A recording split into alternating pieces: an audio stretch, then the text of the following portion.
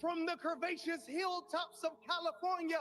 But God, we're asking you not only that, let freedom ring from Stone Mountain. John Galt, what do you think of Let this freedom poet, ring from this Lookout preacher, Mountain, Tennessee.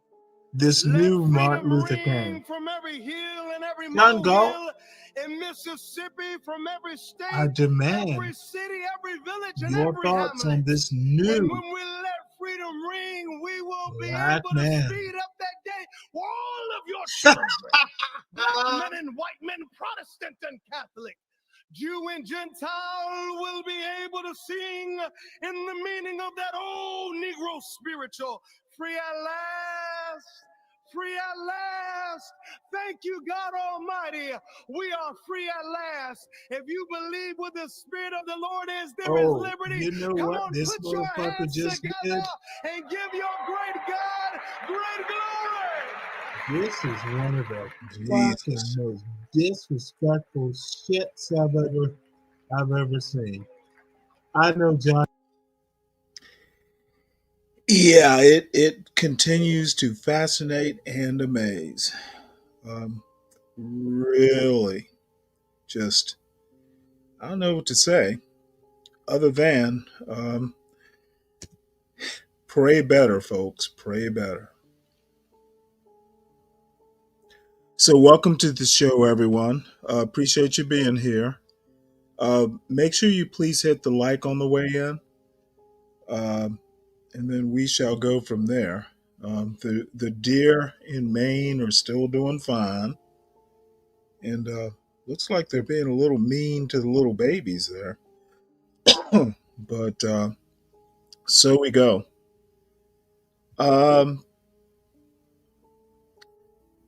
a couple news stories, and then we'll move into some videos that will be interesting. And I'm thinking, uh, we'll go till 12:1, maybe 2, but we'll see how it ends. And Nate, Portia, of course, and everyone as you file in. Let's see what we can do. So, this is a story that I didn't finish from last night. If you'll recall, Columbia, and Crack says I misspelled it, and I did. I was thinking of Columbia University. Columbia, the second, well, the U should be an O. But anyway, they pushed back. You need to treat the people you fly here humanely. And Trump, I thought he actually sanctioned, but he, I guess, made a threat, and Colombia backed down. So this is an older story, but one I didn't finish from last night, so I'd like to finish it now. This news story was written by Mariana Alfaro, Samantha Schmidt, Karen DeYoung, and Trisha Thadani. Trump backs off trade threats after Colombia agrees to deportation flights. The United Oh States man, and Colombia hey, averted a trade war. how you For doing? now, after the White House said late Sunday that Bogota agreed to accept deportation flights from the United States. The two nations had spent much of the day in a tense standoff, with President Donald Trump threatening to impose steep tariffs and visa restrictions on Colombia after the South American nation turned away two deportation flights. Earlier Sunday, Colombia's President Gustavo Petro said on social media that he had denied entry to U.S. military planes carrying Colombian migrants and made them turn back, specifying that deportations should be carried out with dignity and respect. In response, Trump announced 25% tariffs on all Colombian goods coming into the United States. He also said the United States would immediately revoke the visas of Colombian government officials, their allies and supporters. The State Department on Sunday said that the U.S. Embassy in Bogota would suspend issuing visas to the United States. The tariffs would have probably devastated Colombia's flower industry, a key export to the United States, just before the Valentine's Day season, while also escalating prices for American consumers. Coffee prices in the United States could have soared too, given that Colombia is a major exporter and that businesses tend to pass along the cost of tariffs to consumers through higher prices. But late Sunday, the White House said Colombia has agreed to all of President Trump's terms, including allowing U.S. Interesting. military aircraft to send Colombians back.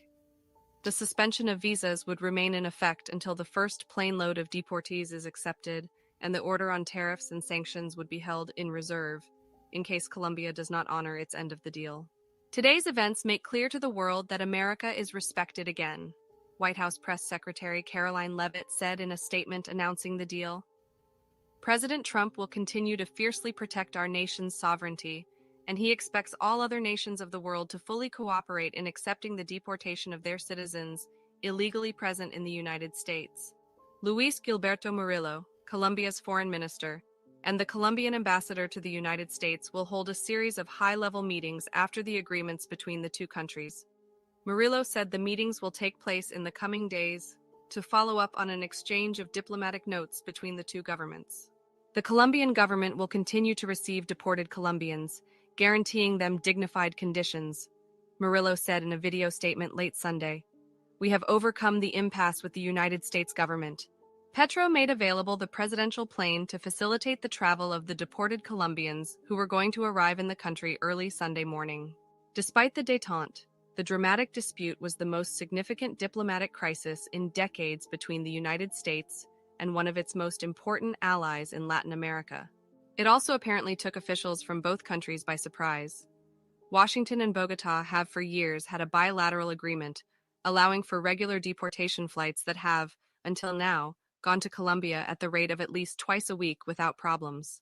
Under the agreement, the United States sends Colombia a manifest 48 hours in advance of the flights with the names of the deportees, and Colombia provides authorization before the planes take off.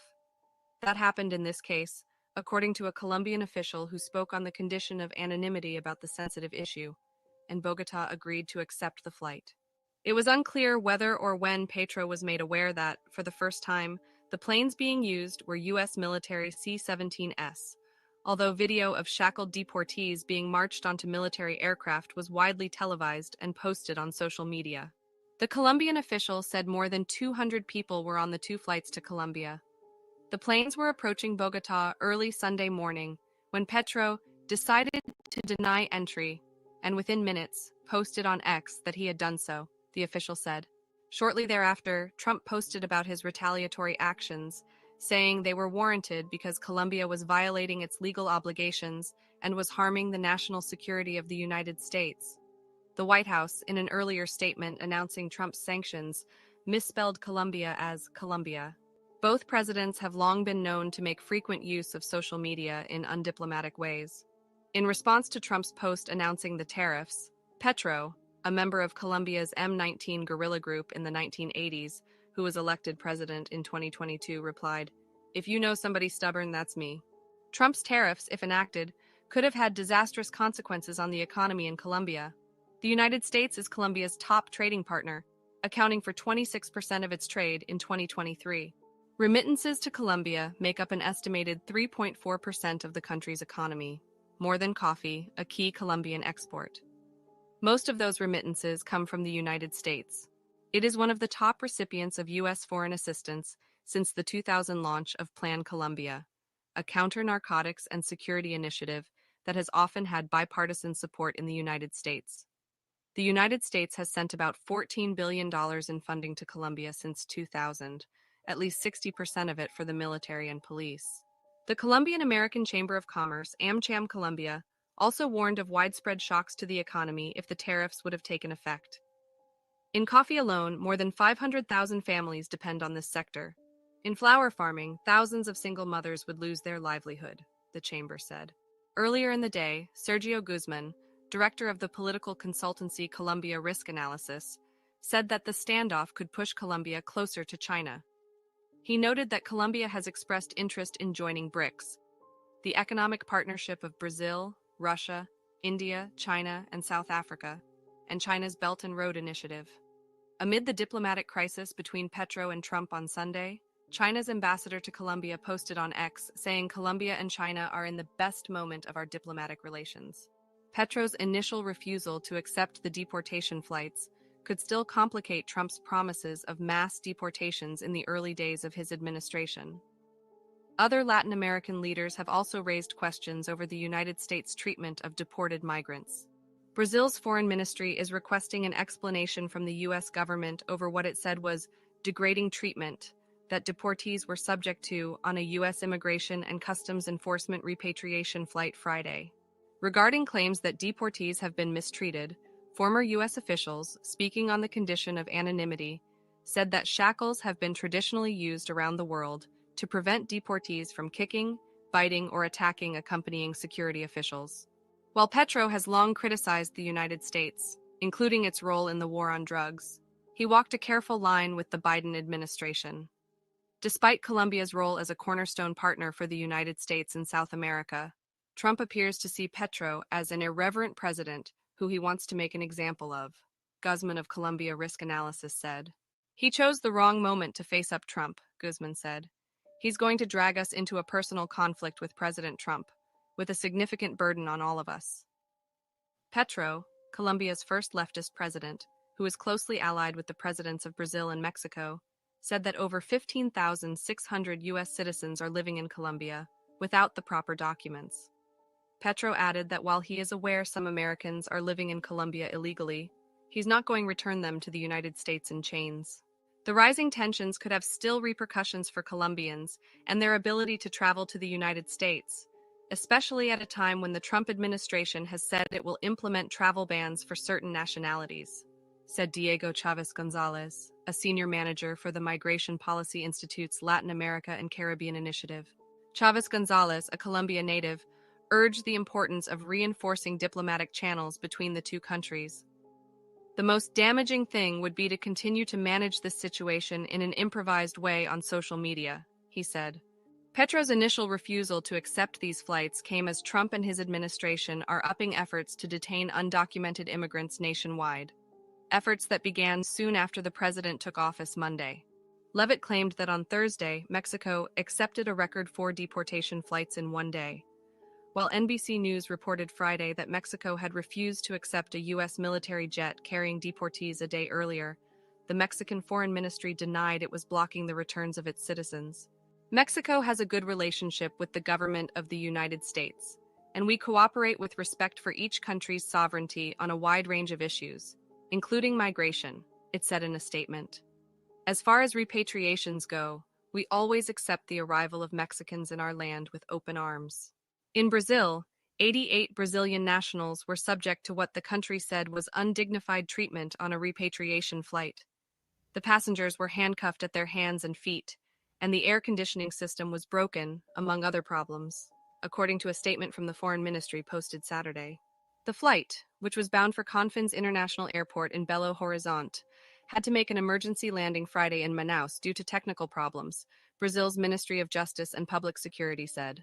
The Minister of Justice and Public Security, Ricardo Lewandowski, slammed the flagrant disregard for the fundamental rights of Brazilian citizens. Terrence McCoy, Mary Beth Sheridan, Jeff Stein, and Michael Birnbaum contributed to this report. This news story. And I'm going to play this video right here. Let's see. I don't know if I can expand it. Que hemos superado el impasse con el gobierno de los Estados Unidos. And this is for En este contexto, Latino for el Trump. canciller Maybe he can Humberto Murillo translate. y el embajador Daniel García Peña viajarán a la ciudad de Washington en los próximos días para sostener reuniones de alto nivel que den seguimiento a los acuerdos resultado del trabajo conjunto que llevó al intercambio de notas diplomáticas entre los dos gobiernos. Seguiremos recibiendo a los colombianos y a las colombianas que retornen en condición de deportados, garantizándoles las condiciones dignas como ciudadanos sujetos de derechos. Here's today. Yep, well, so we go. Little bit of dignity isn't a bad thing to offer, but MAGA is, cruelty is the point. Awfully classy. So this is Brazil's thing that I saw today. This news story was written by Terrence McCoy and Marina Diaz. Brazil demands answers from U.S. after deportees allege mistreatment. Rio de Janeiro. The Brazilian Foreign Ministry said Sunday that it will seek answers from Washington over what it called the degrading treatment of Brazilian migrants during a U.S. deportation flight Friday. The official request for an explanation was issued after Brazilian officials interviewed many of the 88 migrants aboard the flight, among the first carried out by the Trump administration as part of its far-reaching crackdown on undocumented immigration. Many of the migrants described a harrowing experience during their transport to Brazil, according to an official with the country's federal police, speaking on the condition of anonymity to discuss a sensitive issue. The passengers said the plane operated by U.S. Immigration and Customs Enforcement was in faulty condition. There was no air conditioning, they said, and a mechanical issue became apparent soon after takeoff, requiring multiple maintenance stops in Panama and then in Manaus, the capital of the Brazilian state of Amazonas. Neither ICE nor the Department of Homeland Security replied to a request for comment. For hours in Panama and Manaus, passengers told Brazilian media they were left to languish in the heat in handcuffs. People, including 6 children aboard, began to feel faint, migrants said.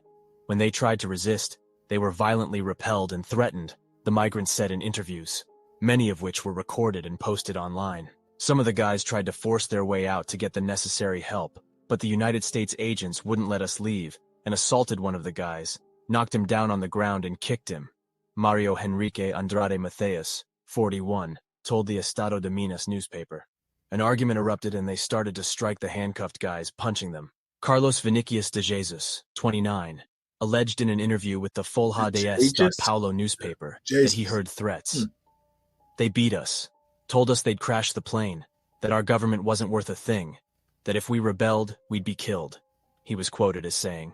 Photos published by Brazilian media show cuts and bruising on the back of one man who claimed to have been beaten during the trip.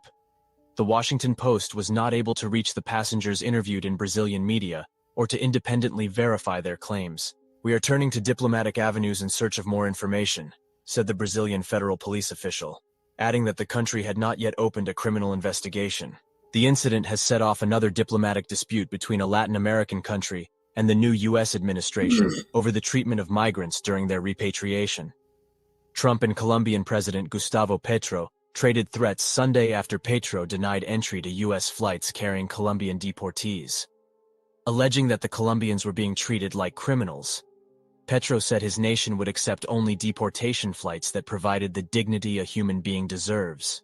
The complaints appear to be setting an early precedent for the limits of what Latin American countries will accept when it comes to the return of their citizens. While few regional leaders have contested the deportations, a growing number have insisted they be carried out humanely. Brazil's foreign ministry said the handcuffing of deported migrants while in Brazilian territory violated a diplomatic agreement with the United States to treat those being repatriated with dignity, respect, and humanity. Brazilian Justice Minister Ricardo Lewandowski said Sunday that respect for the dignity of people and for fundamental human rights are values that must guide relations between civilized nations, especially in situations when vulnerable groups are involved. The community of Latin American and Caribbean states has announced it will hold an emergency session this week to discuss how to address the U.S. deportations. In Brazil, conservative politicians, many of whom are admirers of Trump, have said that Brazil's leftist president, Luiz Inácio Lula da Silva, is holding the Trump administration to a different standard to score political points. The hypocrisy of the left is something absolutely inherent to an abnormal mental condition called leftism. Carlos Bolsonaro, a son of former President Jair Bolsonaro, wrote on X. He shared a news story that said the Biden administration had also deported migrants in handcuffs. Many of the migrants interviewed by Brazilian media said they wore the cuffs for roughly 48 hours. One of them, Jefferson Maia, told Folha de São Paulo that one of the U.S. agents pulled the chain connected to his handcuffs with such force that my arm bled. I won't go back to the United States ever again, he said. Well, not going back to the United States ever again might be, a mission accomplished. But I don't know. I tend to be kind of maybe old fashioned. You can have justice without cruelty. And MAGA, the cruelty is the point party, um, doesn't seem to get that. But what can I say? You know, people who vote for Trump vote for Trump.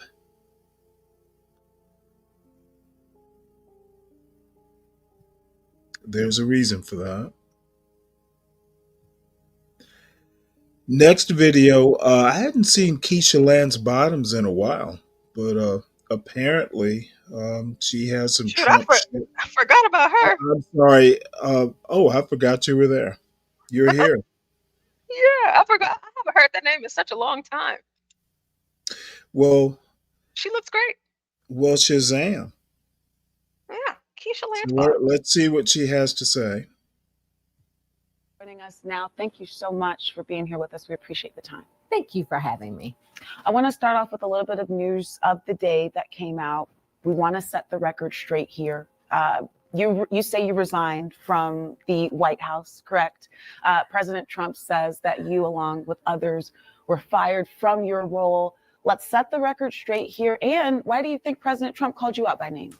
Well, I get quite tickled each time I have to repeat the story. I resigned January 4th. I sent a letter to President Biden thanking him for the opportunity to serve on the President's Export Council. And I made my resignation date effective January 20th.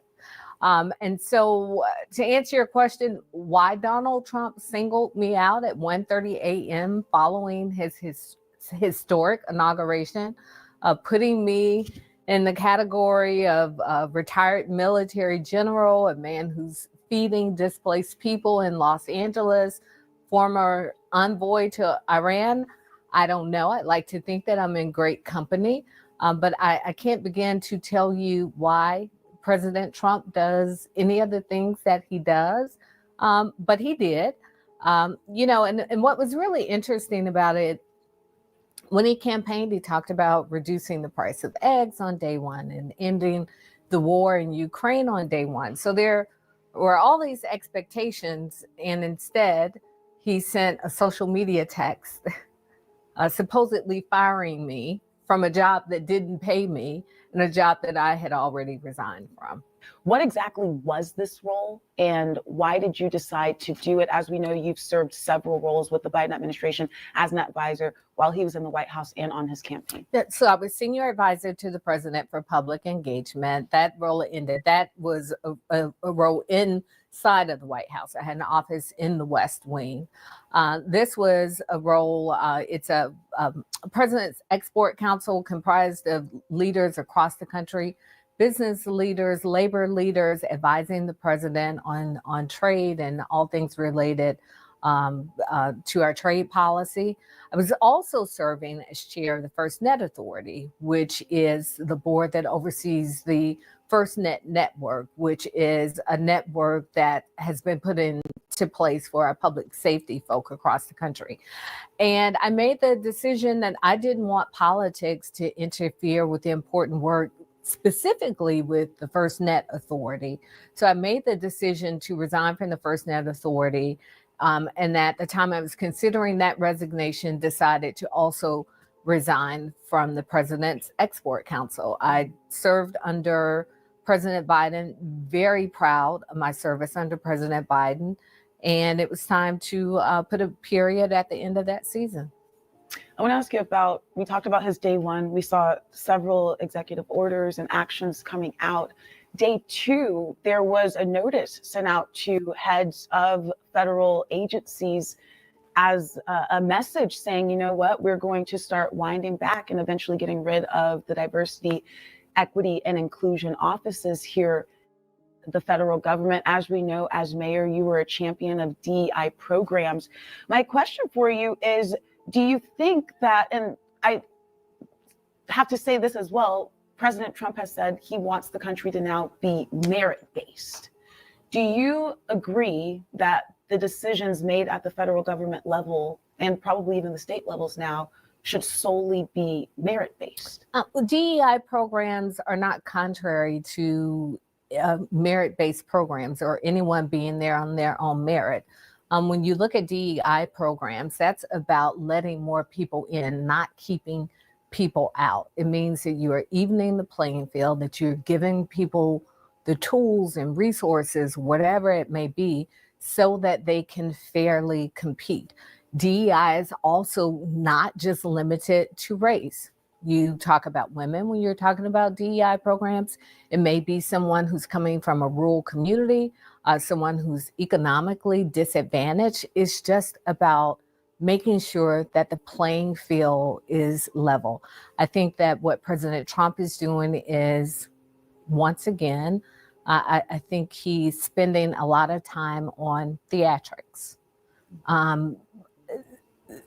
The DEI programs from the federal government have not been at the expense of anyone having a fair opportunity, an opportunity to compete for a job, to be rewarded for the good work that they have done. It's just been about making sure that we are being thoughtful about everyone having an opportunity to get their foot inside the door and to thrive. What is your message to him? And really, we're talking about the federal level, but we know that this trickles down. We know that there are some very staunch Trump supporters at the state level and then even at the local level. But what is your message to the guy up top, to President Trump today? My message would be just to remember that you are a president for all America at this point. I don't think there's anybody who wants to see the president of the United States fail. But in succeeding, that means that you are thinking about not just the people who voted for you, but the people who didn't vote for you. How can we move our country forward? If people are concerned about economic issues, then address those issues. If you think you can do better with inflation, if you believe that you can stop the war in Ukraine, if you believe that you can improve immigration policies, whatever the things may be, do it for all people and not just the people that voted for you. But what's really concerning to me when you look at the pardons given to the January 6th prisoners, these were people who were attacked police officers, violent offenders. And there's now talk about them coming to the White House. And it just sends a troubling message to people across this country and especially to our children. What is the penalty for doing bad things when you can do it and get away with it and the president of the United States says it's okay? I want to bring things back here locally to you. We know that you've had a long career in politics. Now that there is a new administration, are you retiring from politics? I've never retired from politics. From leaving the mayor's office to my time going into the White House, my involvement with the DNC as a party. And I always said when I left the mayor's office, that was not the end of my career in politics. So I'm keeping all of my options open. We know that there are races that will be taking place in the state of Georgia in 2026. I'm paying attention to what those opportunities may be. And, I'm in prayer and discussion with my family, and I'll just say, stay tuned. Do you think you see yourself more on the campaign side or in the driver's seat for these upcoming elections? Driver's seat. Okay. All right. Last question for you, just a message to those looking ahead to 2025, specifically stateside, locally. Just a word of advice to new lawmakers and those existing lawmakers that are coming in that are going to have a lot of power. As we know, President Trump says he wants to put a lot of power back into the states. That'll start under the Gold Dome, but then trickle down to our local jurisdictions. I would say whatever your party affiliation, find those things that you can find common ground with people who may not think like you, they may not look like you, they may not be from your community. My experience, one of the biggest champions I had over at the state capitol was the Speaker, David Ralston. On paper, you wouldn't think that this guy from Blue Ridge, this staunch Republican leader, and I would have anything in common, but we found common ground on a lot of things. And we agreed that what was good for Atlanta was good for the state of Georgia. Even with all of my differences I had with Governor Kemp, there were a lot of things that we did agree on. So I would just say, reach across the aisle. Don't peg people one way or the other. You may find allies in unlikely places. And I say that to Democrats and to Republicans as well. Right. Mayor Lance Bottoms, thank you so much for being here. Thank we you. appreciate your time, and we hope to have you back, especially when. Brian Kemp's a good guy. So, that's Keisha Lance Bottoms. Gonna switch a quick gear because I forgot again a story I didn't bring up. I'm gonna choose a billionaire. It's gonna be my Amazon Prime inventor. Um, Amazon is much more useful than Teslas are. So, if anyone has a comment, you're more than welcome to put it into the chat. And yeah, I'm looking at the chat, and nothing worth my comment.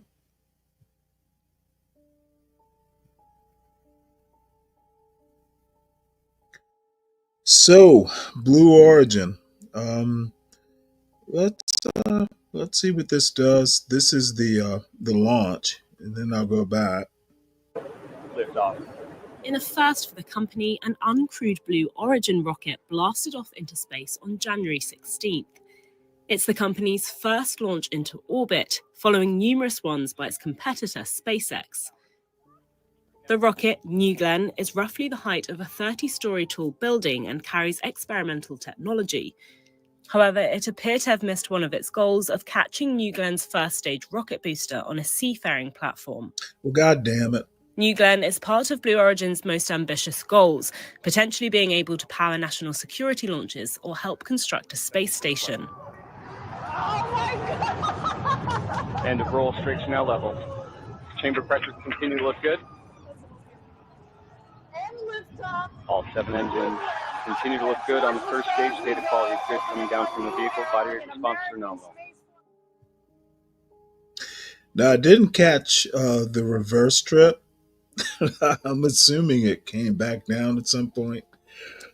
Again, this is about 10 days old or more. So we'll find out what happened. And if anyone is interested in my favorite billionaire, which isn't Elon Musk, let me know. I'll drop the link. Portia, actually, I would love it. Your comment on this. This is something I saw today. I get the most interesting stuff in my algorithm, but when you're interested in a lot of things and you like fucking read a book every now and again and just do more than worry about politics, you get interesting stuff to watch. And there's a veiled message in that. Hurdle barriers to practice medicine by studying in other countries, creating schools and building hospitals of their own. Fresh off the heels of the civil rights movement, just 2% of practicing doctors were Black. And while that number has more than doubled, acceptance rates of Black applicants into med school are on the decline. But there's a movement to reverse that, with one physician who says demand should drive recruitment. You got wax. You got a lot of wax. And this is a weird form Dr. of DEI. Russell Leday is a big believer not in horrible. bedside manner. Patients have been telling us for a very long time, I need someone who understands my culture. I need someone who understands my lived experience, the neighborhoods I live in, the grocery stores I'm able to go to. Because otherwise, you just telling me how to take a medication and you're not actually telling me how to change my lifestyle. Yet changing into that trademark white doctor's coat was a prescription he says would do more harm, a barrier instead of a bridge to his patients. So you've made being uber smart, uber educated, uber excellent, cool, and real. Yeah, and real, as real as it comes. Because at the end of the day, it means that we bring in our authentic selves into clinical environments and patients can feel so much more comfortable. Respect is like the first thing you got to bring to the door. It's everything. About to change the world. About to change the world. Which is why the 38-year-old married father of two, a graduate of Tulane Medical School, travels the country evangelizing the field of medicine. The work that I've been able to do is a mixture of being lucky and being blessed. And promoting his foundation, 15 White Coats, inspired by this 2019 picture that went viral.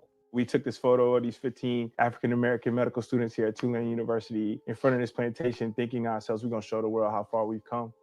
And since then, now we're inspiring thousands and thousands of young people from marginalized communities to follow in our footsteps and put on white coats. And as hard as that is to do, if we don't do it, who will? My brain was nowhere near school at the time. When Dr. Brian Washington met Lede in 2018, the New Orleans native had already dropped out of college in New York. Mr. Brown. Yes, sir. Hey, so why did you leave? So many different reasons. I still had a lot of, growing to do as far as like figuring out where I wanted to go and what I wanted to do. He became among the first of Lede's disciples. I was like, I want to be able to be excellent. I want to be able to study this material and just be excellent. I don't want to have to do that and forget about the community I come from. The road wasn't easy for Lede either. I came from Lake Charles, Louisiana, growing up, digging in the dumpster for food in middle school and watching my mother struggle to raise me and my sister, doing the bare minimum to get by, and then going off to the military before then going off to undergrad at Southern and then a PhD at NYU and then finally medical school here at Tulane. It's taken forever. Chronic recurrent multifocal osteomyelitis. A slow but steady approach gave Lede time to write his own playbook, which has become the foundation of the 15 White Coats brand. So this is what, Training Ground 101? Yeah, Training Ground 101. Yep. The year-long program offers 50 college students the tools for medical school success, from MCAT prep to financial aid to study techniques. Literally a boot camp for us. We will get you the mentors. We will make sure that you are ready for your interviews. We will literally pay for every last step. And then on the back end, we're gonna make sure that once you start medical school that we have scholarships in place to help you to get the books and to help you to get the extra stuff you need online to prepare for the board exams you need to take to get to residency. Hey, mama.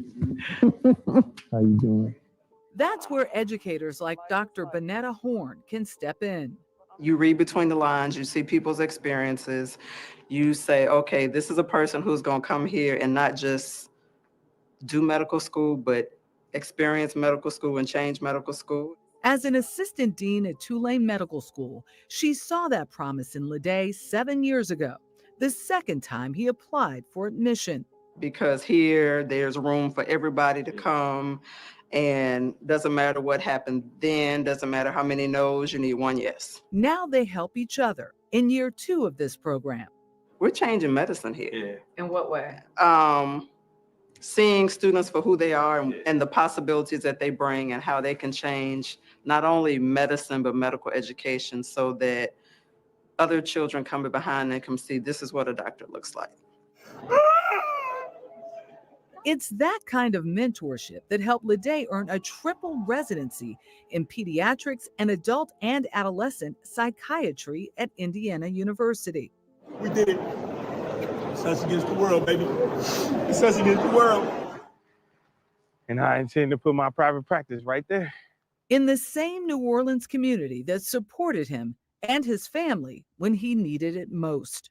People who took care of my kids when I had to go to medical school and go take a test to make sure my kids had to get on the bus. It's gonna feel good to be able to provide mental health care in the same community that helped me to become who I am. A full circle moment that would bring Lede back to his home state and offer the example he rarely had growing up. We got kids who are inspired by us when we walk. Well, Sam, you made me stop in the middle of this, and I wasn't in the mood to fucking talk. But Stanley, his resume sounds good, but I'm also hesitant to give out or raise too soon, cause Nice spelling of cuz. I'm not your goddamn cuz. There's often so BS behind these stories, but that's not to say there aren't capable black folks. Sam, tomorrow night's show is called Critiquing the People Who We Are. Stay tuned. I'm not in the mood for bullshit. Hit the link if you want to come up and fuck with me tonight. And there we are. Walk down the street, they're like, I want to be a doctor just like you. And to hear these kids say that and then be inspired to think like that, coming from the communities we come from, it's a catalyst. It's something that's going to push us in a different direction. And at the same time, owning who we are. Bringing more doctors to marginalized communities is the point. And while there are more doctors generally, white, black, all across the board, they are seeing patients for less amount of time. Mm-hmm. So the population growth, it just cannot keep up with it. So it's a question of quality care and length of time per patient. What Lede said about needing to know that community is so important when you don't have the amount of time to get to know the patient in the same way. Absolutely. Really great story, Michelle.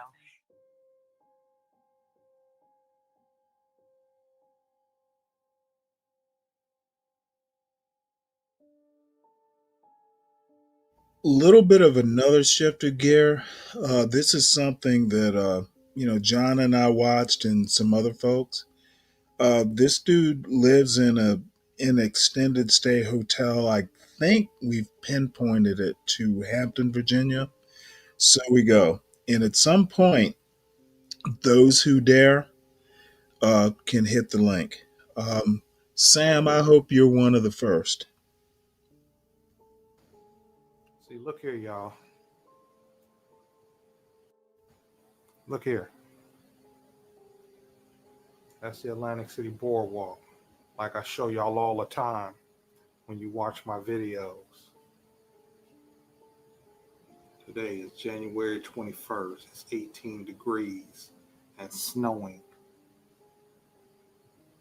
Extended stay hotel. On the Atlantic This City will be a Boardwalk. little bit long, and he's got another video after this that's going to be a little bit And long. it's snowing we'll here see. in Hampton Roads.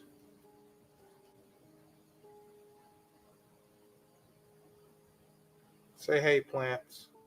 Say hey to my wonderful subscribers, my wonderful YouTube subscribers. My plants say hey. I'm shooting this video right now. Let me cut some lights on in here so it don't look so dark. Is that better, y'all? Is that better?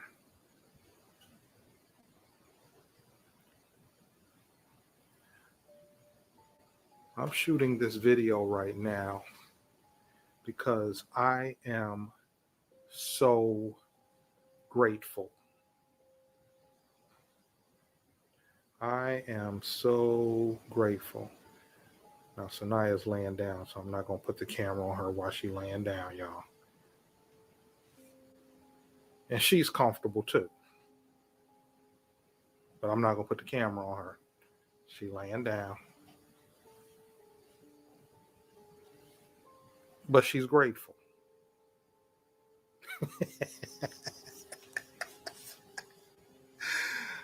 See, here's the thing. I just got off work. Just kicked my boots off. Some of this stuff y'all done already seen. Y'all know that's my eBay stuff. But that stack of shirts that was up here, okay? This is one of the ways that I work my eBay business. They're here in the bathroom. Now, Sanaya was off from work today, and she ironed these shirts. So now these shirts are ready for me to take pictures of and load to eBay.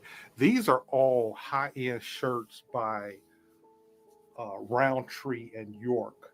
gold label. These are all high-end men's dress shirts.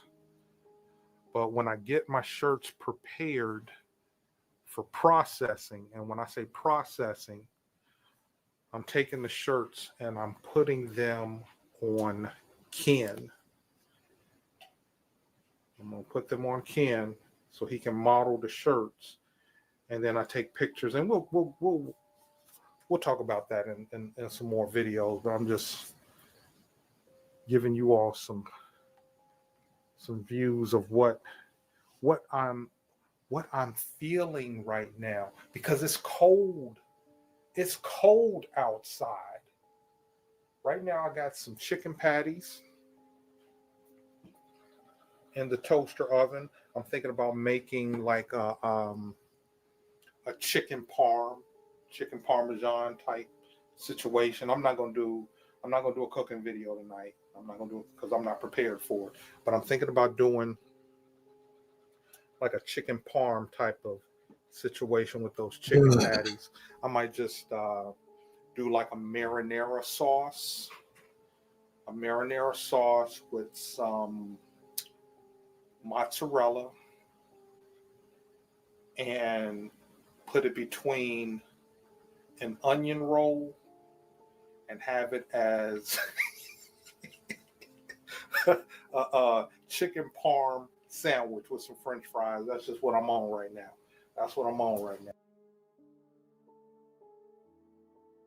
I am going to ask everyone in the chat to make sure you hit the like button and share and subscribe.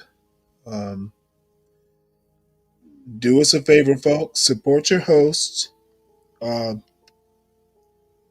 Whichever your favorite host is, just please realize that this isn't, always easy. Hey, Stanley, is this guy? I think I heard you say you and John watched him. Yeah. The dude do y'all- in the extended stay hotel. Can't remember the chain, but the headquarters is in Atlanta.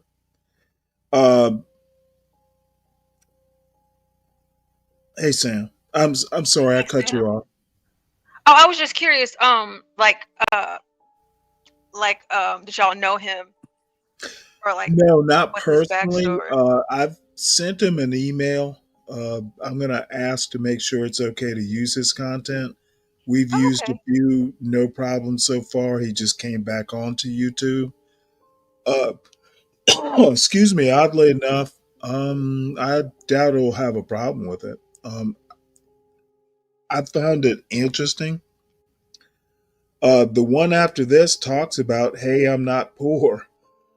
Oh, excuse me. I don't know his immediate circumstances, but I mean, he doesn't look like he's suffering. He doesn't look like he's homeless.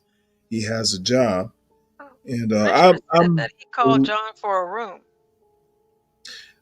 You know what? You might not want to go in that direction because I have some, comments about why he wouldn't. Oh, so is Richard joking? Oh.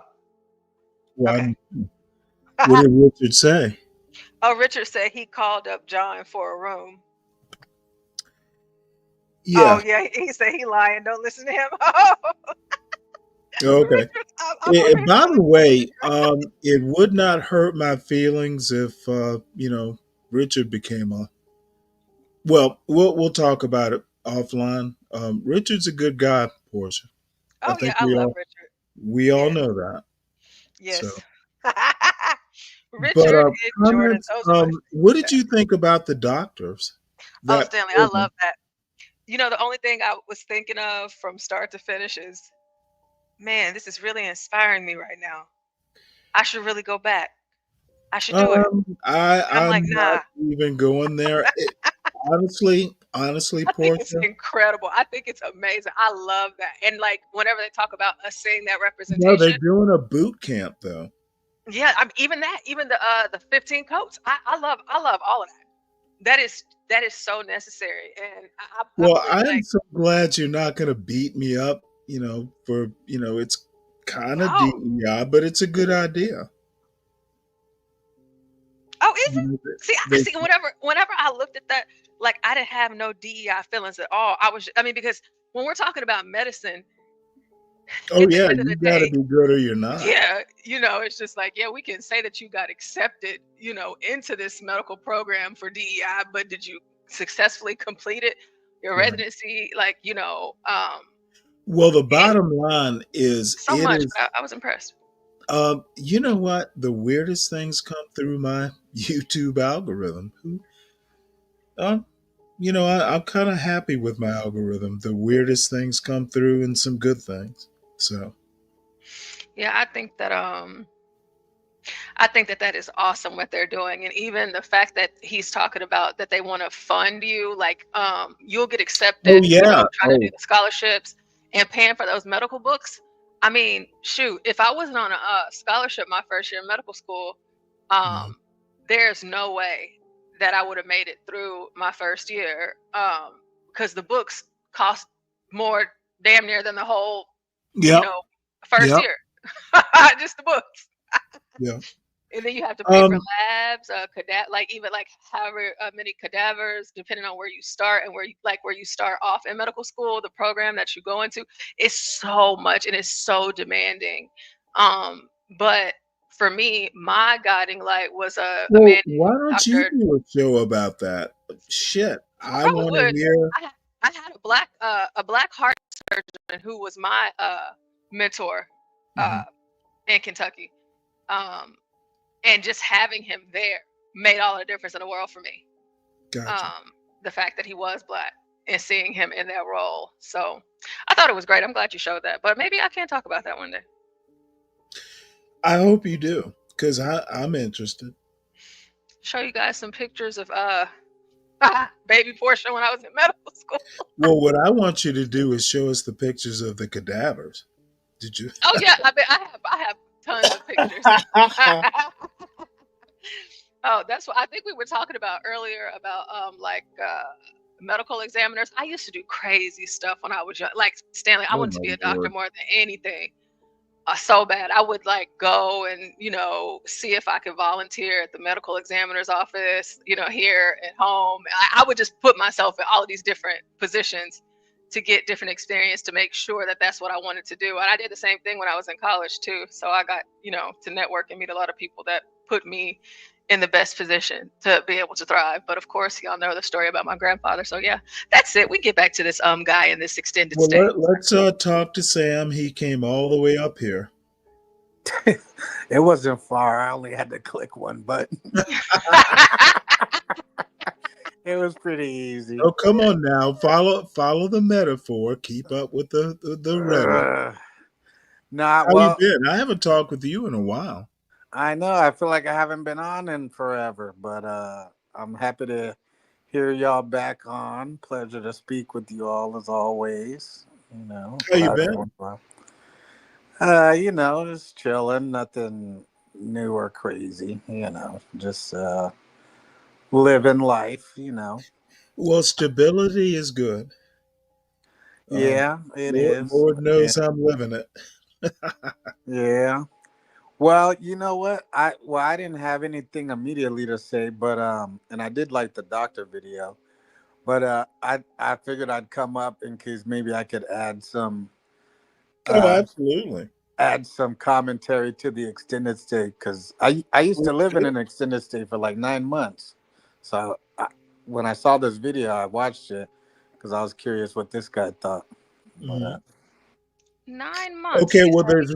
there's one after this, and when John and I, he's back on. There's a backstory, and I'm drinking beer, so I'm not. My memory's not the best, but this guy. At first, I thought, well, this dude is like, just into Skid, just back from Skid Row. He's been living in this place for 3 years. He's nah, 50, seems to have a stable job. He does. He has like an online business, And that's actually what interested me. He's got an online business where he sells clothes. He's talking about the clothes that were ironed. I mean, it's kind of cool. You don't have to clean your room. You got maids to do it. And No, I that's right. think he's paying maybe excuse me, maybe around $1,300 a month. Yeah, they or at Doesn't least have in to my pay area. electricity, doesn't got maid service. Now I could not do this because he talks about his neighbors, doing what neighbors do on the other side of the wall. But he seems happy. Yeah, I extended mean, stay he is has a roof over his head. Well, yeah, I at a minimum. actually think he's got a roof plus. This dude's talking about now it is jarred marinara. It is like grocery store frozen chicken patties. But it's just him. He's not married. He doesn't have attachments, at least as far, as these videos, have gotten. So tell me, how did you like the extended stay? Well, at first, well, I still overall like it. It's something that I would consider in the future if that seemed like the best way to go. Mhm. But I liked it. It actually worked out perfect for me. I was kind of new in town and I had money, but I didn't really have a job or anything like that. Right. And I Okay. didn't really want to commit to an apartment or anything like that just yet. And then at the time, it was during the pandemic, so the extended stay when I was first started staying there was actually super cheap. Like it was like I want to say it was like 220 a week, something like that. It was Oh super wow, reasonable. that It was was way cheap. back in the day. Yeah, so I was like, shoot, at that price, all in. Now the rooms can be iffy because it is kind of a sketchy place most of on average, I would say, or at least the ones I've seen. But for the money, it was decent. The one where I was, and often they're, well, not always, but I happened to be one that was next to a lot of restaurants and stuff like that, so that was cool. Um, I don't know. It was cool, laid back. And when I first got there, it was cool because everyone was getting stimulus checks, so we were having barbecues and all types of stuff. And then, Wasting your money? yeah, well, I had money saved. Plus, I would get like the stimulus things that they were sending out too, so that would help. And then and I then I see. think I was getting unemployment too. I was balling, but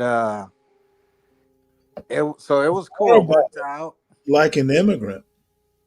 Uh Oh yeah, I said that. I felt not as Dirty. good because I didn't get the EBT or nothing like that. But there was quite a bit of money raining from the sky, let's say, in different ways.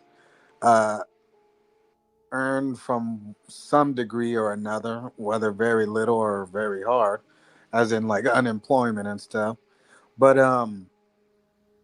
yeah, it was cool. It was and it was a good time. But as people got broker and the stimulus was dried up, then Mhm. the kind of people's reality of who they were started to come out, and then that's when things started to not be as nice, and they started bringing the prices up. So I had to get up out of there. But it was nice, especially in the beginning. I I really enjoyed it. All right. Well, one thing I want to say before we start the video, and there's one of the same um, guy and channel after this. Um, um, my naming conventions for shows. The funniest thing I hear all day is the name of the next show. Now, the very next show is something I thought of myself.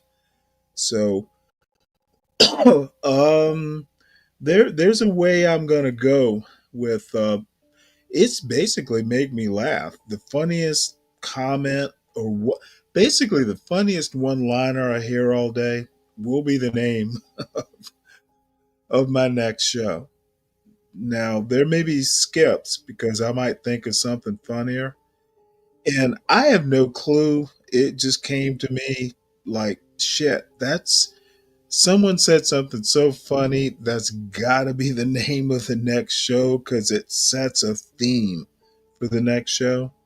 So, I guess what I'm saying is, y'all don't know how much I just really like reading your stuff, the funny comments, the positive comments, not so much the negative comments. But anyway, I've had one too many beers, but y'all don't know how much I enjoy doing this. So support Portia, support the channel, hit the like. Any way you can support this team, please do it. And if you can do a little bit more, it wouldn't hurt my feelings. Um, Stanley needs some more Bud Light tomorrow. But we all this team, this John Galt team, this Portia, especially the the daughter. I've never had a daughter, but if I did, um, yeah, um, we have fun together. Please, you know, let's do it. And I'm getting all fucking mawkish. So, yes, that's another dictionary word. Look up mawkish. And here we go. Sorry, folks. But this video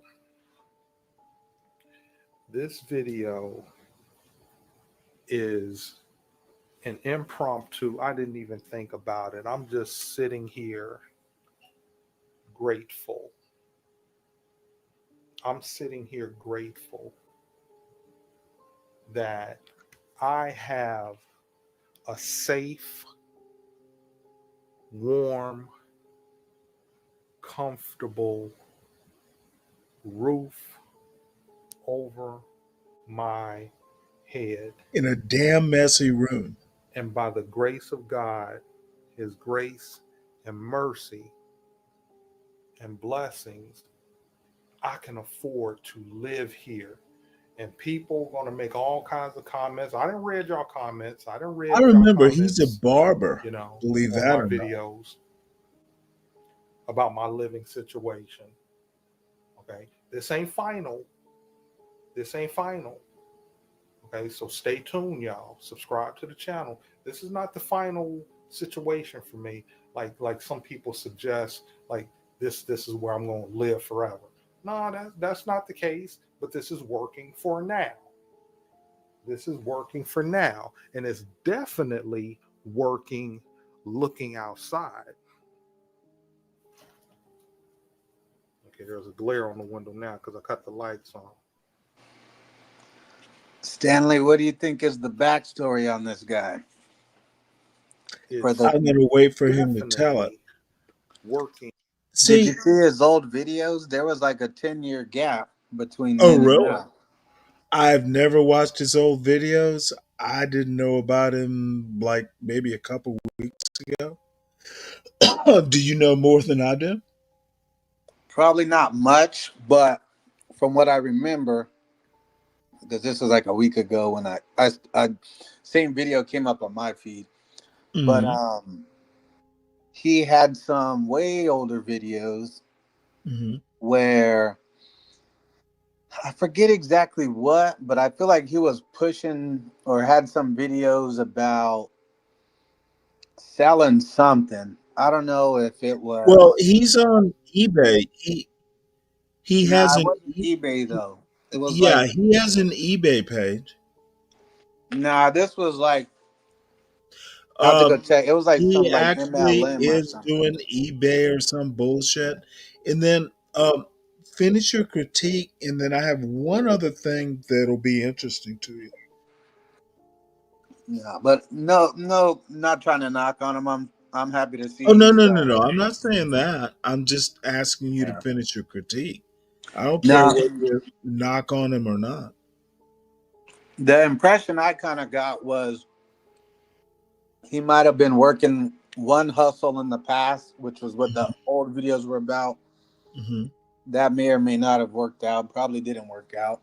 Mm-hmm. And I'm wondering if, because he seemed to be doing okay financially, but I'm wondering if maybe there was some pretty severe damage done to his credit or something like that, to where he's unable to secure another type of place. Not to say that the extended stay doesn't work, but if it works for him, great. But He's been living there you know, 3 years so far, according to him.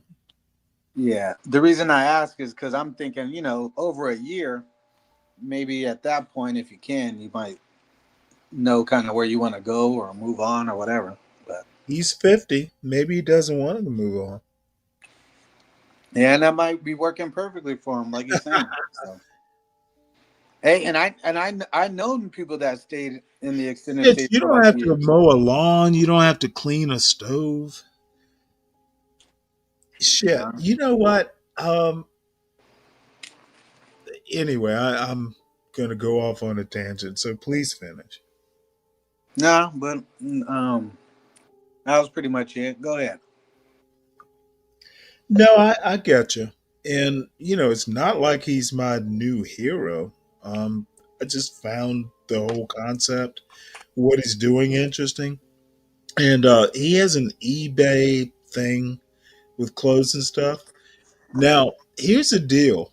Um, Everyone in my family is entrepreneurial except for my parents and me. My brother and sister, my sister's a retired teacher, and she's always had a thing for like if you find a Chanel with a tag on it and it's original, even if it's like antique, my sister, I man, I'm impressed with my sister. She she was a teacher for like 25 years. She decided to go and do her own. It's not eBay. You know. So anyway, she shit. Every time she tells me, hey, I made this much last week. I can't help but think that she's like, well, I made 4,000 more than you did, bitch. But so online businesses work, and you mentioning that it didn't work out, it's a business. Sometimes they do, sometimes they don't, and but they can, is my point. Oh, I went all over the place just to make that point. Never be shy of your entrepreneurship or ideas. Any critique, Sam or Portia?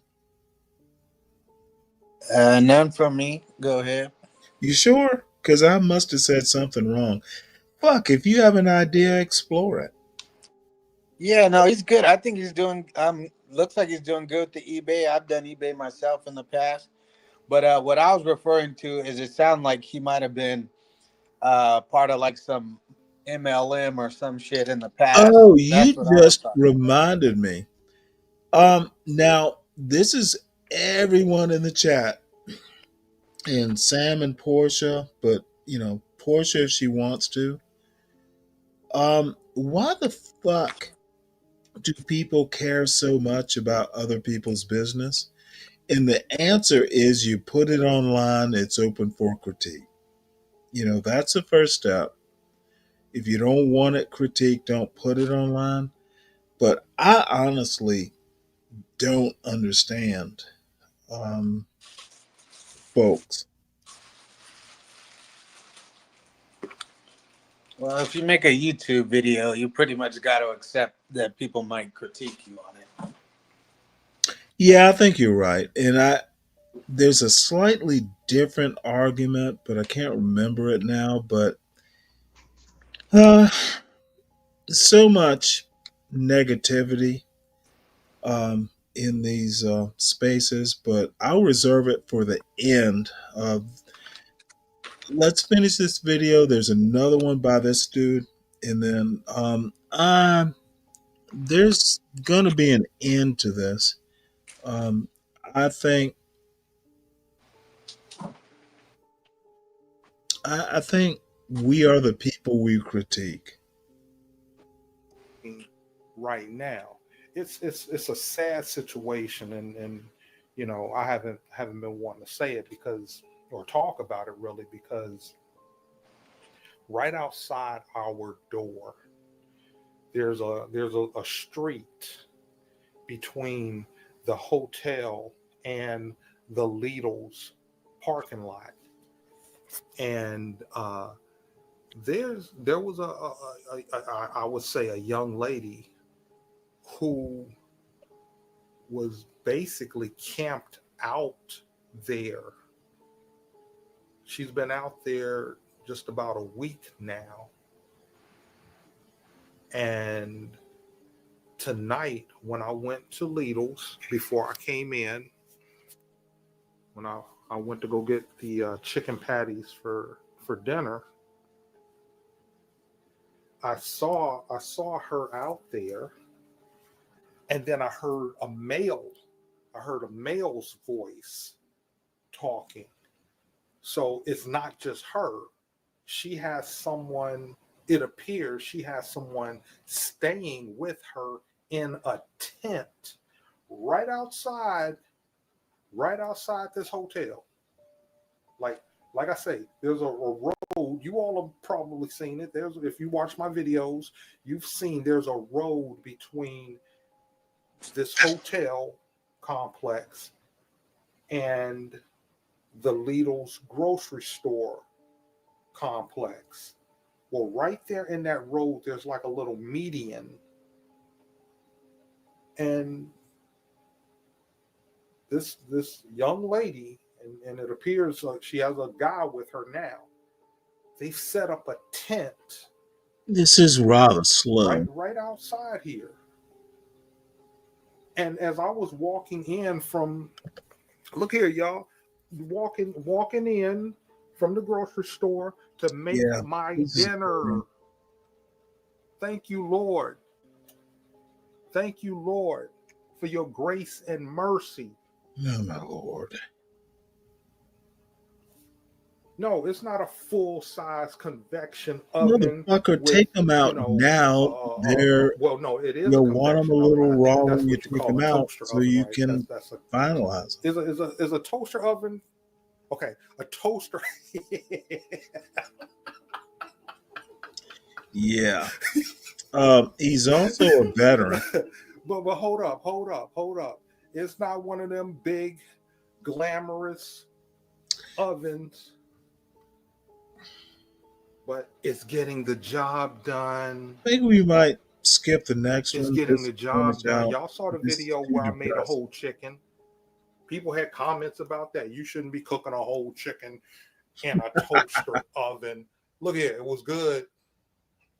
You saw the video. If you ain't see the video, watch the video. It was good. I had dressing. I had collard greens. I had potato salad, the whole 9 yards.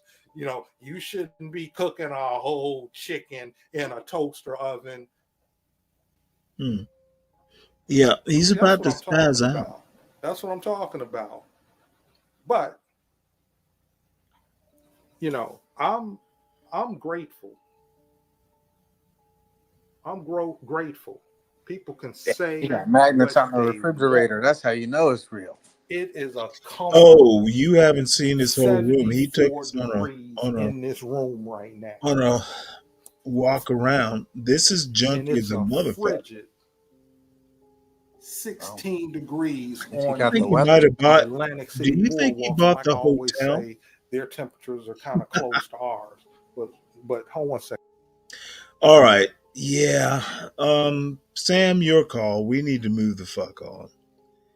Yeah, this guy. I watch a few of his videos. He got to work on his presentation a little bit, but yeah, just like me. There's something interesting there. It's just he has to figure out how to presented a little better. But And these yeah. people will be the same way. And once I can, this is Oh, is just, this the Tiffany girl? I oh started yeah. following her too. Oh, good Her with for her dad you. on the. Her Oh, and her dad got the motherfucker. farm in Georgia. Oh yeah, just south of, well, a bit south of Atlanta. Oh yeah. See, Stanley. Look, you think I don't know about stuff? I'm. No, I think I'm teaching you about stuff you'd have never known Oh, about. please. I was watching this girl since like Okay. 3-4 months ago. Dude, I've known about them for about a year. Well, they just maybe that's how they started popping up on my stuff because Yeah, well, inside the jaw from here. okay, motherfucker, are we gonna do dueling algorithms? Really? I, I'm sure my algorithm's a good amount different than yours, but you know what's funny? You'd be What's that? surprised where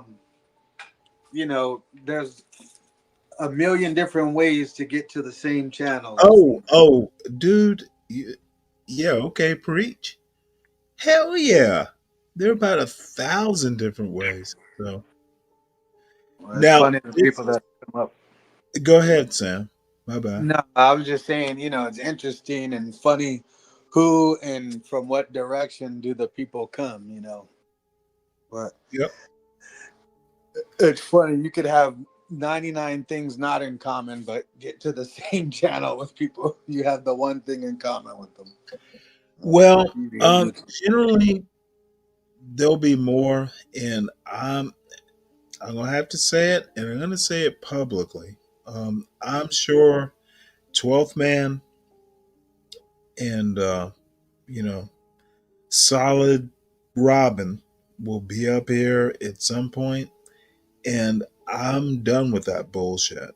They need to come up to my standard, not the opposite way. I'm done.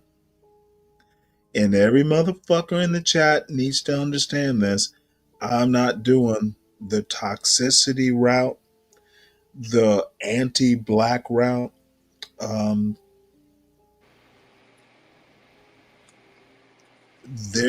I'm having issues with motherfuckers who can't goddamn think. So there I go.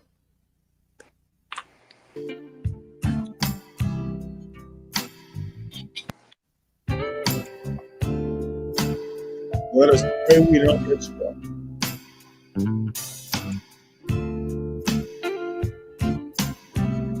Where is this again, Stanley? The city? You know what? Hold on a second.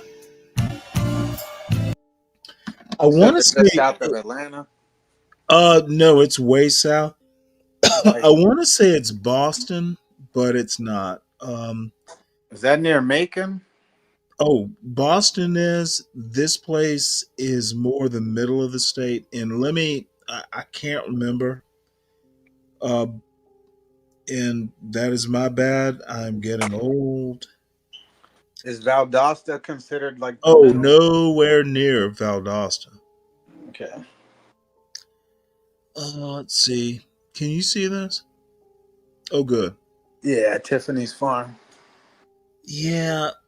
They actually give roughly the location, and I looked it up. Tiffany's Farm, Tiffany's Farm. Oh, there it is. Barnesville, Georgia. See that? Oh And yeah. it's so send her donations, send her flowers, or Sam, I think you're sexually attracted to her. It's funny you say that. She's a little darker than your taste. No, I actually like dark skins. Oh, good for you. Yeah. Now, let's finish this video. You're attracted to her? Now we must talk about this. This Well, she's will be the physically this will be the attractive. Black Hootenanny dating service. Yeah, she's physically attractive enough for sure. Really? But you know what? Really, what is more attractive to me about her It's is land? No, she's just willing to do the whole rural thing, and that's something I've been looking into myself a little bit. So it's like, hey, I thought about trying to holler. Really? She might Holy want. Stanley, shit. what is hoot nanny? A hoot nanny? Oh Yeah. my goodness. You don't know? Have you ever had as a Texan, maybe it's more a southern thing. But Hoot nanny. I feel like I've heard it, no, but it's I like don't a remember. barn dance, you get drunk and you're hooting nanny. Probably something probably something to do with goats. Hoot and a nanny goat became hoot nanny. Yep. An informal gathering with folk music and sometimes dancing and hooting. Yeah, you didn't know? Yeah, In a barn is better. I feel like I've heard it before, but I think I had a moment of like, hold on, wait, what does that mean again? Now wait, it is more important that Sam find his woman. Yes, it is. Sam the farm boy. I've Uh-huh. never heard this before. Yeah, Let me see if I, I see a whole world of possibilities here. oh, you're bullshitting, but I do for real. okay. Well, you know what? Let me drop let me drop this in the back chat. And The only thing I'll say, which I love everything about her, and maybe this is asking too really, much. No, but maybe this is asking too she's much. got She's kids, still. Sam. Oh, she's got kids. Yes. No, I thought the little kids in the video were like her nieces. So, well, you know what? She's got 122 videos. You find out. I ain't got that type of time. And maybe I'll run into it. Yeah, you do.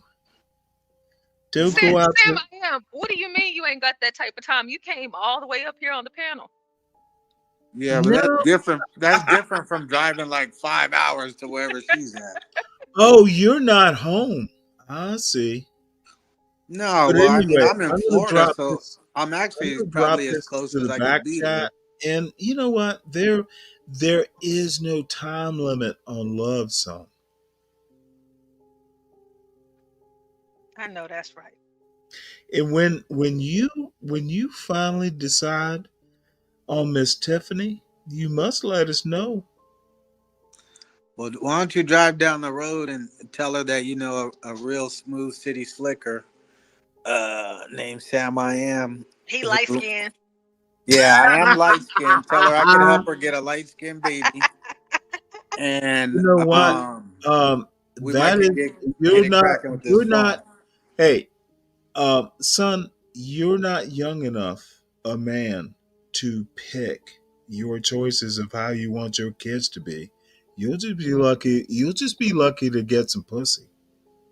I'm trying to help her out. I know she want a light skinned No, baby. no, no, no. This is the weirdest. No, you know what? I'm gonna have to bring Sam I am up. Let me teach you some lessons, boy. Every dark skinned girl want Let a me light teach you skinned some Negro to lessons, get a boy. light skinned baby. That's why they You running after don't white men. have son at your age. You don't have pick of the litter. You gotta get Sure them enough. chicks. You gotta get them chicks. Well, That's I'd right. rather. The ones that'll peck you. Mm-hmm. Drop their eggs for you, son. You better listen, Sam. Okay, No, whatever that, this motherfucker whatever is does this not duo believe. act. No, no, no, no. Sam, it's a bunch of hucklebuck humor, but I'm dead serious. You don't have those sort of choices. Nah, I got plenty of choices. Nah.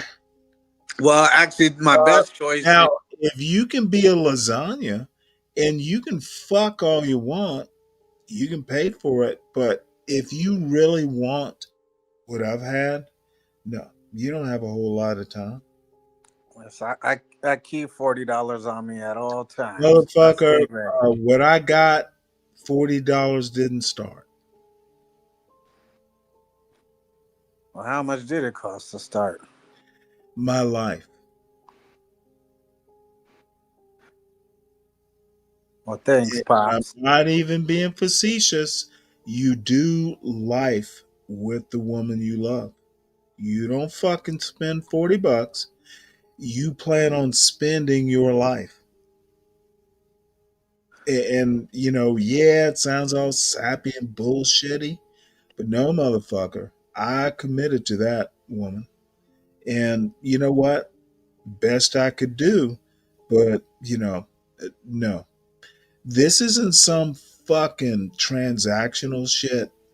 And I'm a little bit of a romantic, but look at life, look at life as transactions, and you will get change. Well, And I'll listen. stop here because I'm being bullshit sage. But dude, you don't fucking spend $40 on a woman.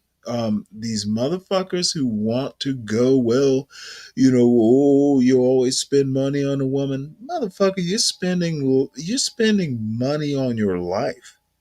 You find the right woman, she will be your life, and vice versa, I hope. And your children will be your life. There will be a life. And the life is, you can't put a price on it. Well, that sounds sweet. So Oh, listen, holler at me motherfucker, as sober as motherfucker, ever I'm for gonna me. tell you See if right you want to now, holler at me. it, dude, it is so sweet. I'm fucking sitting here, successful, and I'm not bullshit. I got time to talk to you because I don't have to wake up and go to work in the morning. I don't have to be any motherfucking where in the morning. If I choose, I can be here for the next 12 hours. No one's gonna tell me what to do, and all I have to say is the only thing that will pull me out of my house, excuse me, is my son needs me. Literally, I built this motherfucking life.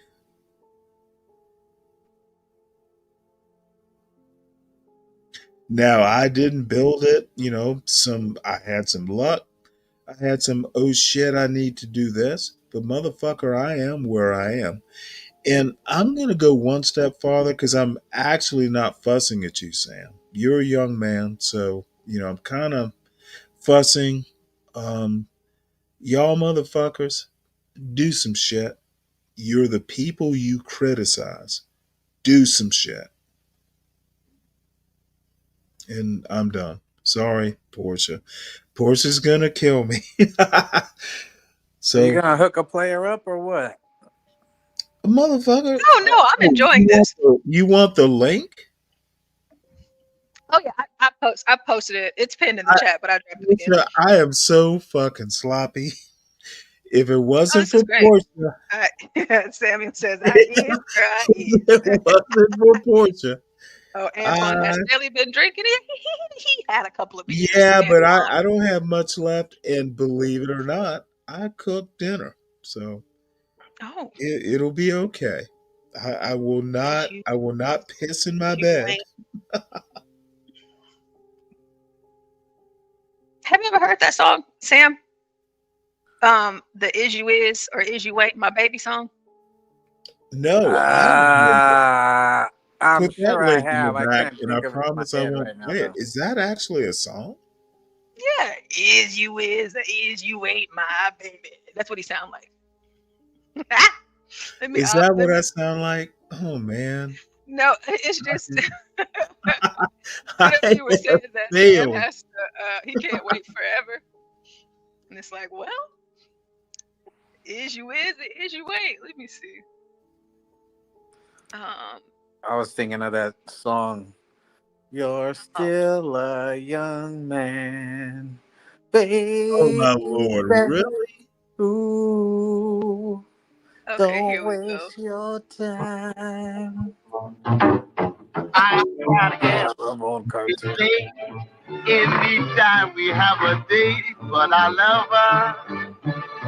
I'm gonna ask her, Hey, any Bugs is Bunny you will cartoon is or is awesome. you ain't my My baby. baby. Oh, way this you is a acting compilation. lately makes me down. You will. Yeah, I never heard that song before. Never. Oh, Uh, Crown. nah. Hit the link at the top. I'll drop it.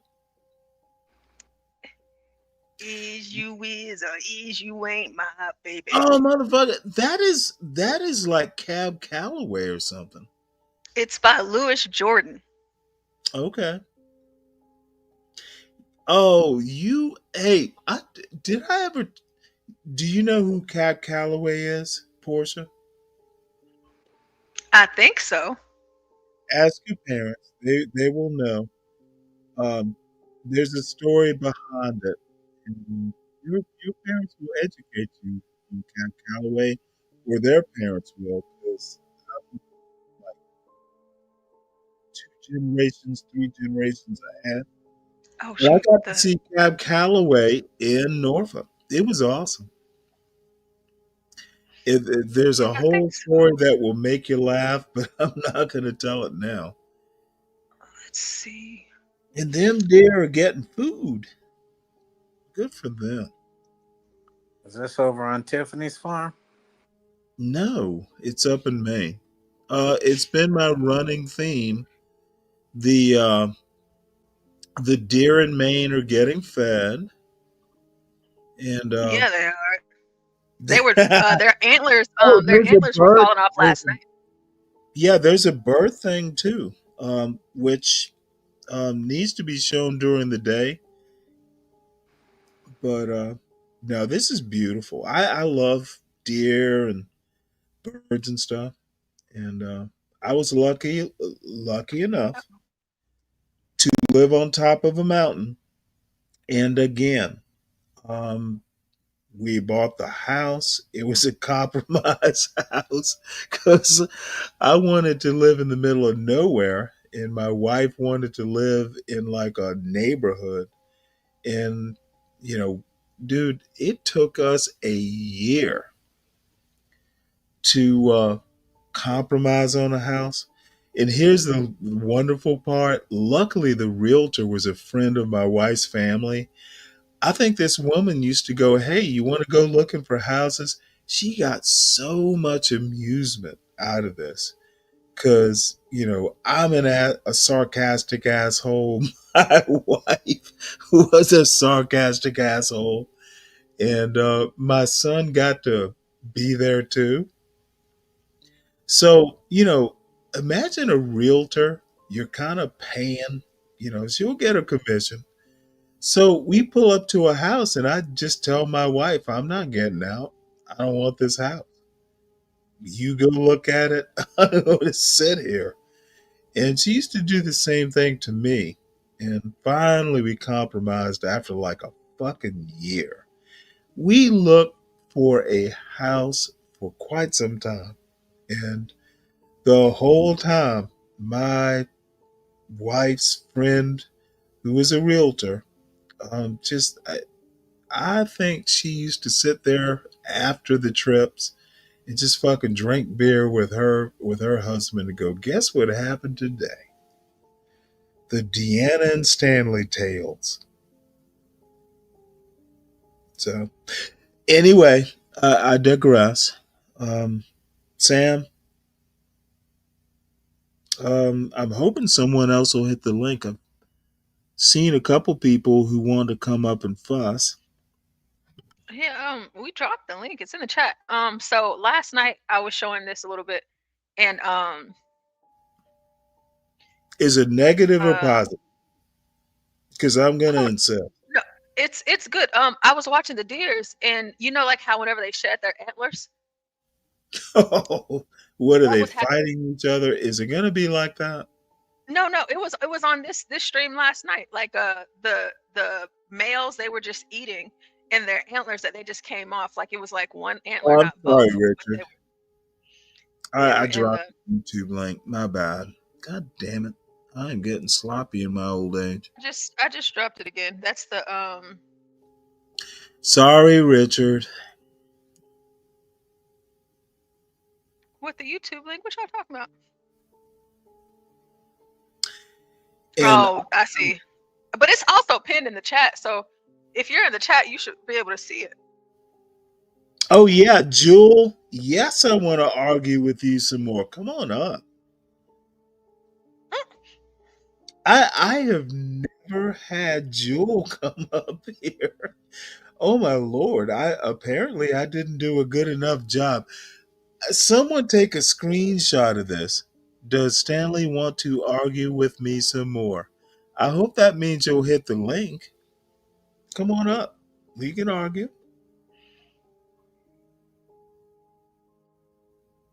What a sweetheart Jewel is. My goodness. So I'm sorry, Portia. Of course I interrupted. My bad. Crown. I don't know. Hey, Stanley. I Hey, wonder if I can Portia. play this. Hey, Clarice. Hey, how y'all doing? Stanley, Pretty, we talked. pretty, pretty too talkative. Listen, we talked the other night, right? I did, Yeah. and we Right. did. Right. So what you just said a few minutes ago, that's the Oh, Stanley Jewel, Cross I know. if you, Jewel, um, hey, I'm sorry, Crown. No one ever challenges me like this. Jewel, if you want to do this, we can plan a whole show around it. I've been thinking about how I'm going to do it. You have, Jewel, let's do Constitution. Let's do a show together on it. Why not? And I'm dead serious. We can collaborate. That's a good word. Collaborate. A Jewel of Aquarius and Stanley production. So, up to you. I'm totally willing to do it. You're a worthy adversary. So please do, ma'am. I'm sorry, Crown. I interrupted you. No, you're good, Stanley. You made your point earlier. I just, like I said the other night, you were just sitting here talking about how to be a husband and what a wife is. Oh my And lord! yeah, Did I screw that up?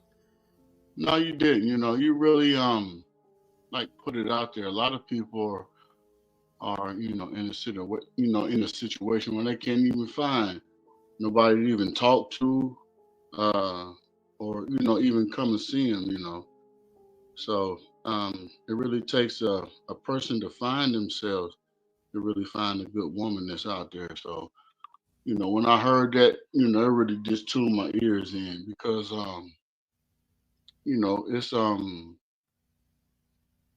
it's like that. It's at a time when a person really wants a woman, you'll grow up and be a man.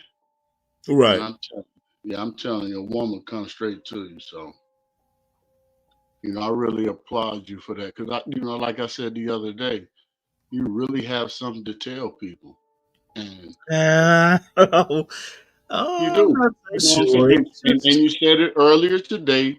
You're gonna stop, spazzing with people and all of it. So that means, right. bring the realness out, and Yep. hold Be people yourself. accountable. That's standing across, holding people accountable. No, it's not me holding them accountable. If you Yeah, know, for what they say you do. the easiest way to hold yourself accountable, and I'm into like hold yourself accountable, be who you want to be, but let's not motherfucking wear Air Jordans if you can't afford them. Just fucking be who you are. And now that is a comment. It's a pithy comment, but I'm gonna be honest.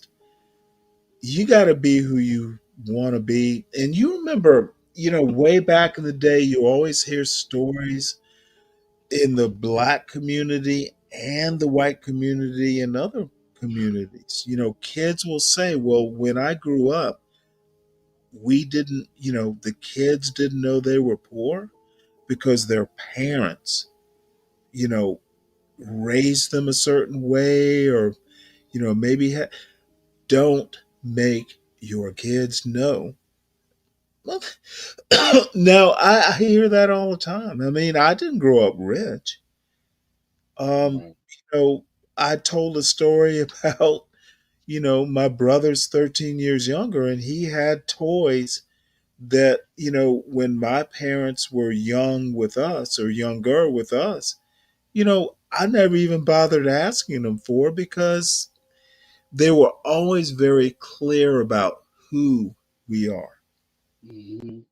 They never said, Stanley, don't ask for this, but they raised me and my sister, who's very closer in age. Yeah, this is what we can do. This is who we are. Now, by the time my uh, brother got into high school, this is like 13 years later, my parents were who they are now. And I think the best part of that story is I never even my parents know nothing about this. But I thought to myself, I'm like, well, motherfucker, you know, I used to want that, and my brothers got it. You know, when I talked about it to my parents or my brother, take a guess. Take a Crown, you know me. When did I talk about this? Yeah, you spoke plenty of times, so No, to you. Motherfucker, I have never it is you so you um have Stanley in a way. I mean, the way I hear you, not people to might not hear you the way you are, but I know what you're saying.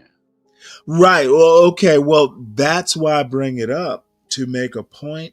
My brother got the best of my parents. Fuck, I got the best of my parents. Right. Parents do what parents can do, but the best you ever do as a parent is do your best. Motherfucking 13 years later, who gives a fuck? My father, the lucky thing is that, my brother is brilliant. And the wonderful thing is I got a brother who, you know, is like cool with my son. My brother does computers. My brother he's not 60. there's there's a there's a man named Cross who is relevant with my son who's 18. So, it all motherfucking works out if you are yourself and you do right by yourself. Man, that's the truth. When my son can't fucking talk about, some weird computer algorithm bullshit that daddy's too old to understand. And I'm rather impatient. So, my son knows that too. My brother is way more patient with that stuff. And he's a computer researcher. This motherfucker's theoretical. He can talk shit that I don't care about. I'm sure I could understand it. But guess who taught my brother computers? Your son. Me. Well, Oh, genius, huh? we used to play with that Commodore 64. when he was Oh, yeah. motherfucker, That's I'm crazy. I'm like, 14 and my brother is like Man, most people don't even know what the Commodore 64 is, Stanley. well, by hook or by crook, my 2 or 3 year old brother, you know, when I'm what 15 and he's like, you know, what 3 or 2 actually, we're playing on a Commodore 64. Now, how many black people have stories like that? Black people have many stories like this. I don't think I'm that unique. I don't think that black people are so dysfunctional that they can't have stories like that or create them. I will not fucking watch toxic shit. We can do better, and we always have. Oh, excuse me. It has to go back in the home. That's where the community starts, Stan. Like I said the other night, when you get inside of that house together, those people had to perform to go outside of that house And and Crown, create, and and put themselves in a situation where they can create, um, right. And Crown things for Reef, themselves. I knew my grandparents. This, and I'm just going to go, my home, my Savannah home, my father's still there. We've had a motherfucking the same landline phone number for 55 years. You can call it and it still works. We Yeah, have I got aunts and uncles like that too in this thing, same way. 100%, and all I'm saying is motherfuckers. I'm sorry, I'm not cursing at you specifically. I'm kind of Yeah, I know what you're saying. little tad drunk. We have deep fucking roots. We have deep roots in being successful. And this dysfunctional, toxic bullshit is bullshit. And any motherfucker who can't deal with that and wants to pretend that black people are fucked up and black culture isn't part of American culture, in that most black people live in the hood, yeah, hit the goddamn link. I'm interested to hear what you have to say. A motherfucker will pet a deer, at least virtually. Those deer are cute. You got a 6 point in the back. That's the one Oh, right there. look at him. That is him right there. That's the good meat right there, Stan. He in know there what? eating the other You ones know out the what? way. I'm so happy you brought that up. This is so hypocritical. These motherfuckers want the deer to survive till spring so they have a fucking better hunting season. Right. Were you here? You can't talk about hunting or killing animals or eating animals in their chat, which is appropriate. But it made me laugh. It's like, look at these motherfuckers. Pick your deer now. This is like the hunter's grocery store. Man, that 6 point right there is a whole year of eating Oh really my good. goodness. I'm telling you, and Yeah. you can put a trophy on your wall if you want to. Hey Jewel, I'm sorry I'm ignoring you. Hey Jewel. Hey, Jewel. Hey guys, it's all good. No, I'm just going with the flow of the conversation, so that's cool. How you doing tonight? Pretty good. And Probably I too, want Oh, I'm sorry. Go ahead. probably too good. Oh, well, how is that possible? Oh, sipping Bud Light and watching deer and talking to friends. How can it get better? That's true. That's true. Hey, so I wanted to tell you when I dipped out the other night, it's because my Wi-Fi went out and it wasn't coming back on. So I was like, oh, screw it. I'm just not going to go back. But so when that happens, when I drop off, it's usually, if it's in my power, I'm going to say good night and goodbye. But if I disappear, it's a technical issue. Yes, ma'am. Same for Yeah, tonight. Jewel, it's all good. Everybody knows. It's all good, Okay. I'm here And all hi the to the time. chat. It's all Thank good. you. Thanks, man. So what's going on? Nothing. Nothing much. My man works nights, so he, left for work about an hour ago, and so my choice is a lot. I don't come on the panel a lot, but sometimes I listen to you guys. So with my choice is go to bed early as I can and get the whole bed to myself for as long as possible, or stay up and listen or chat with you guys. That's what's going on. Hey, look, when you Well, don't work no more, you got a good retirement plan because you know what to do. Set that time to do what you need to do. That's right. That's Yeah, right. and I get all stuff done during, early in the I usually wake up early and I do stuff, whatever I need to do, laundry or, make breakfast and dishes or do the floor or whatever before he's usually even home. So it all works out let really me, good. let me address your point about the Constitution stuff. Um, it's not going to happen like in the next, say, 3 weeks to a month, but I'm dead serious about it. I'll plan it out. I've been trying to figure out how to approach it, and you actually are helping me out. So, That's cool, but you really need 3 weeks to a month? You yeah, that busy? yeah. You're that Well, scheduled up? Like, it couldn't be one of these nighttime time slots, or you want to be like prime no, time? no, no, no. I'm kind of like preparing a lesson plan. Oh, okay, me too. Right. And then, we will exchange emails, we will consult. I Yeah, I mean, was gonna tell Portia to give you my email because she has it. and Or ask. we've got a group email, but what if we're gonna get up and do it, it might even need to be pre-recorded. I want it to be extremely productive.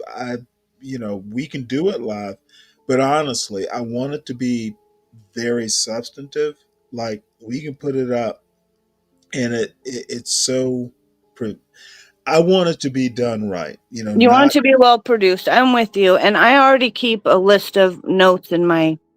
There's a notes app. I already keep links of stuff about the Constitution, so I'm with you. We can okay. do that. Yeah. Well, then we're on the same page. It just won't be a quick process. I don't want it to, throw up a link and be live. I want it to be well thought out. And I'm just trying to move in that direction because let me admit, I'm fucking sloppy. Sometimes I'll hop up on here and throw out quotes and stuff. I want to prove that I can be well thought out and well, excuse me, well produced, substantive. Because sometimes I think I hop up on here and I'm a little bit too cavalier.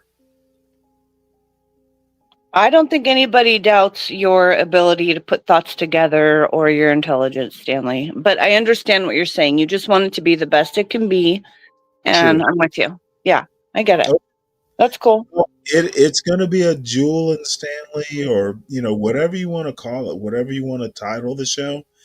But I'm committed to making this like great. So Okay, anyway, I'm uh, down. you know what? I'm thrilled that it's a project we can do. Me too. I think it'll be fun, and we will definitely teach each other things, and maybe other people will learn stuff too. And maybe it'll spawn more conversations like that. And it doesn't have to be just Oh, us. If there's anyone else that feels passionate, they could hop in too, perhaps, if you're oh, open. I mean, I'm open. well, I mean, we can throw something up and be in the chat, and we can all do a collaboration on. No, no, no. This could be great.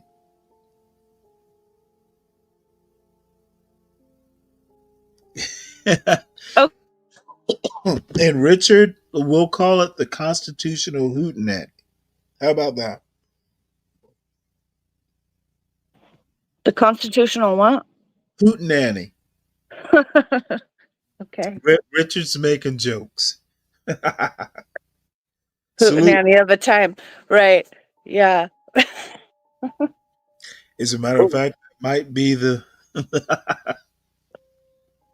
I mean, okay. That could be the title, but we might be able to think of Oh, no, something no, no. Come up with something better. better. Yeah. No offense, Richard. Oh, he'll be fine. So, what else is going on? We can go in the direction you want to go, or Crown Reese. you don't know how thrilled I am that we might collaborate. That is huge for me, anyway. And in all honesty, the channel. So we need some ideas. We need some collaboration.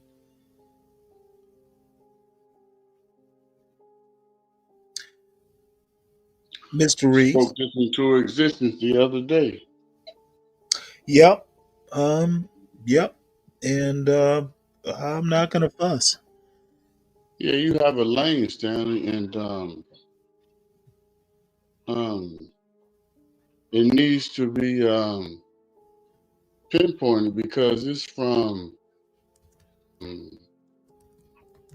and a season standpoint, but at the same time, sauteed so everybody else can understand. Oh, listen to this chefy bullshit.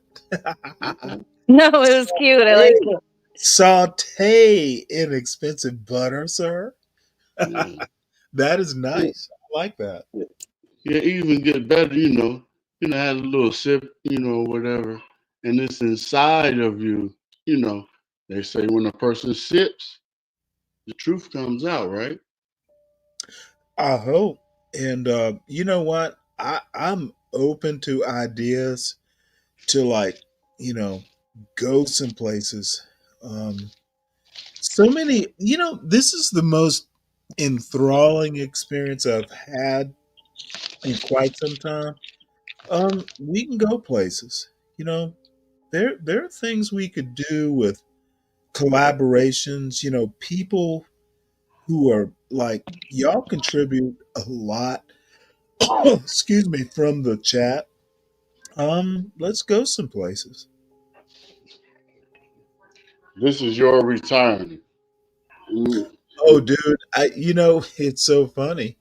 My father told me, "Hey, you might need to get a job because you know how you get when you're bored."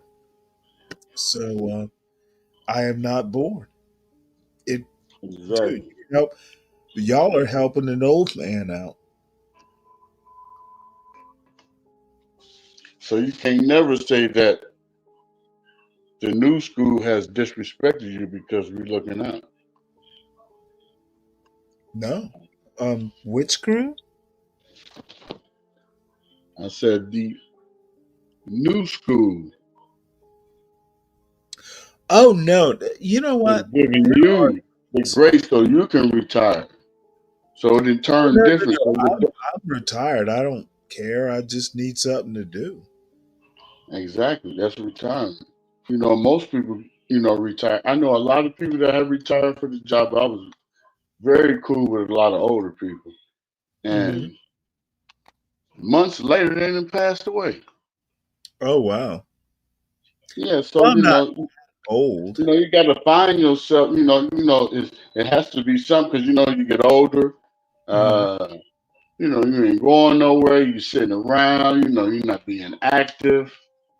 Well, it's funny you say that. When I was very much younger, we used to go out. All the old men in Savannah, they go fishing. I learned a bunch of shit, just like philosophy or just how to you know use a new lure or bait. Um, you know, fishing along the bank.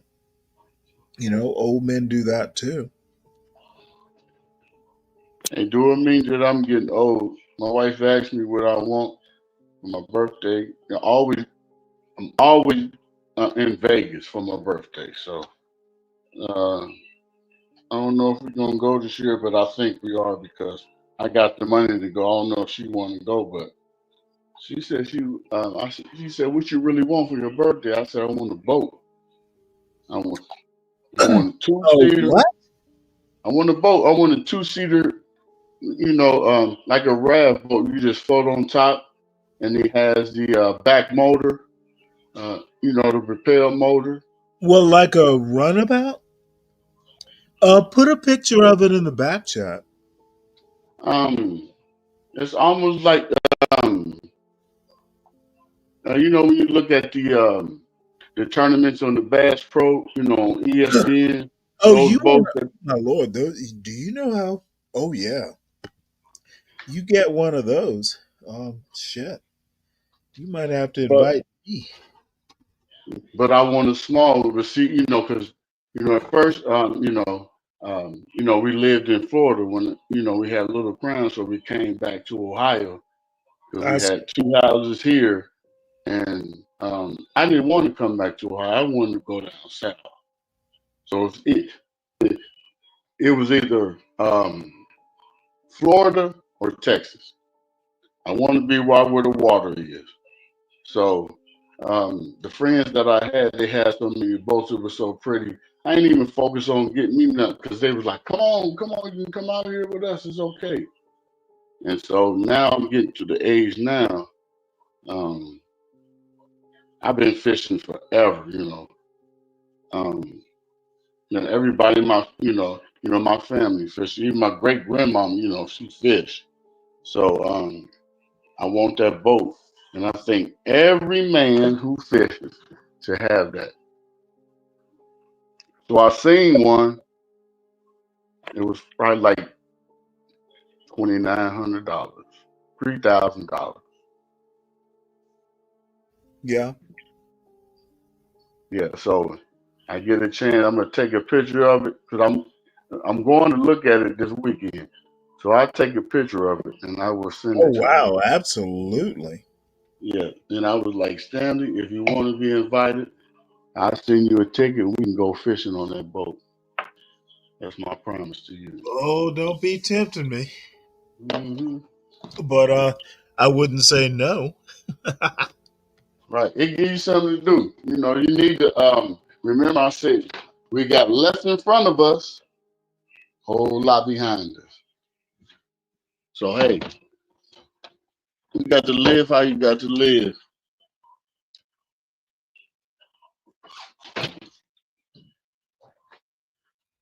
What does your Hey, I pray for you to have that dream. My everybody, all the men in my family, my dad, my grandpa, my uncles. My dad was in the Navy. My stepdad was in the Navy. My grandpa was in the Navy for 20 years. Had 21 gun salute. They all had boats, fishing boats. The first boat my dad ever bought, I think I was like, I don't know, 8 or 9 or something. But he bought this boat. He did trades a lot because he was in, he was in the trades. He was in HVAC. And so like he traded some air conditioning for this beat up old boat. But we stripped all the old fiberglass off, sanded. I helped. I mean, I'm sure I did nothing compared to the amount of work my dad did, but I still helped and my little arms hurt.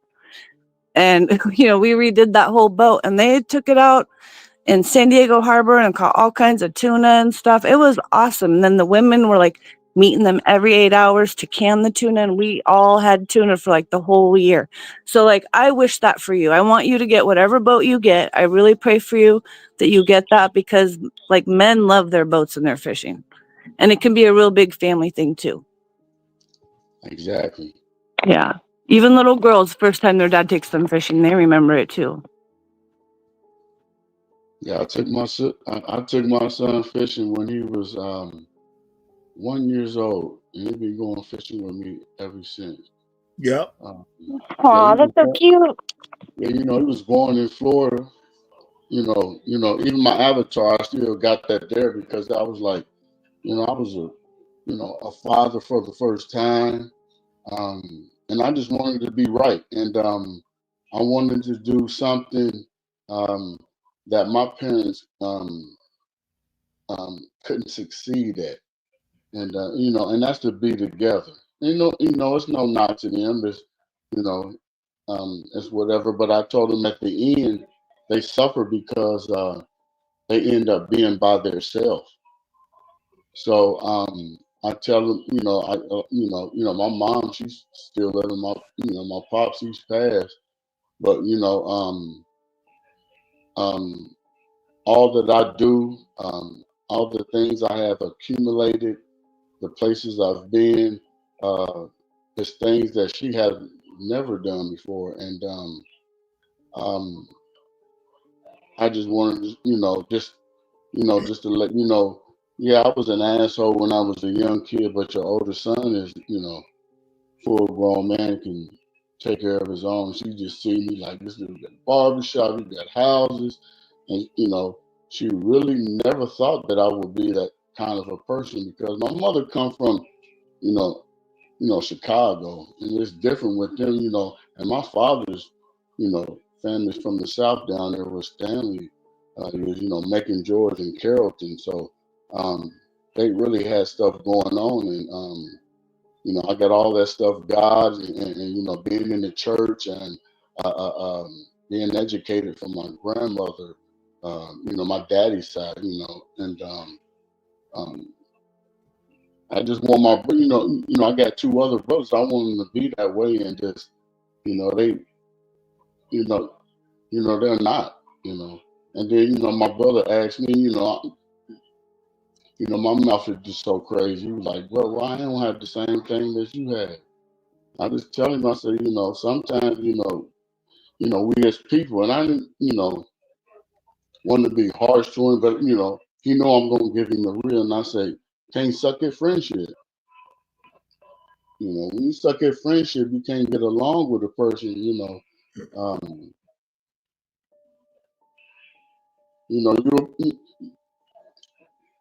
basically I said you'll be alone, and I say, he's like, well, so what's the key to your marriage? You've been married for so long, nobody never thought you'd be like that. And I said, me and her like each other.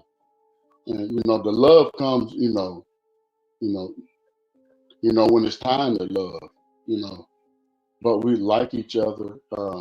We tolerate each other. Um, um, like I said, I know how her shit smells. She know how my shit smells. So it works. And that's one thing that, creating a family and, being able to do what you want to do, retire, Stanley, I want to come to that point to retire. I never thought in my life that I'd make it to this point to get to where I am. But I really adore the older people's success of what they've done, and I just want to go out like that. I don't want to go out the way. Um, Well, here's the I'm deal. Just don't go out. You'll be okay. I Look, just want my Tyler. son. I just want my son to really, really get it. And just like you see the guys, sons playing basketball. LeBron's son, Dion's son. They're not the father. So what the father had done, he created so much for them to be in the position. You know, um, they're not going to be tied into it. I know people that when I was younger, they had family businesses, and the kids just give the business up and just let it go to rot. And I don't want my sons to do that. I want him to continue um, to be a part of the generational success that me and my wife has aligned. And I just want him to be like, um, really, I want him to be like, a thinker, somebody who can show people,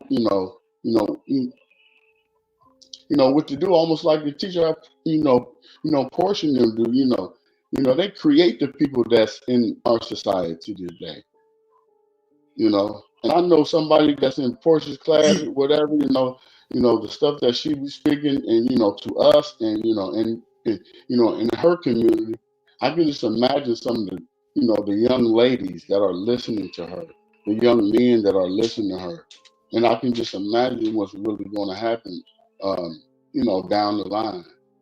So I just a lot of people say, oh, they try to segregate black people this, or white people this. You just people at the end of the day. All the other shit goes out the door. All right. Well, we're gonna have to move on. Any other comments, critique? Because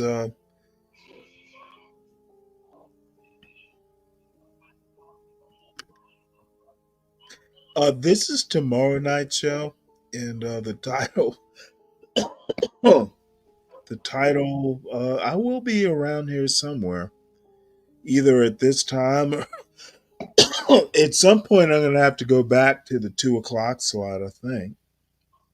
Um, but I got a quick question to ask. hmm. Someone asked me today, it's like, did Trump sign? Um, did Trump sign something that said something about child support? Not that I know of. Richard, it's not my time slot. It's a substitute. And I have plans for you, Mr. Richard. Um,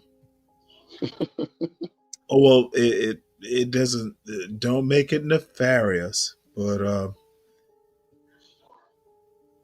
anyway, this is something I've been itching Wait, to.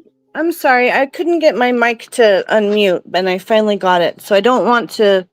Sorry to interrupt you, but I want to speak to that. I saw something.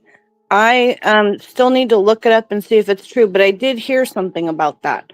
Like I saw, or as far About the as child child support? support, yeah, like if you pay child support, then whoever pays child support is the one who gets the tax write-off, not the parent who receives the child support. That's what I saw.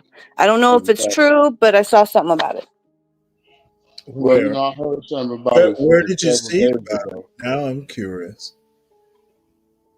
Well, I heard about Somewhere it on social several media. I days think I ago. saw it in Hold, Instagram. You can hold on. Google it. It's on Google, but I was really Let trying to Jewel find a let's let Jewel talk. You saw it where exactly, or Um, are we basing this on your memory? no, well, it just sounds dumb to say I saw it on Instagram, but Uh, I follow people who, share a lot of information and look stuff up. So it's not let me just kind of like, ask you a quick question. Um, could someone who is wondering about and might go to court tomorrow depend on what you just said? probably not tomorrow if it's incoming legislation. No, I wouldn't say tomorrow, If but it, perhaps for this next tax year, ma'am. if you're lucky, retroactive to the last tax year. But 2025 taxes, perhaps. Once again, if you can't depend on it tomorrow as fact, why say it? Look, legislation. Look, okay. One, I'm not the one that brought it up. All I was saying was to Crown Reese was that I saw it too. That's it. Jewel, if you can't depend on it tomorrow, why mention it until it's researched? Well, I think stuff's gonna happen. I'm just Yeah, answering. Yes, I saw it. I probably have a link. Want me to share a link? Going to depend on what Jewel thinks for It's tomorrow. not about what I think. We'll Okay, just see that's if it happens. not it at all. Okay. Well, I don't know why you're attacking me. All I was doing was answering Crown Reese's And you know question what? about if anybody saw anything about it. So, I'm reacting to that answer to Crown Reese. It's what I do. okay. look it up and find out, Stanley. Um, it's theoretical, right, Jewel? No, you might have a baby mama somewhere. You never know, Stanley. You know what? Well, By the way, you know, oh, Crown Reese, I've got such a red pill motherfucking answer to that. It is gonna horrify everyone on this goddamn channel. Yeah, come on, Navy man. You know I know how to do it. No, it is gonna be so sad though. My sister and I, who is actually my best friend, I've known her forever. And you know what? We just we were bullshitting around. We were heading somewhere in the car. And I literally told her, I'm going to be the only man in history on his deathbed to wish he'd fucked more women. what? Oh, I know No, that. no, no, no. Crown Reese understands where I'm going. Wait, I think I only heard the last half. I was kind of spacing out. So can you just repeat the whole thing? Be the only man to ever die on his deathbed and go, my only wish that I've done in my life is fuck more women. Well, then you should convert to Islam real quick, and then you can have, whatever virgins. Okay, you missed my point. I'm just kidding. No, I didn't. I totally got your point. I'm giving you the opportunity in the future. See actually, that's actually funny. Burnt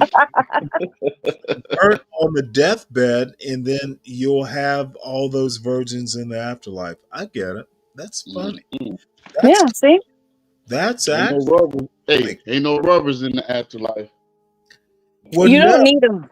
You know what? That's so goddamn subtle. Oh, Jewel, you've impressed me. Well, in the afterlife, you don't need them, is what I'm saying. Hey, we don't know that. Well, no, Islam promises a bunch of virgins after you die. You didn't get that? It might be some gold. Oh, Jewel, I was hoping that was your joke. No, wait, you said Islam. It was. That's what I was saying. If you're thinking about being on your deathbed, not fucking enough people, will convert, and you get all these virgins when you die. Now you're repeating me. Good for you. So, Crown, my point is that, you know what? I could count. I haven't fucked enough women. Now, it's a joke somewhere in there, but you know what? No, you want that, Stanley. No, this is the nerd's regret. Right. I have been so careful not to have baby mamas. And you know what? I'm way older than y'all, but no, I don't have any other children because if I did, I'd know about them. So fucking weird, but careful. And I've had a couple baby mama scares. But the bottom line is, I'm going to be the only black man, maybe in this John Galt sphere, to go, I was too careful. Now, how is that a way to die? Honestly, Stanley, it's noble. It's good to be pure. Yes. I'm not saying I've always been the purest, but I'm just saying it's good to be noble. You felt like you did the right thing. It's a lot That's less. the right thing. It's a lot less. Life isn't about boning. No, life is about fun.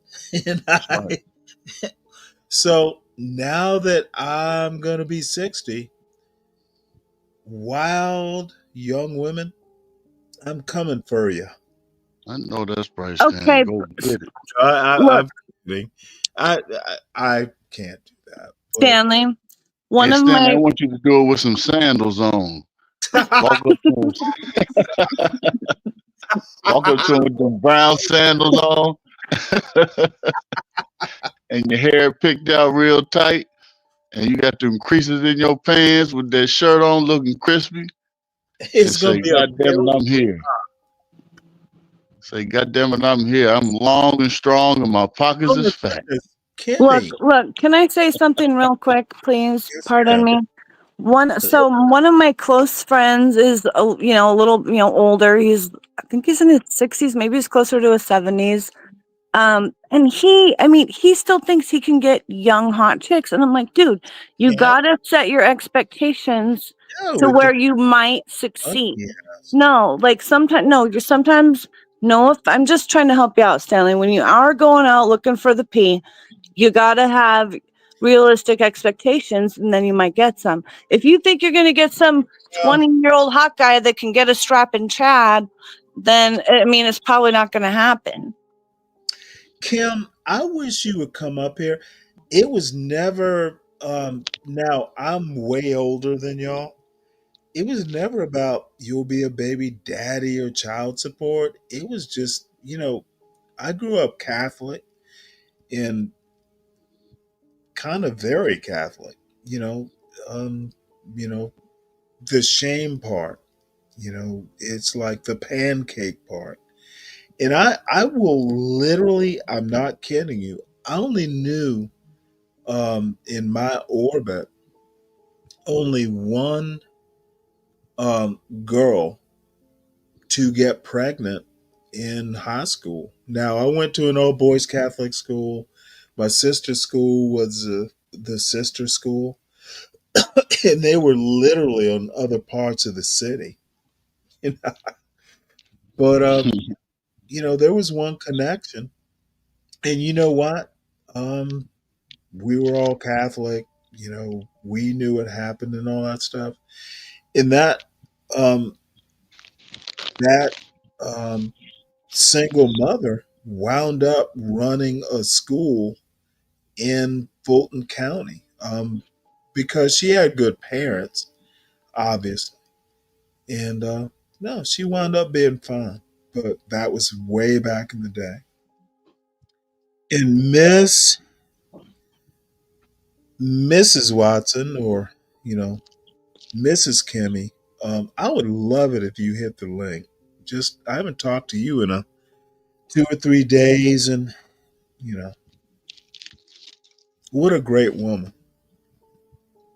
Stanley, do you know somebody? I'll just say maybe 10 years younger than you. No, and I Came up on child support. no. Have you ever known somebody who parents or their mother, like one of your friends when you was younger, and you No, saw you never saw that? nope. And it's funny. There's a divorce in my family, but there is one divorce in my family. Right. So it's not rampant. Um, there are no baby daddies in my immediate family, and it's not. It's more circumstances or luck, but it wasn't. It's. But I also have to tell you, I was born in 1965, so there were some things that were never thought of. Oh boy. Right. Yeah, because I wasn't, like a lot of people, I hear it like, you know, now. Um, I had somebody said he paid $95 a month for child support. I'm like, huh? 95 or 95,000? $95 a month for each child. He got like three, it's three kids. So it's Hey, 95, Crown, for each kid. I hate to interrupt you, but it is Brooklyn Watson. Hey, Kimmy. No, listen, when I was young, Oh, I hold ain't on even there. pay attention. My younger brother said, hey, bro, dad is sending child support payments. I'm like, huh? No, He's like, I just seen the check. Hold on, listen. When I saw the check for me was 742. I will never forget this. why do we need $742. to know this? Because I want to say this is what Well, how how about how then the hold on. How Hi, everyone on the hey, panel. uh, Crown? Hey, good to see you. Hey, Crown. Let me Hey. let me just put it to you this way: the money doesn't matter; the morals do. I understand that. So that's what I was getting at. Okay, Right. Because I was just saying, like, because Kimmy's here. I was getting this much money, I'm talking a month. And then my He's- brother as well was getting like 680 something. So it's like $1,400 a month in between both of them. 15 right. maybe. Just put it at 15. And I was just thinking like that money a month, she could have been putting it up for totally for schools. But now I hear my brother doing child support and he paying 95, like $95. I said, dude, you really getting away. Well, are you talking to him or are you talking to us about it? It seems more effective if I you was talk to talking him. to you. I was talking to you, Stanley. Gotcha. How I is it? mean, should I I mean, have an opinion, or you just? no. I would just want to just make a point. Like, how is it? Um, Wait, how many children is the money going to? Hold on. I have no experience in this field. I literally, like, I'm 60 years old, and there's only been one divorce in my whole family that I know about. so I'm Now, after you. So I'm in the same boat. So it started right when I came after you, Stanley, in your generation. okay. So I'm down from your generation. It has changed because I can remember when my mother was getting child support and alimony. The damn numbers was stupid then. So it But happened now that you before. see it now, it's It wasn't just your personal generation, it was the generation before. exactly. Yeah, I understand that. It is. Okay, You're right. I got Yeah. So and it's just different. Like the money situation is like lesser for the kid you. Now, let because me ask you a question. And this is often a question I ask in this general John Galt space. Is personal business something you shouldn't broadcast? I mean this shit old. I'm a grown ass man now, so I'm Well, just just trying to check. go back. Huh? Well, hey, look, if it helps other people learn and grow through the situation they're going through, I think that's the point of us being human and sharing experiences.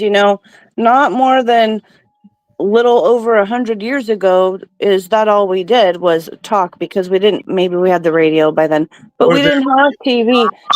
at the start of human history?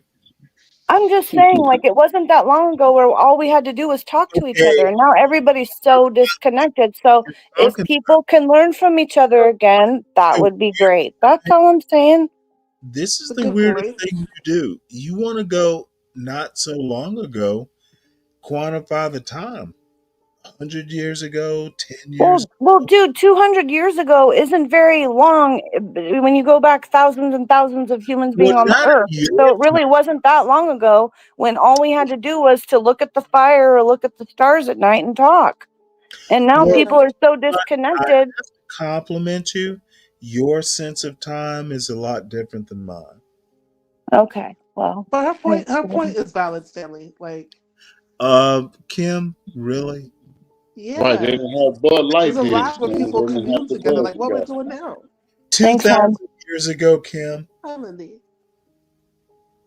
I mean, I wouldn't get hung up on the. I mean, all right. Oh, Whatever time frame you want to no. put on I it. get hung up on details. They sometimes matter. And you know But look what? at the world we live in now, where in terms of Oh, communication, no. we Really? have the best place to communicate, and we're not talking and having conversations that matter. Really, Has nothing to do with what happened 2,000. Mm-hmm. That's not what we're saying. What she's saying is that we have the most No, access to what each you're other saying is worldwide, and people use it for stupid shit and for arguing instead of connecting and collaborating and supporting each other as humans and making the world a better place. let me help you out, ma'am. I don't need help. How we're talking now wasn't the same thing 2,000 years ago. It's a totally different form of communication, and the comparison strikes me as ridiculous. but what happened? What happened in earlier years versus Happened now on is a that laptop. people had these Point. conversations. It did not People happen had on a valid laptop. conversations. It did not happen on a laptop, and the comparison is absurd. Exactly. Look, this evolved from like, hey, if someone Yeah, could share their but experience, let me finish, please don't interrupt me, please. I try to be patient and let people speak. Let me no, speak. you know what? So listen, wait. We started with, hey, if we can help each other on the internet through our experiences, we can learn and grow from each other. Just like before we had all this technology, we were actually more connected, even though, yeah, we could talk to people all over the world now, but it's all stupid stupid crap on the internet is full, 95% is stupid shit, when we could really be connecting and loving and supporting each other. Jewel, rub two sticks together and we communicate? I don't think that's how it happened. I didn't say to. I never fucking said rubbing two sticks together, Stanley. Jewel, you're drawing comparisons that. Oh my God. You're going to get mad at me, as usual. No, I'm going to mute myself and laugh while you talk. Please continue. I'm listening respectfully. And I respect your opinion, but you can't rub two sticks together and get an internet. Virgo. What y'all squabbling about tonight, Stanley? You know what? Squabbling? Yes. What's going on here? Wait, where'd Kim go? It's they're having a hoot nanny. All right, well, they're having a ponderosa. Just so you know, this is an old interview of Coretta Scott King, but all my favorite people are up here, so I'm not gonna fuss. Y'all talk. Oh, Stanley. No, don't do that. Y'all talk. We can watch Coretta after, but I never get Portia and Jewel and Virgo and Kim up on one panel. Yeah, this is a prized moment here. Andy. Precious. Here we go. Y'all talk. Is that Kimmy? Who's that? Oh, Stanley might be my boy, Stanley. You never know. And Crown Reese, of course, but me and Crown Reese are just gonna listen, right? Crown Reese. Where's Kimmy? Right here. Is she trying to talk? Because it sounds like her mic is like covered. Yeah, it sounds muffled. Not bad. Yeah, muffled. That's the word. Host. Thank goodness for you, Portia.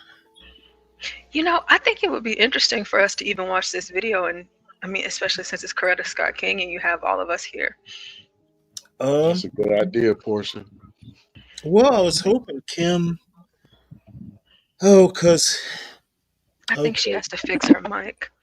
Because I believe she was trying to talk to us, but Kim, your mic is messed up. Yeah, she faded out. So here we go. And I'm going to tell you right now, y'all be respectful. News interview with Coretta Scott King, widow of the slain civil rights leader. Mrs. King's new book, My Life with Martin Luther King Jr., was published this week. Mrs. King will be questioned by CBS News correspondent Ed Rabel, Ben Franklin of the New York Times, and CBS News correspondent George Herman. Mrs. King, let me return for a moment, not to the whole question of the Nixon administration, which I'm sure is going to occupy a little time on this program, but to the question of the memorial for your late husband. This is a $3 million memorial which you're planning in downtown Atlanta. The administration has been negotiating with you for some months, and now it has been broken off. Did you break it off unilaterally, or do you think it really broke off because of disinterest on the administration's part? Well, actually, there was a meeting of the board of directors, which included family members and close friends, in which we felt that the administration was not going to do anything about the memorial in a serious manner, and that we would have to build this memorial by seeking support from private sources and from individuals of goodwill over this nation. And so that we plan to move in that direction because we feel that it's important to get on with the memorial. There are thousands of people in this nation, I believe, and even throughout the world, who would want to see the proper memorial built to Martin Luther King. And we hope to solicit their support and aid. And members of the larger board of trustees, I am sure, will want to help us with this. Mrs. King, in view of what you know now, the ideas you form now about the Nixon administration, which perhaps you hadn't formed as well when you wrote your book, I wonder how you feel now about the dedication. In the front of your book, you dedicate your book to your 4 children who may live to see the realization of Martin Luther King Jr.'s dream. Do you feel that the dream can come to pass in their lifetime? Of course, there is this constant hope that our children, somehow we feel in our lifetime, I think most individuals feel, that the things that they give their lives to may not come to realization, but there's a great satisfaction in having worked toward the ideals that you believe in, and hopefully always that they will come about in the lifetimes of your children. I think that much of what my husband gave his life to has been realized in our lifetime. But I do think that there's much more to be desired. And I don't say that it's not possible, but it means that we are faced with a tremendous challenge now that this administration is not giving us much support. Well, do you agree, Mrs. King, with the views expressed by many Black leaders that we are, in effect, in a period of retrogression, that the forward movement that was being made during your husband's lifetime has indeed ceased? I think definitely we are. Has been a slowing down of progress that was made at the time during my husband's lifetime. There was a great surge. There was tremendous, it seemed, goodwill at one period, but toward the end of his time, his last year, I think he sensed that there was an attitude of, we've gone so far and we're not willing to go any farther right now, because he talked about the myth of time, people who are not willing to move on and change. And of course, there must be continuous pressure to realize the aspirations of Black people, poor people all over this nation. Mrs. King, I should like to continue to pursue the questioning my colleague George Herman began with concerning the memorial. I noticed throughout your book, you mentioned that your husband had great disregard for material things. Do you think he would have approved of such a memorial? There is evidence that there may be a cult of personality growing here, and I just wonder if you think that he would have liked to see such a memorial in Atlanta. Well, I think personally, my husband discouraged any memorial to himself in his lifetime. As a matter of fact, we began the whole idea of collecting materials for a library. I started collecting materials during the days of Montgomery. And when we approached him about the idea of a library and the preservation of his birthplace in his lifetime, he didn't seem to feel that this was something that was really important to him. So that I would say that if he were here, but the fact is that he's not here. And I do feel that somehow you have to, in order for people to understand what Martin Luther King was, his philosophy and what he was trying to do, it's important for generations yet unborn to have a place where they can come and learn. This will be the institute that's proposed for nonviolent social change, the Black Studies program. I think will be the living aspects of the memorial.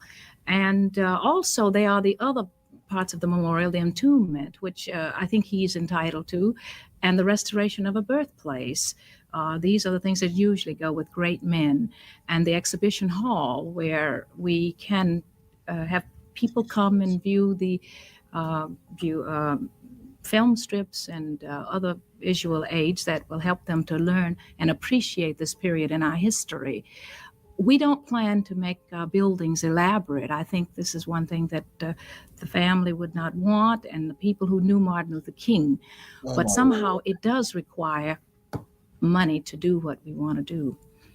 I think the question is bound to arise, especially now that this has been publicized as a semi-political affair, becoming involved with the Nixon administration and the whole question of the evaluation of the Nixon administration by blacks and whites alike, the question is bound to arise: how does the Southern Christian leadership as a whole and the Negro community as a whole visualize this moment? This poor woman, I've seen, yeah, it's difficult for her. And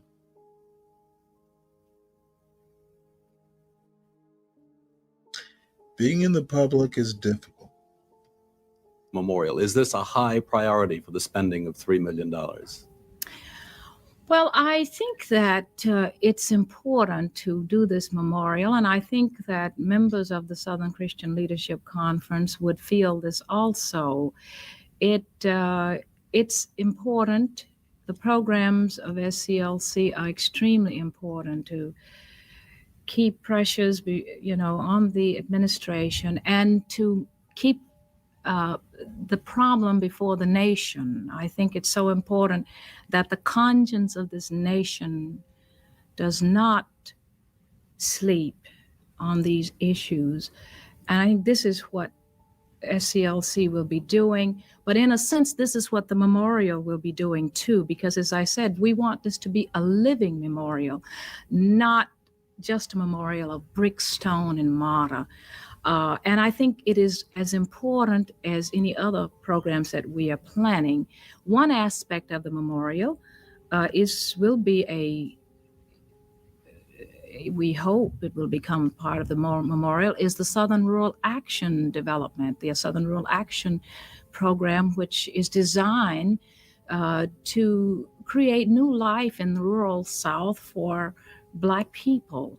And these programs have taken the form of people-owned enterprises, which will give jobs to people in these communities who have heretofore left these communities and migrated to urban centers.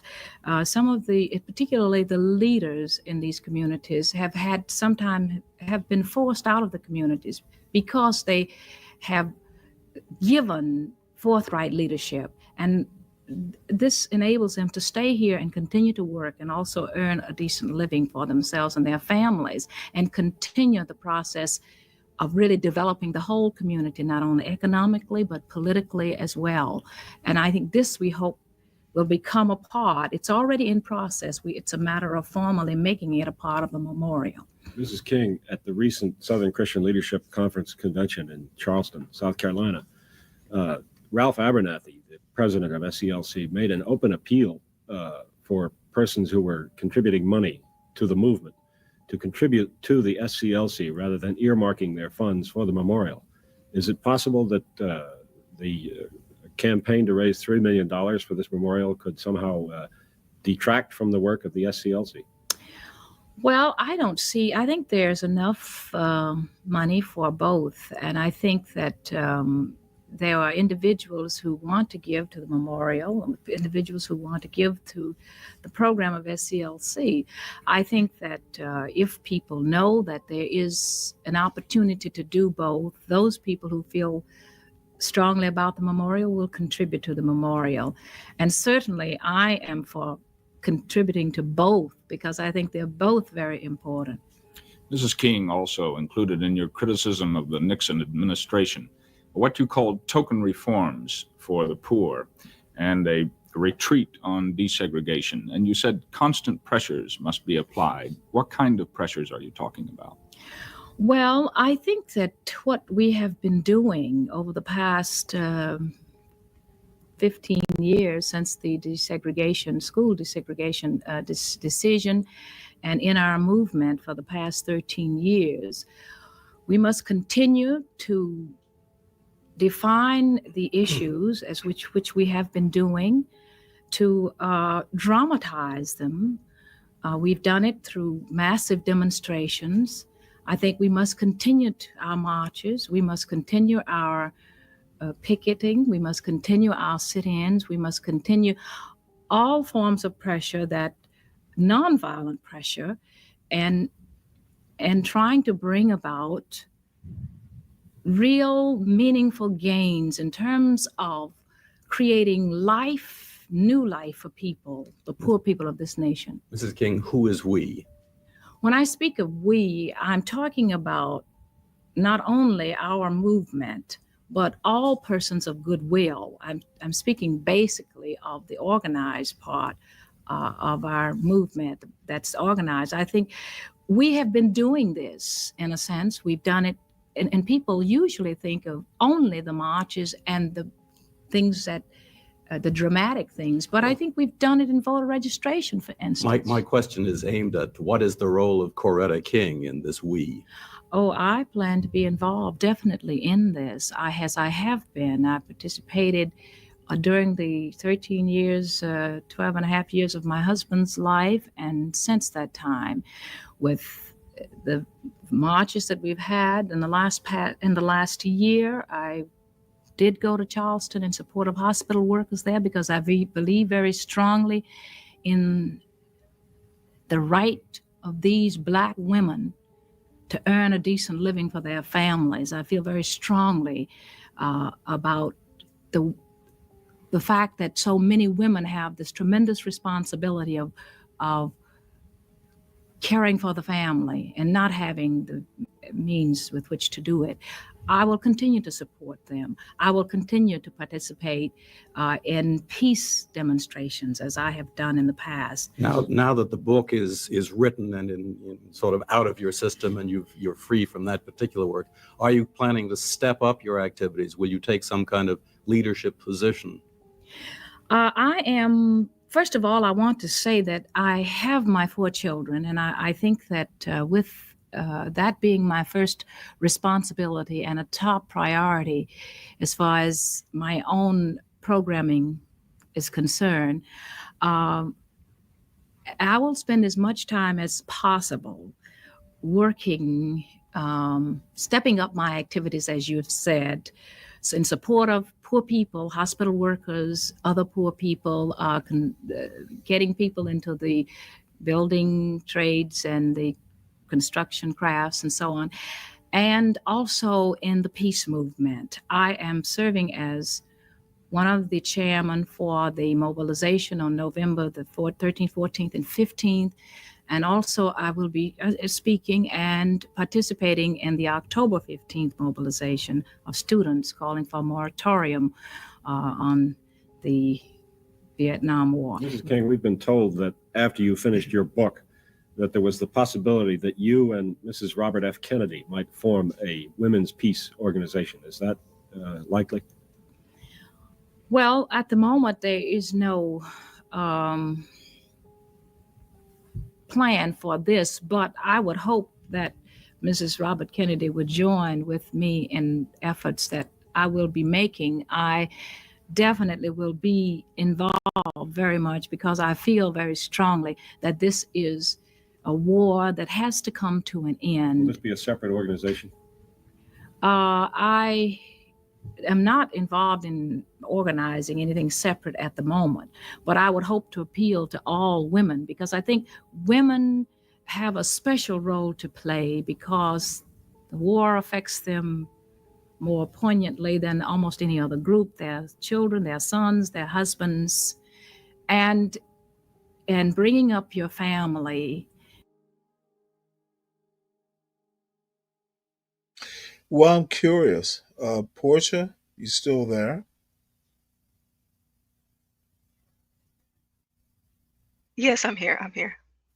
Oh, interesting comment.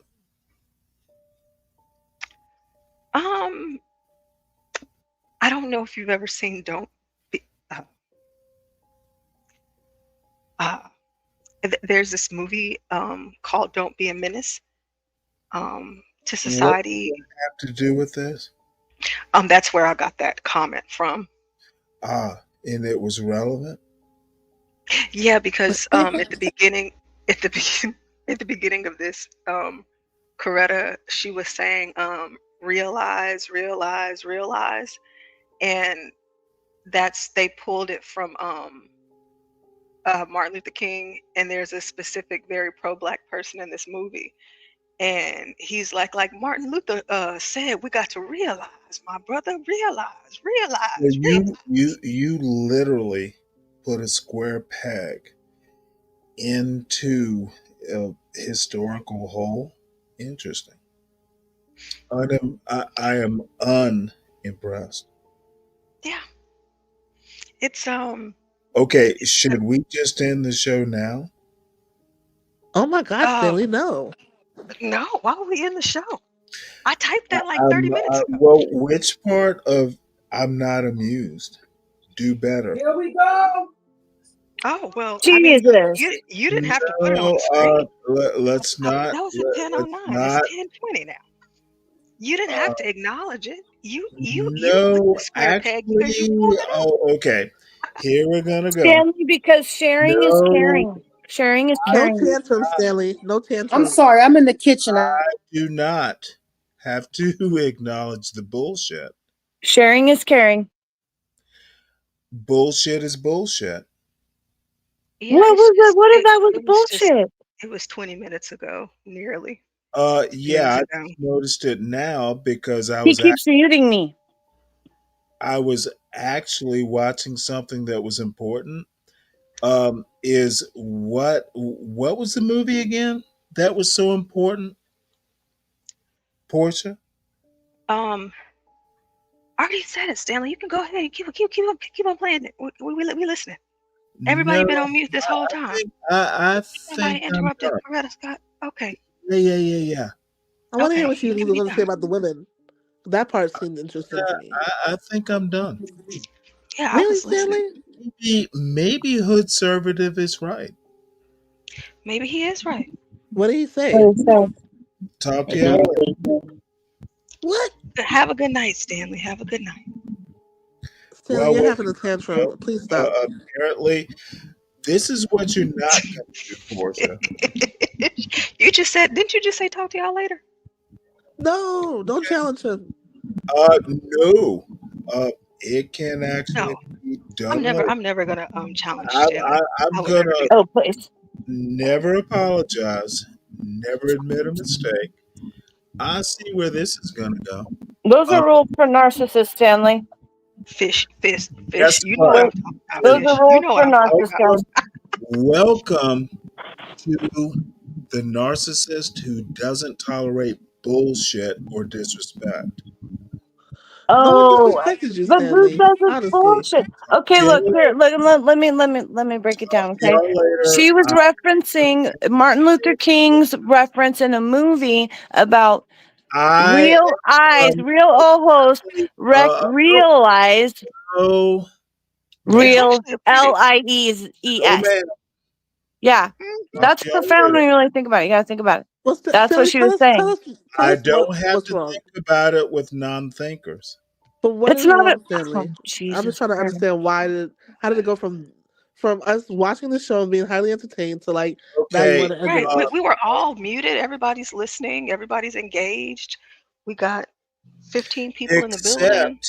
Except it's disrespect. Okay. Let me tell you about how I feel about your anti-blackness. Where did we get to anti-blackness? I'll connect the dots. Okay. Okay. You're talking about my anti-blackness. You know, Yes. I'm my in a couple, maybe ma'am. in less than an hour. Oh, ma'am. We're not HB, doing. it's We're not. HB's birthday. Are you gonna let me So talk, or are you gonna talk? no, you can talk, but I'll hop No, down and you can go. ma'am. You go first. I'm No, interested. I don't have anything to say. You can go ahead. I didn't think You you know did where in the I'm at right. first place. You know where That's I'm at why right I now. You thought, know what I'm Portia, dealing with right now, and so I'm not I trying to know have what my you're dealing spirit with, crushed. and I'm that's not. why you should So probably. That's why you should so I probably do. don't. Okay. So again, It's gonna be fine. it was a significant part in the movie Like you're the I was only talking about because person she who's said ever done. Okay. realize. That was it, and it was Portia like over 20 wins. minutes ago. Good night, folks. I don't do this. Show proper respect, and I'm just gonna leave, okay, and then I'll when come you back a little are later. not doing well, Don't act like you are. Be yourself. Think we're done, show. No, I want to hear Coretta's comments about women, and I also want to hear like what do you think about Well, no. the Um, anti-blackness part. well, I just want to well, understand.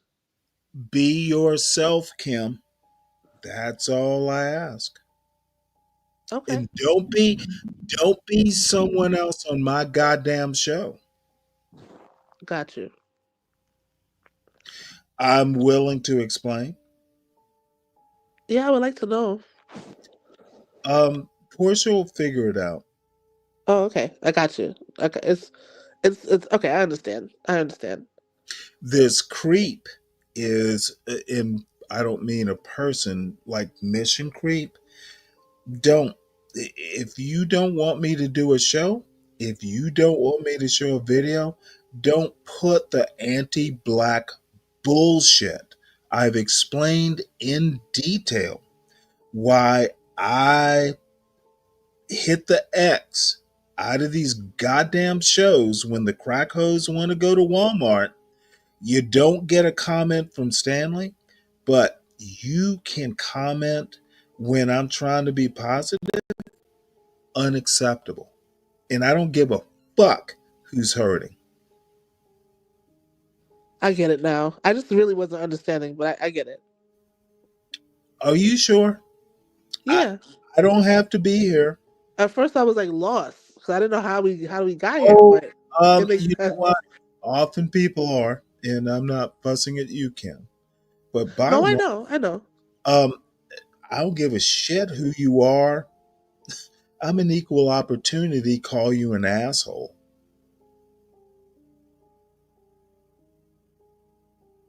And I got you, Stanley. Are you willing to continue the show? happen, I can move on.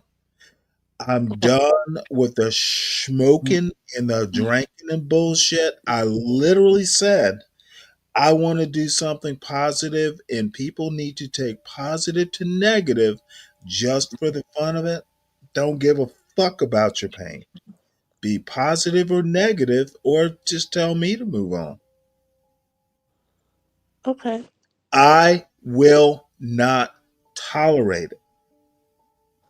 You made that clear. That's for sure. And I'm sorry to be so belligerent, but sometimes you have to teach a lesson. Now, I would like to hear what Mrs. King was saying about the I would roles she like believes to women should tune play. every now and again. I'm foolish enough to check a chat. I expect leaders, be they male, female, leadership is leadership. And there was no reason for that comment. Do not compare. This is literally like Would it something be wrong of me to say that maybe the comment the was early playful in 19, nature? the early 1970s compared to Pootie Tang or whatever the fuck the movie is. Oh, right. Yeah. How could you even take something that was said like 50 years ago or more and compare it to some fucking movie? Unacceptable. Don't do it on my goddamn show, or just tell me don't have a show. I'm okay with that too. But it will be my way. Would it be possible to consider that the comment was playful Okay. in nature and I'm not going meant to to be I'm gonna offensive? do this. Okay, I'm this is gonna gonna do this be really right. quick because since we're talking about me, and like I said, here Uh, soon. actually, not so much Um, about not no, no, see. no. Yes, yes, no. It is about me. And since you want to teach me a lesson, I just I'm want to not be like as talking about respectful you. I'm as talking I about your just want to be. actions, dear. So it Your doesn't matter. So actions. here's the deal. Here's Hopefully, the you said what you had to say. So let me go ahead and let me just clear it up. So I already said in the chat, and we've talked about this offline. I'm never going to challenge you. I'm never going to argue with you. I'm never going to go back do and forth. better if you decide to. No, I'm not going to, and I've already told you that. Now, the other part of When it did you is tell me that? you took that we talked about it a All right, couple here we're months gonna ago. go. You think So you we told talked me about you it, weren't gonna and challenge me. yeah, and I never will. And you Portia, told me that you I won't should. win this You either. always tell me that I should, and I'm telling you that I'm not. But what I I am think going to you do right should, now but do is better. what I'm going to I'm do not is going that to comment. take. The comment, like I said, it was a long time ago. For the people that know, they know. You don't know. So in this movie, there's a very specific, serious moment Which in this movie, movie? When and was? so No. um, Portia, you don't fucking understand how I think. That movie well, was the thing is not. that you're not even trying to Was the understand how I think, movie and the same you're not. time? You're cursing No, at me. You're drinking. You're being rude. no. You're What being all you're of these not things, which is understanding is totally how fine. to think, So, dear. like I'm saying, Dear, is during your it must shows, be your pain during or your the morphine. no, Don't make me get mean. no. You can get me because it doesn't bother me when you do that, Stanley. Because I The understand. I movie do understand. has nothing to So, do with the um, year. and actually, I haven't See, had any morphine this is today. how young people But don't understand. What does a movie but have to do? Do you understand how old that clip is? That's like from like the early 70s.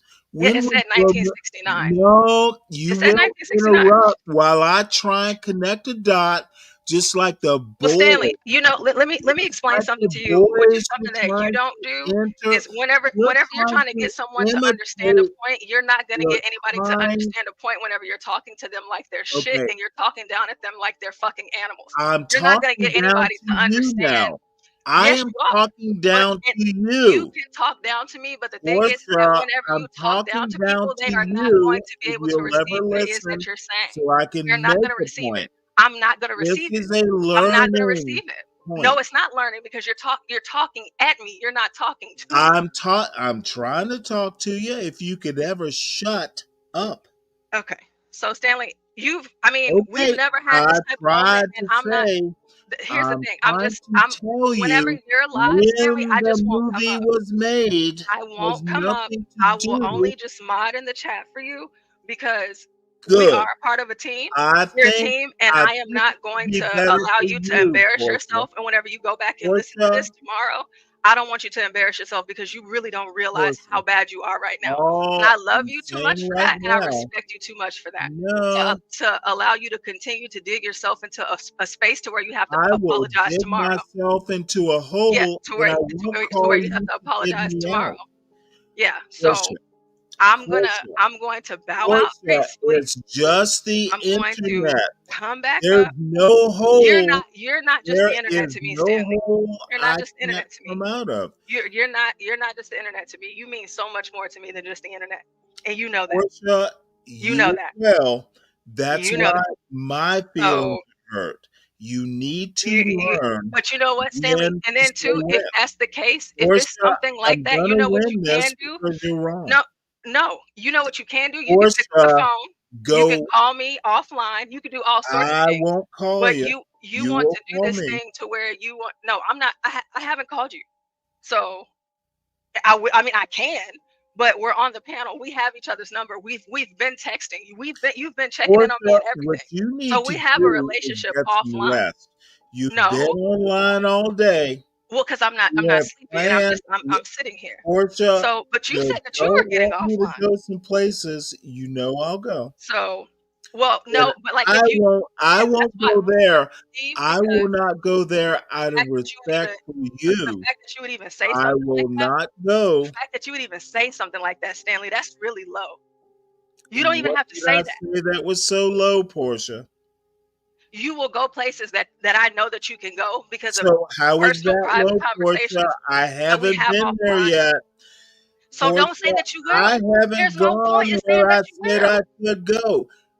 But don't Uh, do it. You don't even have to you're say it because not it's unnecessary. you're not that good, Portia.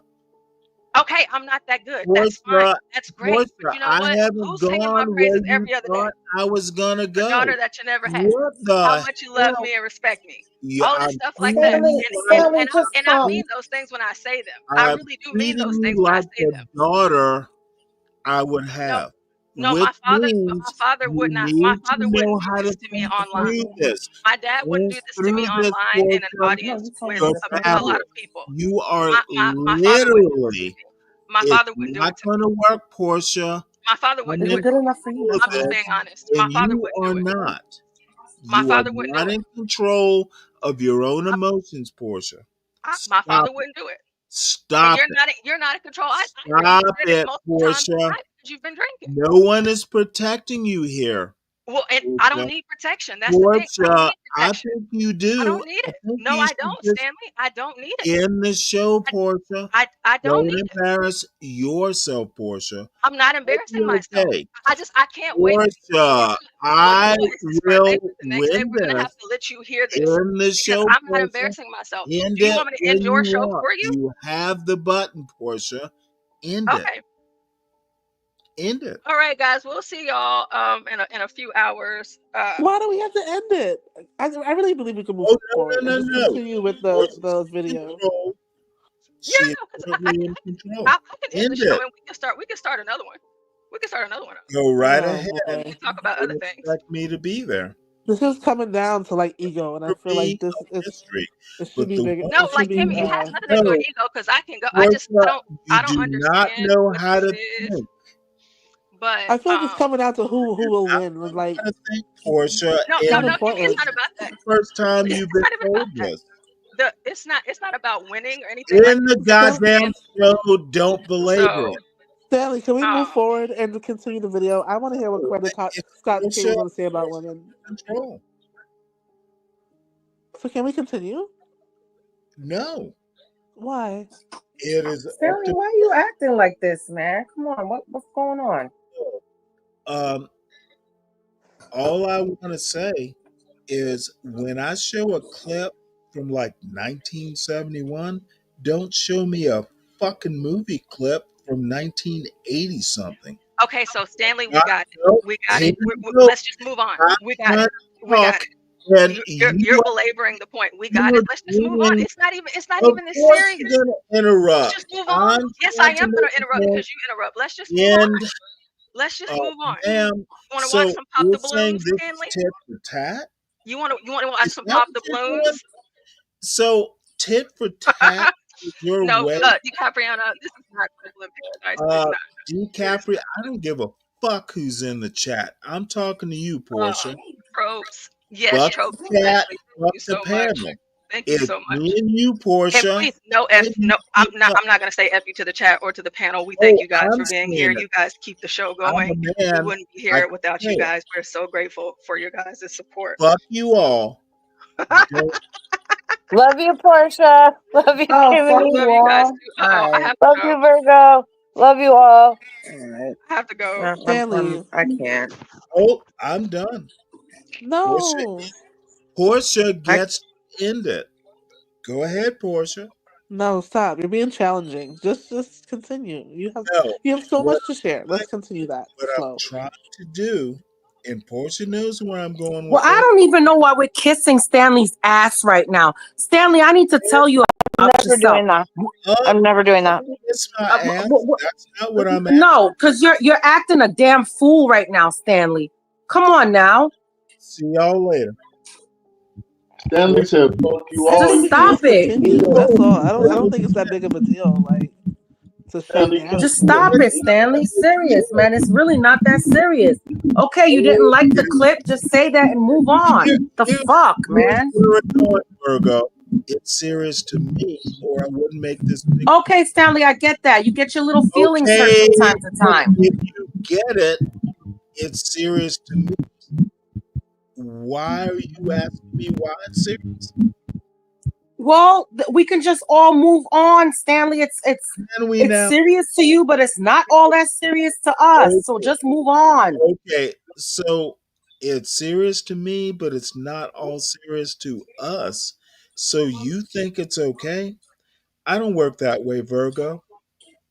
And you should know this. Well, Stanley, with you being belligerent right now, Oh, I don't know what else to say. am I belligerent? All I'm saying is that one moment shouldn't ruin everything. Yeah, You because are going I off the don't, I handle, will Stanley. not Come on go. now. You are, and especially at Portia, and you know she's in the hospital, and how much she She's in does the for you hospital. and the channel and You know everybody. what? Like, come on, Let me put it to you At this way, Portia, Jewel. Stanley. Jewel, Portia should know she's in the hospital, not me. Wow. Wow. Okay, Okay. All right, this is the all right, most guys. I'll talk No, to I y'all was wonderful. just later. I saying can't wow. take This this I didn't shit. know she was most in the This hospital. is Hugs and fucking wonderful. love, ridiculous. I'm Virgo. going to This bed. is silly. Okay. This Love is you, girl. I don't like. Portia should know she's in a hospital, not me. I'm not there. And if you can't figure out how to think, not my problem. My whole thing is like not we, because I'm not really in it, but it's okay to move past moments. That's all I'm saying. It It is doesn't have to okay become to this like pass moments, but what I'm trying to battle say royale. is I have enough black negativity on this channel. When I'm trying to watch something that is literally historic, I don't need it goddamn stopped and compared with Pootie Tang or I got you. whatever 80s movie y'all think, and not you specifically or people on this I get panel, what but you're saying. motherfucker, how about have some respect for people? And I don't I this channel is rife with anti-blackness. Y'all don't even understand the fucking history, yet you can laugh and make jokes. It is disrespectful. And the funny thing is it's disrespectful to your own roots. I hear a whole lot about it's But dumb. a lot of the anti-blackness that happens on this, I mean, you're right. It does happen a lot on this Oh no, no, channel, no, and I no. think It is self-destructive, if not wait, just self-hatred. but that's what I was gonna say. I was gonna say it comes from hate. Like all I hear when people talk about the anti-blackness is how rejected they felt and how like. Okay, well, some of the people we venerate on this channel are the worst at it. Well, that's what I was gonna say, but I try not to say anything because. Yes, ma'am. No, you go ahead. But yeah, I definitely agree that like it comes from a place of like them feeling rejected in life and them feeling less than in life because of their issues with their blackness. But then they try to put it out there like it's Well, a problem yes, for ma'am. everyone. You know what? And I get a lot of comments. No, motherfucker. Yeah, I'm pro-black because I'm And not. I do think a lot of what we misconstrue is just people being negative gets turned into a black No, issue it's when it's worse just a than that. negative person. And I They're not say negative we. because they're black. They're negative because they're negative. No, you know. I literally had to leave a show today because you know, look, and it's well known. I had to have this fuss last night. Um, I was tired because the night before I'd gone on for 12 hours. So, I take a couple hour nap and there's like body cam videos of, all this fucking there's a they know I have been very specific to certain people in this chat about what I want to be associated with. And, body cam videos of like black hoes, stealing from Walmart. No. If it's on Stanley versus the World, in the show and put it on your own fucking show. I'm trying to be a little bit more Understood. positive. And the most interesting part of this is motherfucker, and it's a general motherfucker. I'm kind of talking into the ether. I have seen success. Understood. I have been success. My parents were successes. It is not rare in my neck of the woods. And if y'all fucking grew up in Neither am some. I, and I always stand on that. No, I'm not But talking again, about you, Kim. I'm not talking about. I'm relating to you. I'm just relating to you. Like I get a lot of what you're saying, and a lot of what Yeah, goes on it's on not. this channel with blackness. I don't really get it, and I say that a lot. I'm I very vocal get about that. people thinking be brave is right, and this motherfucker can't. This dude is such a failure. He calls himself a failure, but I hear be brave is right. Motherfucker, no, he's not. I don't know enough about what he talks about to even have a Well, I conversation. do. So, all I'm saying is that if I have to be ejected from this goddamn channel because I have a different orientation, I'm not showing body cam videos.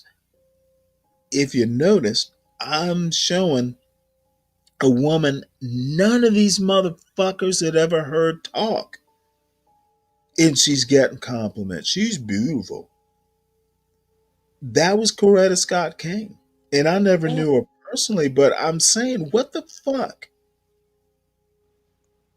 Y'all don't know this shit? It's the first time in your fucking lives. It is not my problem that your families were fucked up and you didn't know this shit. Half the motherfuckers can't read a book or pronounce a word right on this panel. But yet, I get fussed at. Do better, is my point. Or you become so old, black culture, and we have motherfuckers, you're part of tomorrow's show, if it happens at all, is we are the people who we critique. Half these motherfuckers can't pronounce the words they read online, but yet they want to criticize black people from 70, 50 years ago. You're really going to talk about Martin Luther King? Motherfucker, and half of the people who call him, you know, whatever they call him, couldn't even read the books he did. And if they did, they would mispronounce the words. It's bullshit. It's disrespectful. And you know what? Have your goddamn space. But when I fucking come in here and tell 12th man, fuck you. When I tell Solid Snake, get the fuck off my panel, it's from a place of motherfucker, why do I have to deal with this? It's not funny. And you can tolerate it, but you need to understand what you're tolerating. And I'm never sure on this channel that people actually understand they're as fucked up as the shit they criticize. At least I think they know. know. I think they know. That's why they criticize it. And Kim, No. you're one of the more optimistic people I know. I honestly think that they don't. I I know honestly I'm not shitty though. I know I'm not shitty. So how about that? mentioned who said you was fucked up? You're I doing can't a wait till you stop talking so I can you're tell doing you a understand, bro. like I'm talking about you. I'm not. I don't. I'm just adding it into the mix because there's a lot of negativity swirling around right now. And I know there's a lot of good people out there with good hearts and souls, and there are some dumb motherfuckers who want to stir the shit pot, but most people are good. Most people have good hearts, and I Well, think we need to focus on that. most Yeah, but people I are think it's a ignorant. lot. It is a lot of like hatred and bitterness, and I Okay, be wondering let me why. put it But to you I this don't way. know. Everyone knows Stanley start. said, fuck the Yeah, panel. well, hold on one Never second. talked like that before, Stanley, and I have a bone to pick on you when you're done. Hold, if you give me one sec. I don't like extremes, and I don't tolerate fools gladly. Period. If you're going to make a point or pretend you have a point, you better come correct. Period. And my patience is done. It was done last night, and if I had, dude, tossed me off the channel, I don't give a fuck. But the bottom line is my rule. I'm tired of suffering fools gladly. You will get a correction, and it might not be polite. Fuck you if you don't like it. But you better goddamn know your shit. So that's it. And you know what? If I get tossed off the John Gall channel, okay. But I will not deal with idiots. I'm done with it. I've tried to fucking fix problems, and it is resistant. I literally want to do something my way.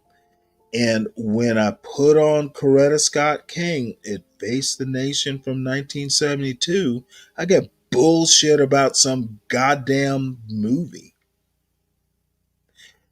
Don't get it, but fuck y'all. Couldn't even wait till the end of it. Listen to the whole thing and then comment. You gotta motherfucking do it from a preconceived notion. Ooh, Coretta Scott King. Well, I gotta put some fucking movie quote. Yeah, brilliant. That's black excellence. And I'm done. Crown? Oh, I'm sorry, Kim, because you were first. Oh no. I think Crown should go. He's been really patient. Kick my ass, Crown. Okay, I need you to mute yourself, Stan. Why? But I don't I'll. want to talk to you. You know I'm gonna speak to you. Now I want to. Well, why would I? Because I don't want you to interrupt me. Because I'm gonna say something. I really mean it. And this. Alrighty. Just First, you know I can. yeah. Okay. First of all, I just want to say this. Um, Personal things that I don't have anything to do with. Um, It's nobody's business, especially when it comes to um, someone that you're with and creating something um, for the masses of people. Um, I can't say you disrespected Portia or whatever, but I feel that you owe more of a gratitude um, as Stanley. I ain't gonna say as no elder. Um, Maybe sometimes people are slow at what um, your brain speed is. Um, Most times you have to really articulate yourself to um, to let people understand who you really are. But someone like Portia, met Portia on the other channel. She always has been a sweet person, very comical, very humorous, very lovable. Someone that if I saw her on the street, someone was trying to do some, you know, to her, I'll put it up there, and I'll fight for her. I think she's a very God spirited person. Um, and I feel that Stanley, maybe you've seen her you know, in a way that she thought it was different. I don't think she really ever meant to disrespect you in no way. I cannot feel that at all. And I Yet don't I listen, felt listen, listen, listen, disrespect. listen, listen, listen, listen, listen. You might not see it as that, but I don't think she took it no notion to upset you or anybody. It was just um, something that most don't even understand about. Um, a lot of people have never seen that, Seen what? the Coretta Scott thing. And I'm gonna Yeah, say, listen. yeah. If I'm gonna most say haven't most of that seen because that, my so daddy you and my can. mom and them was there at this time. Hold on, and I know everything that Martin Luther King said in his speech. My father Okay, was speaking. it's irrelevant to my point, Brown Reese. If you Listen, I'm haven't getting there. seen I'm getting there, something, Stanley. I'm getting there, Stanley. do it quicker. I want you to hear me. I can hear you, whether you go quick or not. I All I'm saying understand. is, if you Listen, haven't I seen understand you're something, fast, but people are behind. They don't understand, so you have to be in a way that everybody can understand you, Stanley. If you're going faster than everybody else, the people behind you are slow and really don't understand what's going on. I probably think I'm the most person that come up here even get your own attention because you know I know. And I'm gonna say this: no one here on this channel, no one wants to see you go anywhere. Is not capable of you doing that. You're glued to this. You have to understand. You have to not say dumb yourself down, but you have to give the to understand what everybody else is saying. It's unfair for you to know more and not come back and share it with people, Stanley. the hell are you talking about? They're books. Learn Listen, more. I understand that, but give a nigga a book, he ain't gonna read it. Oh my God. So that's why you talk so I much think and what why you Clarice is drinking your saying. beer so much. Thing I've heard all day. Listen, I told I you get it. before, and we talked. When I came up here, the first thing I said, I'm glad that you're going to be positive. You're going to bring. I said this, brother. You know I said this. I said that I want to see you do something different, and it's the change that's coming. That's why you are the way you are, because change is coming for you to do something different. You called and you put it in the atmosphere. I'm talking to you about it right now. So you have to adapt to that and bring everybody else in to understand what's going on with you, not cuss nobody out. You know And the you are who you are. And I tell understand that. That's tell cool. you. But you're not that person, Stanley. You are the most lovablest person you can ever want to meet. And I understand, and I know this. I've been on this damn challenge years with you. So I know you're not that type of person to do that. Clarice, Something can I else ask is you a going on question? and triggered you. But you, Stanley, a lot of people have love for you and it's Can I ask you a real. question, No Clarice? matter how much it comes at you, it's love all day long. Can I ask you a question, Clarice, about what you're Yeah. saying? Do you think that in that moment Stanley missed an opportunity for it to be like a teachable moment versus like a let me pop off moment? Like, because I feel like that's what Very, you're alluding to. yes. Like, that could have been an opportunity to teach in a different way, even though it was a little off topic of what he was shown in the moment, instead of like. But to Stanley's point, I really don't know what happened yesterday. I wasn't here. It's because there was like spillover from yesterday. I guess he's made these requests before and he felt like it wasn't being honored. But you're saying that as someone who's leading, right, you got to bring people along on a journey. And sometimes you're going to have these like teachable moments to say, look, this is out of place because of this. And I think at some point Stanley did try to do that, but I think when he did try to do it, at that point it was already like really hidden. And I think it was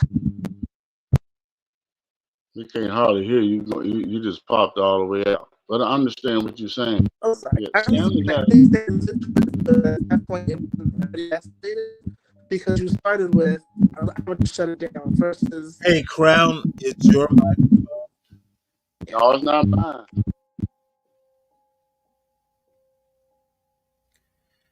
Crown, it's your microphone. Yeah, I think it is. This is some feedback. Well, it'll be like me.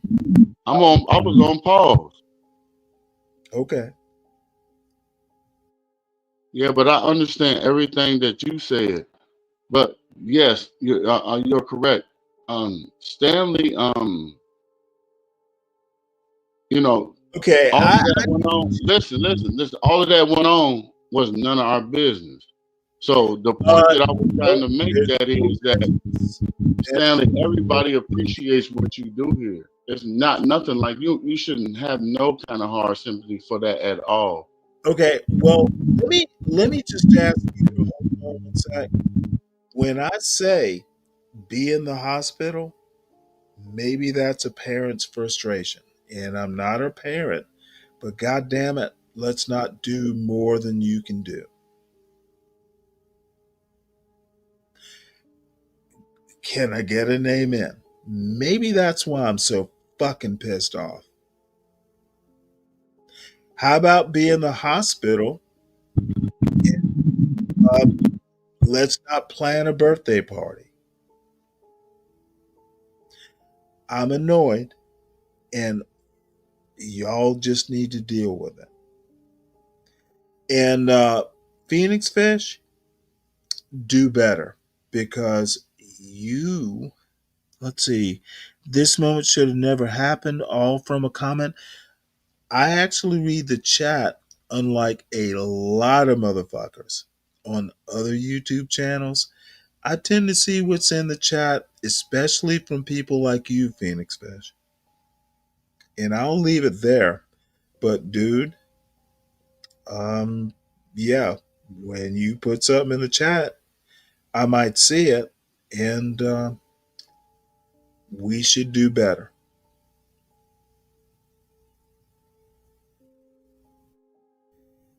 Anything else?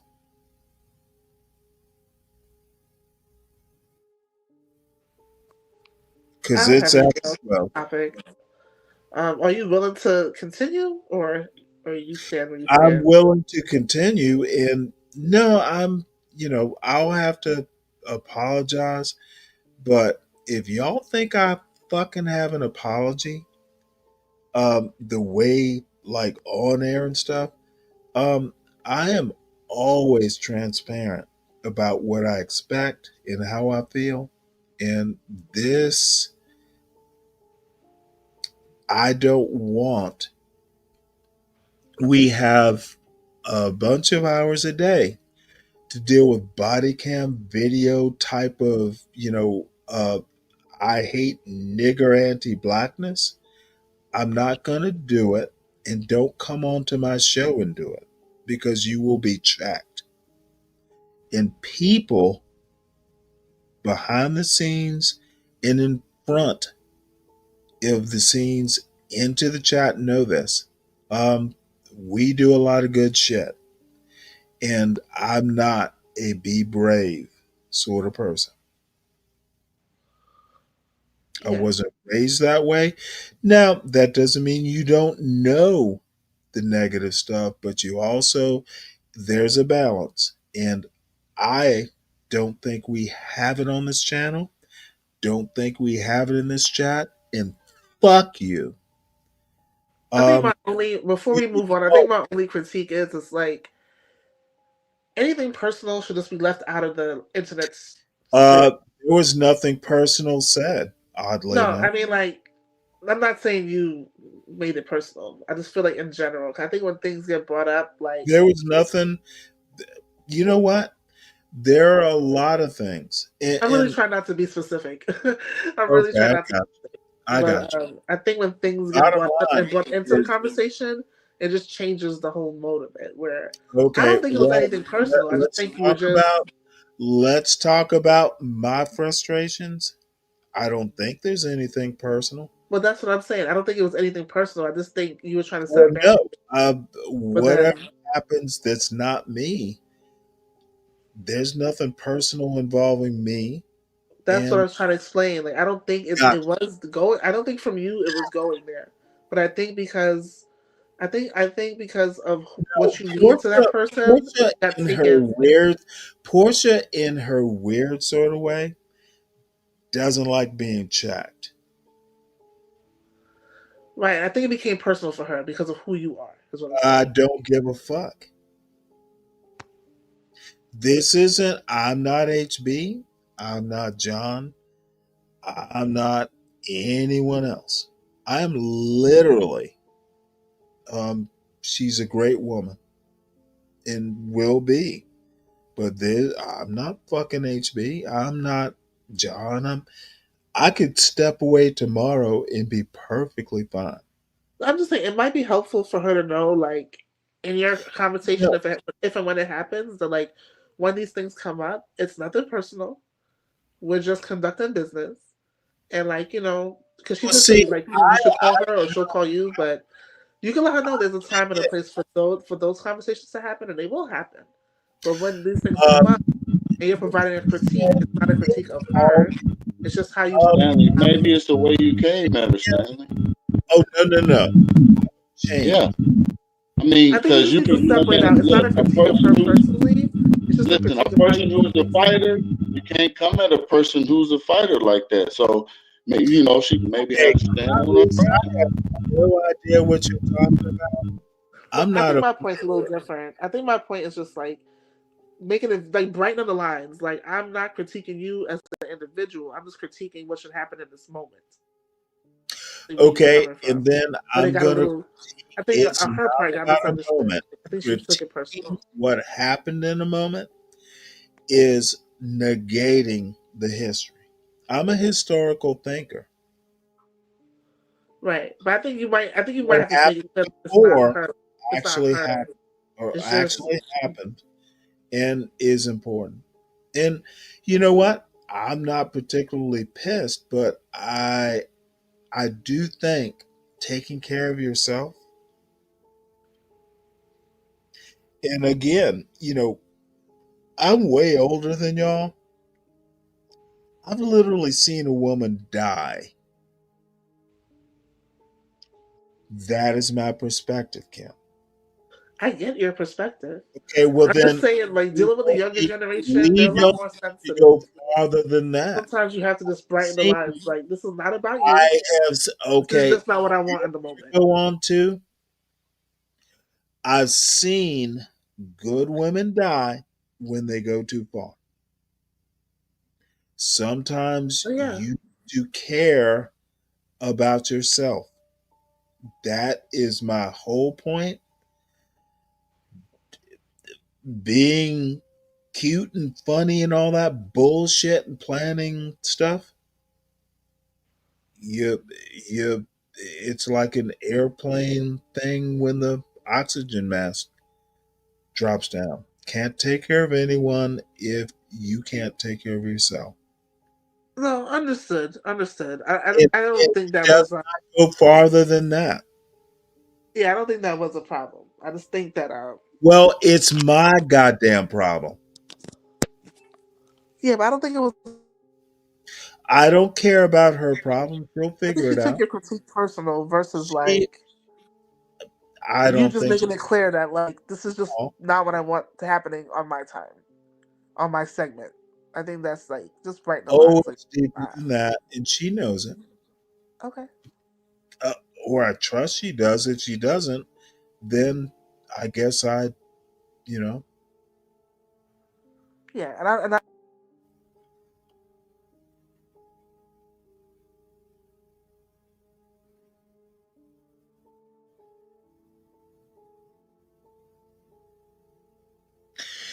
yeah. Lindy, if you have something to lend, perfectly fine. Um, be dumb and get cursed at. Or don't be dumb. Make a salient point and think before you speak. Yeah, the motherfucking Socratic gloves are off now, folks. If you come up here, think before you speak. I'm sure if your parents were worth a shit, they probably told you that once or twice. If they didn't, then guess I'll be your parent.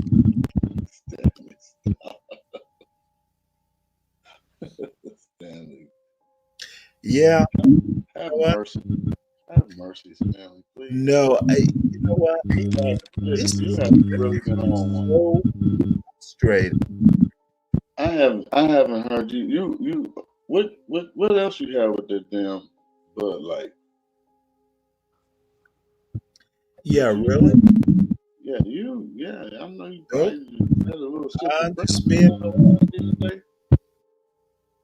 Oh, just Bud Light. You. How many you done drank already? You drank 16 ounces, or you got the can? 16 ounces. On a 16 Monday. ounces. Well, Philly's retired. He can do shit like Oh, that. wait, hold it. I don't have anything. You Yeah, I just still realized rolling? that. You Now, still rolling from I yesterday? also have to understand is I had this show planned out. That's the other. I have also said my show is planned out. I don't just come up here and just go, oh, hey, it's planned out. They're like, I literally asked permission to come up here and do this show. I asked if the time slot was okay. And, I'm not just some motherfucker who hops up here and just does what he does. And it's loosely planned, but it is planned. It's not like I interrupted and came up here.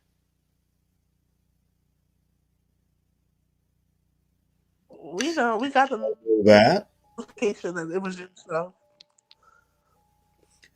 I'm sorry, I Just didn't saying. hear it. I said we know. We got the notification that it was definitely your show. We know. No, no, no, no. It was my show. Isn't the point, Kim? Okay. It was planned So out. that's your out. And don't mind the little diversions and all this stuff, but um no, I don't think I don't think things are being understood. If you can't fuck come up here and present a decent argument why you want to put some weird comment in the chat about something that's playing on the actual channel.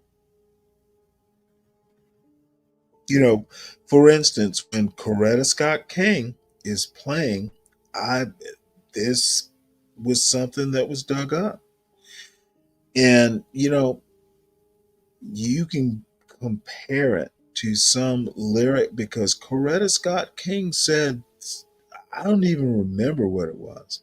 But then, oh, I heard that before, so I'm going to put uh, whatever the movie was and make a joke about it. Disrespectful. So he Unacceptable. make, so No, Stanley, you make it sound like you got no, arms no, around that. I don't That's have how, that kind of sense. It's a huh? different about Reese, different show. It is a different show. All that gone or gone trucking, I tend to take what I fucking do on this channel, at least relatively seriously. Folks, behind the scenes know this. It was not appreciated. I understand what you're saying now. Now you got and all I'm saying is when I go and I actually think about what I'm planning, how I want to do shit, that clip wasn't just something that popped up and I decided to put it up. I literally had the tabs planned out. But I Black don't think. black So you men, think it was done on purpose? as well as I do, bro. Black men can plan. And it's not how I want it to be. And you know what? When I make up or say something random, you don't fucking stand there and tell me, dude, I planned it. Everyone knew what I was doing. There you go with If that you critical got a thinking. pithy, if you got a pithy Right here. comment, if you got a pithy comment and you're on the panel, make the goddamn pithy comment to me.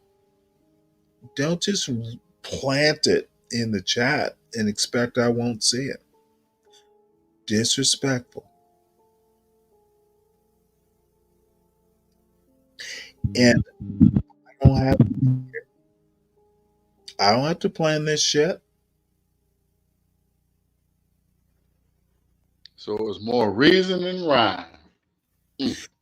No, it is more I just need to leave this space. Y'all are out of control. Be anti. You have to create your own space in the control because everybody's listening to you, Stanley. So you have to be I don't creative. Yeah. But like I said, you ask for change. Maybe that's what's coming. But it don't have to go anywhere. It can still stay where you are gravitated to. We'll see. And Russia actually does manage this channel. So, let's give her props. She can run it the way she wants to. But John Golf channel. She brings a link in with you. And as far as HB comes at the same thing, as well. It's a whole link. We're I can say this. I can say this.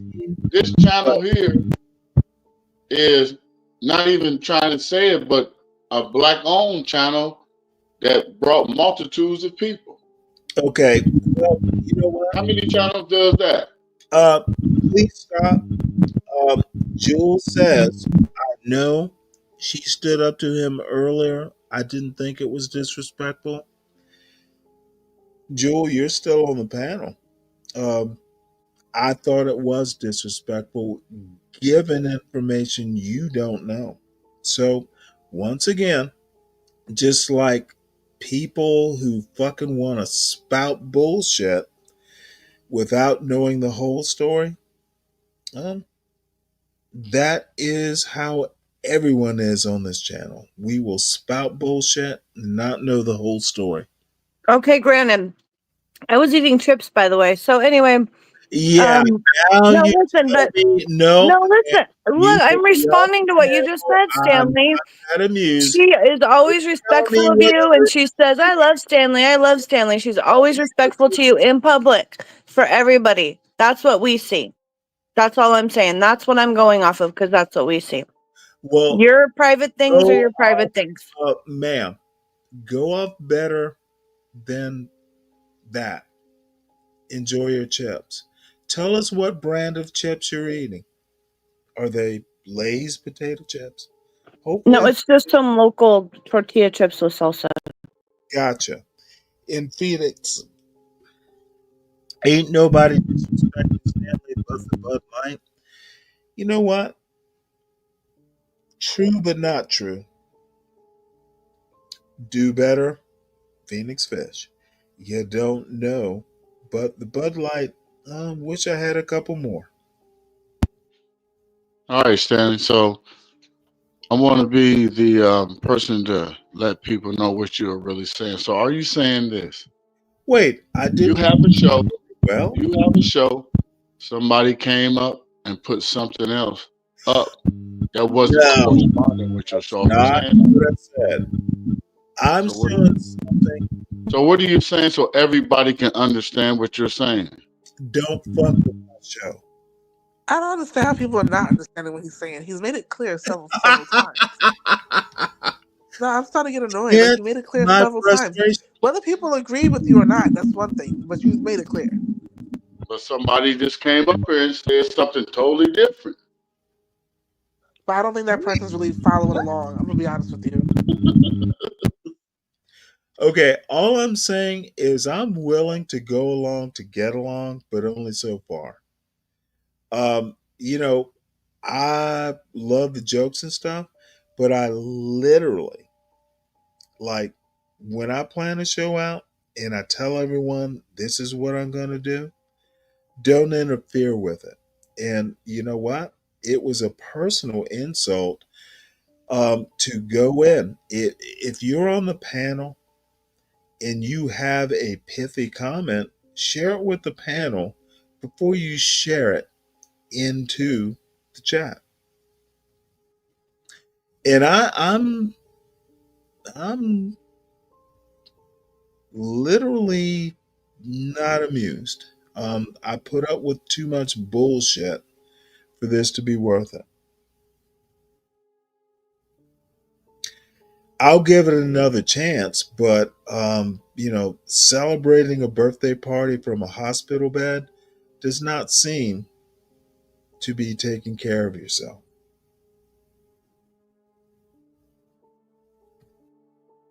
Yeah, but in life, Stanley, people live and learn, and we all had to learn, right? You learned, I learned, and everybody will learn in their own way, in Well, their the own time. wonderful thing is, That's the journey of life.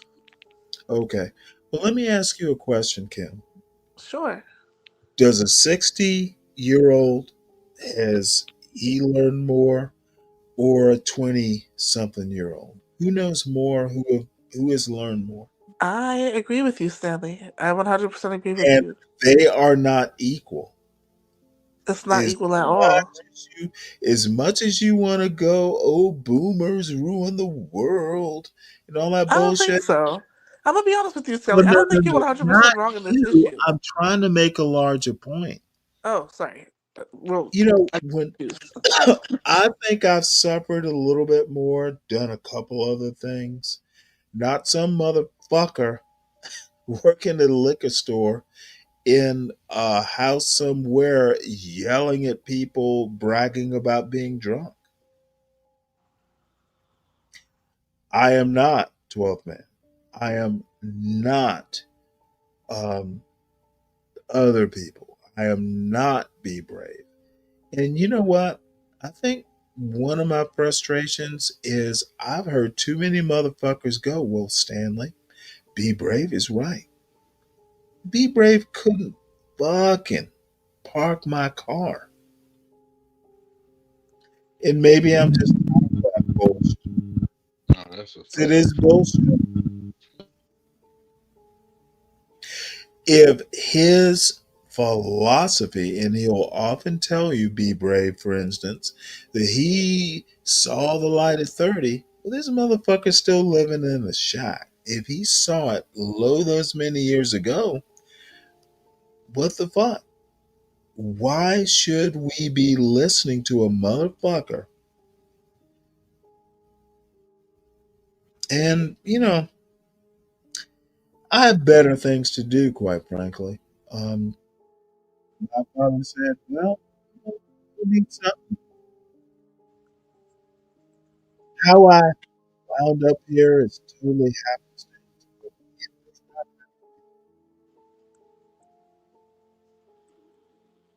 Um, I love the people here, lo- love the folks on the panel, but you know what? I don't have to put up with this bullshit. Um, Yeah. Better folks. And don't expect me to support your dysfunction or toxicity. If you think that, black women are just fucking just like they can't get shit right, they're masculine and all this bullshit I hear. If you think black men, none of them can get a job and they're all baby daddies, y'all are fucked up. I've I seen think better. I think a lot of what you're saying, Stanley, is just going over people's heads, And it's one of those things, and I'm Right. sorry to say it Why because is it going over wait, there? wait, can I I just just, finish real quick? well, I think it's ma'am, just one of those things because it happens to me where you say things and do things in a way that's like what Primary said. It's before people are able to catch up to it. Because I'm reading these comments and I'm like, people are just not understanding. They think it's alcohol. Have you seen the movie? Like they're missing the whole point. They're oh my missing the lord, entire point. But that's dude, because that's the level of consciousness they're operating at, and there's nothing you can really do about that. I literally cooked a whole dinner. I got a whole fucking dinner I could eat for one. And I know it's weird to say that, but motherfucker, I haven't been in bed all day. I do shit. Stanley, start making people think like you thinking. God damn it, let's get the class going. Stop bitching about I think him is actually said something that's it. You need to stop bitching, Stanley, and get the class going and let everybody be on the same page you on. I'm wasting my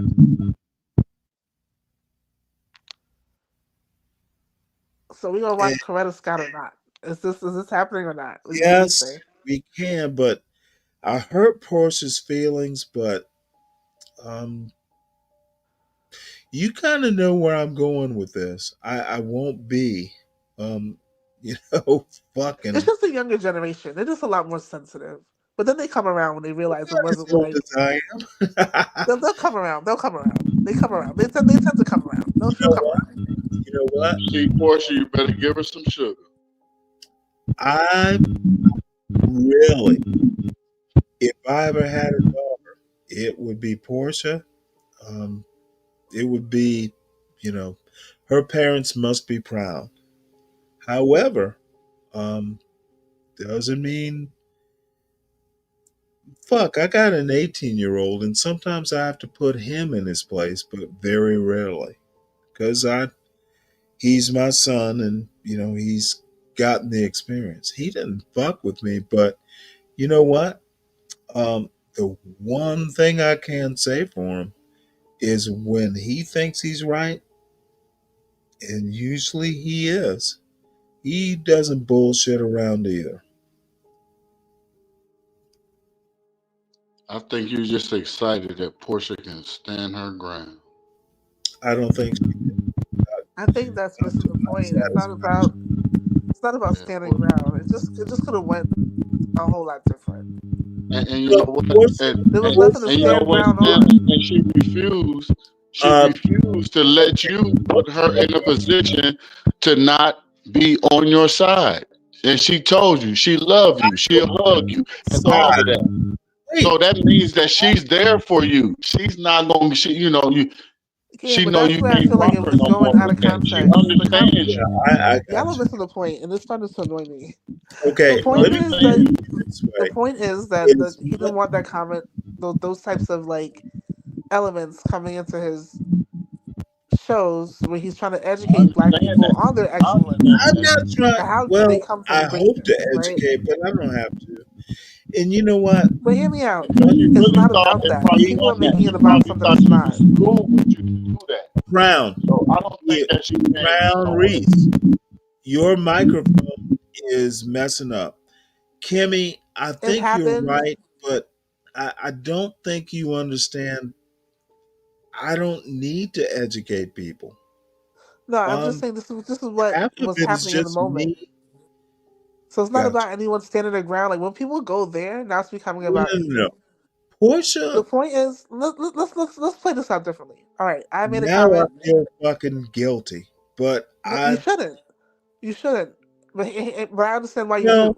I might have hurt Portia's feelings, but she'll survive.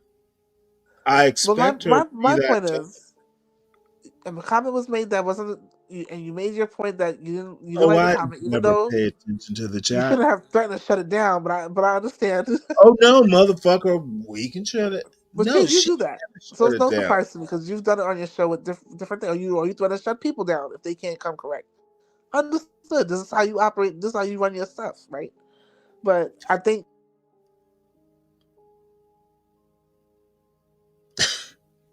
Look, again, um, there is this isn't something I have to do. I enjoy it. I really, I got a son somewhere where I thought he should be. There's been, a couple things that have happened in my life, but um, when I say I don't give a fuck, I actually don't.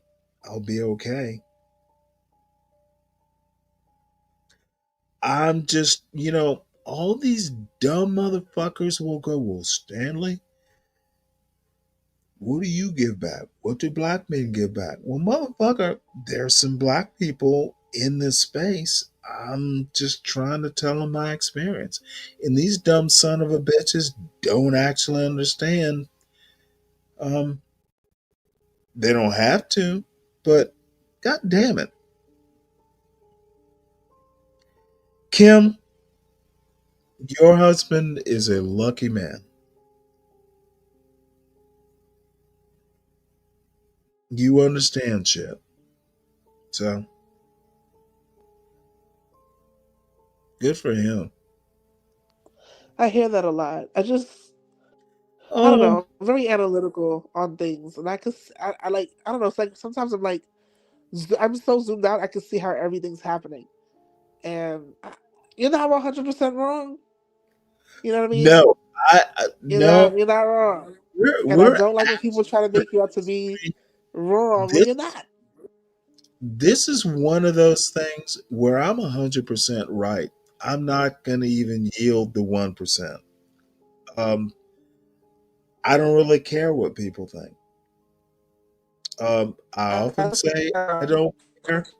I often say I don't If care. I could say anything, you're just dealing with Yes. someone from a different generation, and in their generation, they do things different. They operate a little differently. You know what I mean? Well, then they need to look. If you can't read a book or pronounce a word,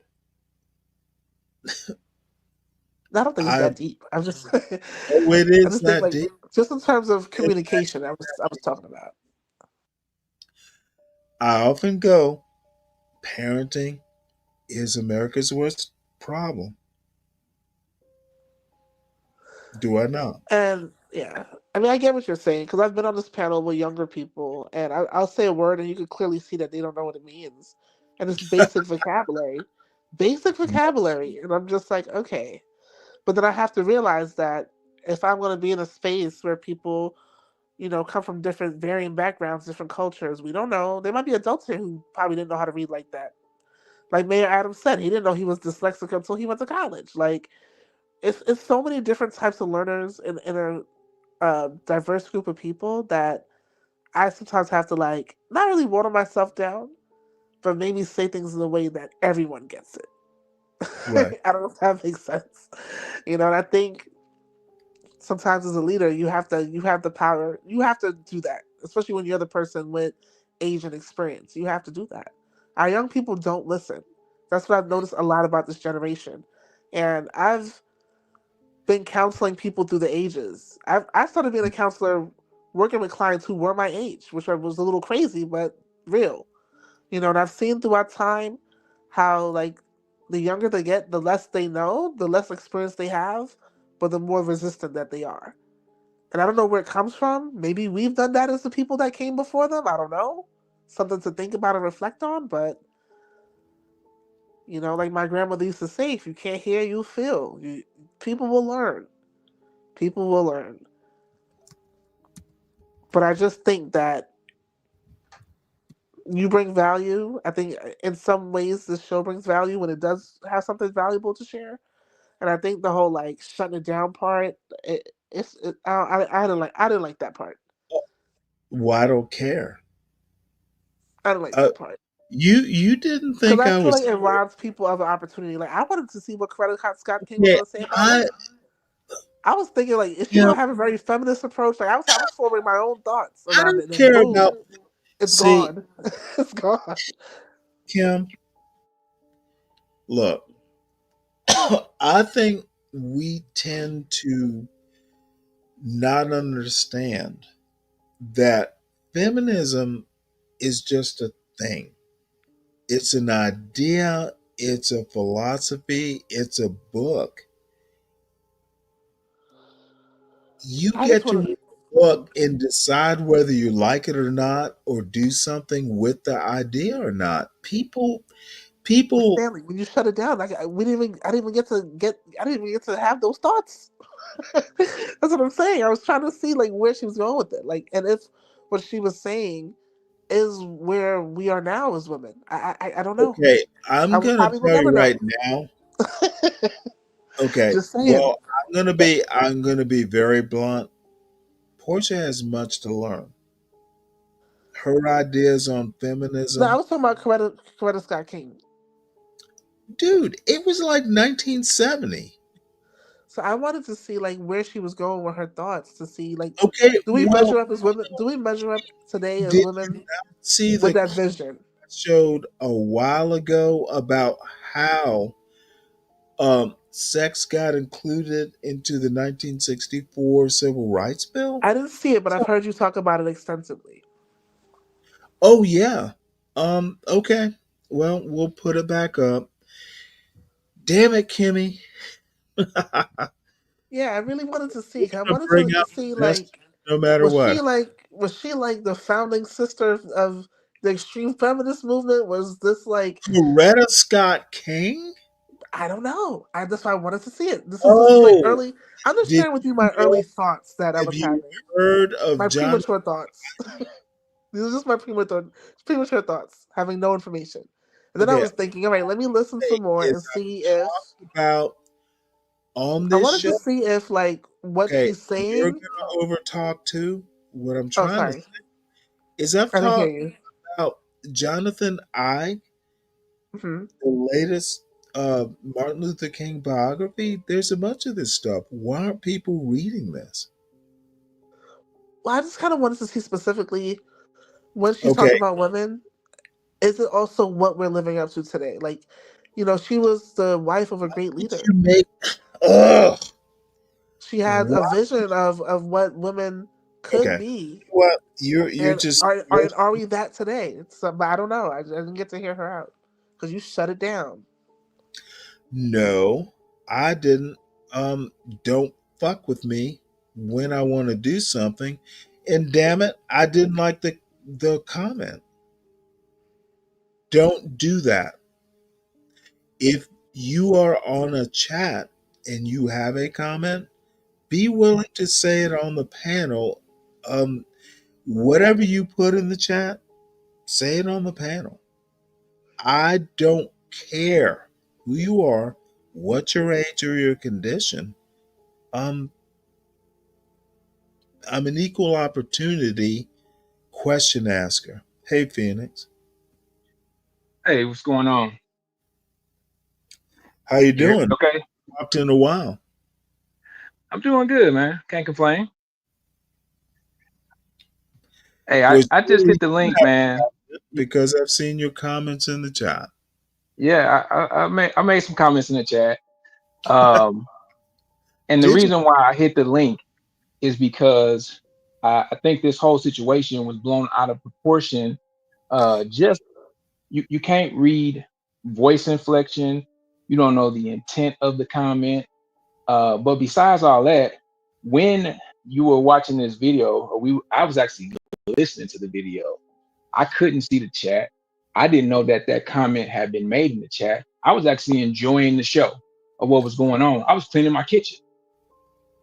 So I guess my point in saying all of that, I think this thing went way too far over a comment in the chat.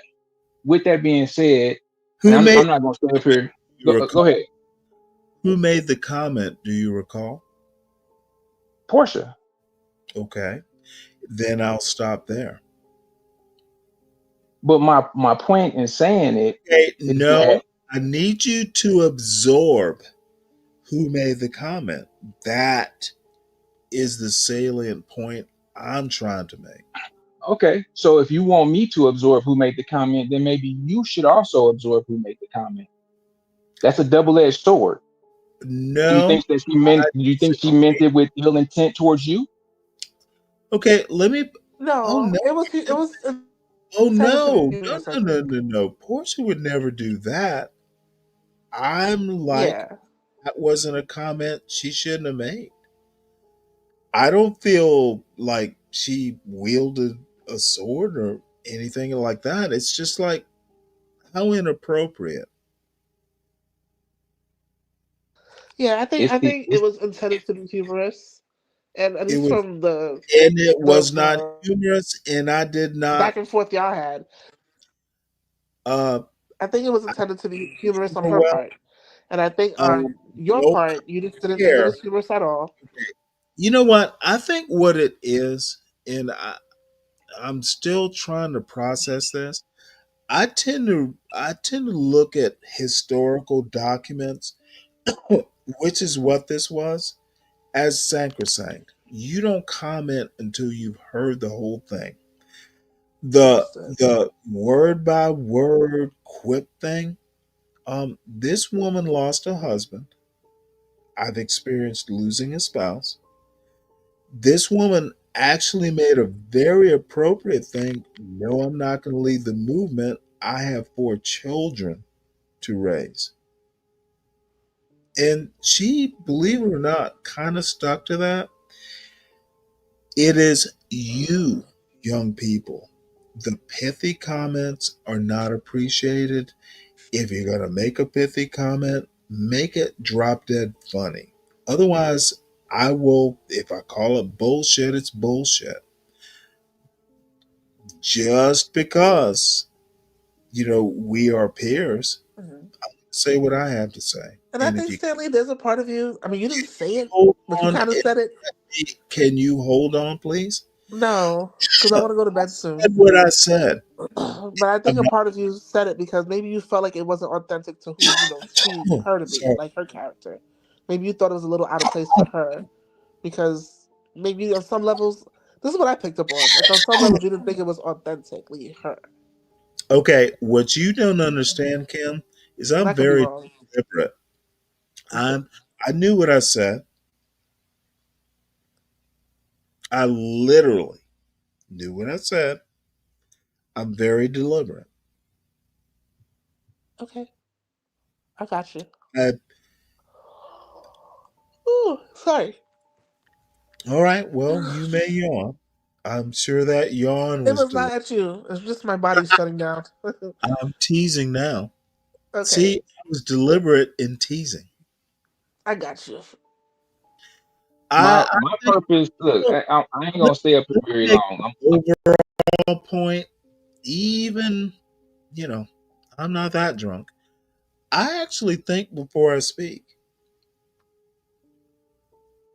Young people should try it. So Hey, I'm not gonna stay up here very long. I just want to make a quick point.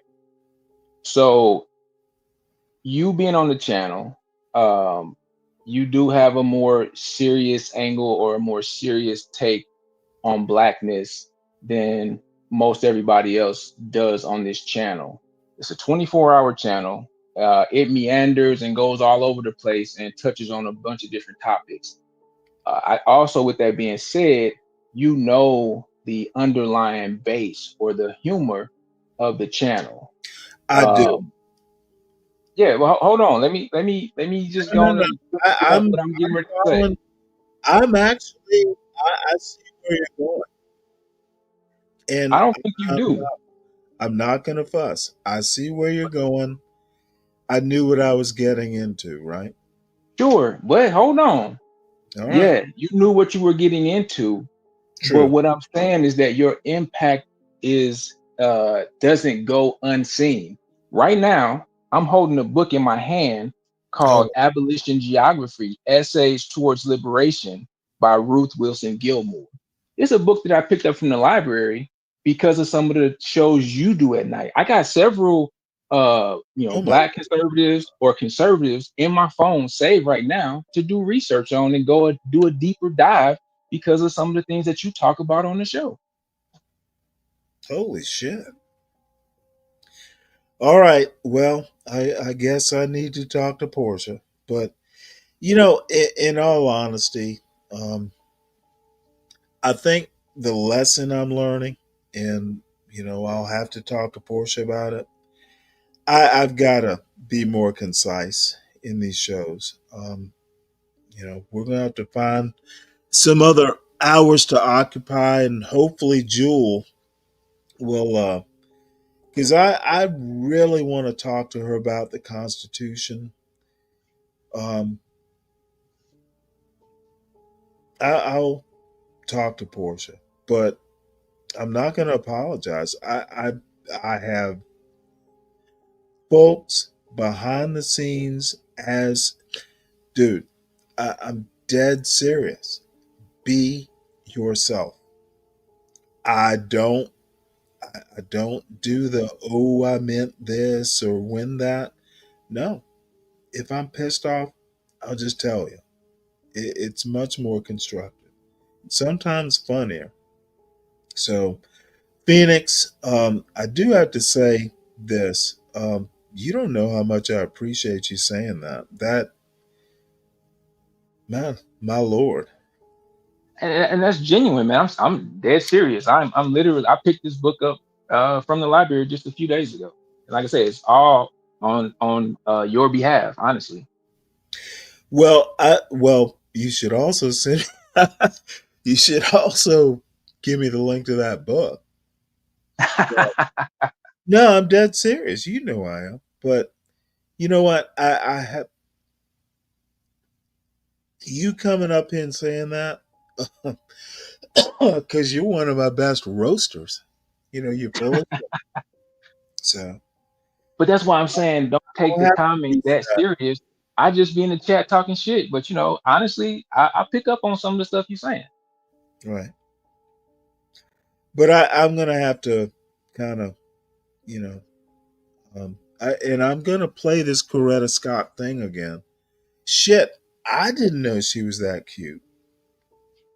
And no disrespect to Coretta Scott King, but man, I'm from Georgia. Um, you know, first time I've ever seen this.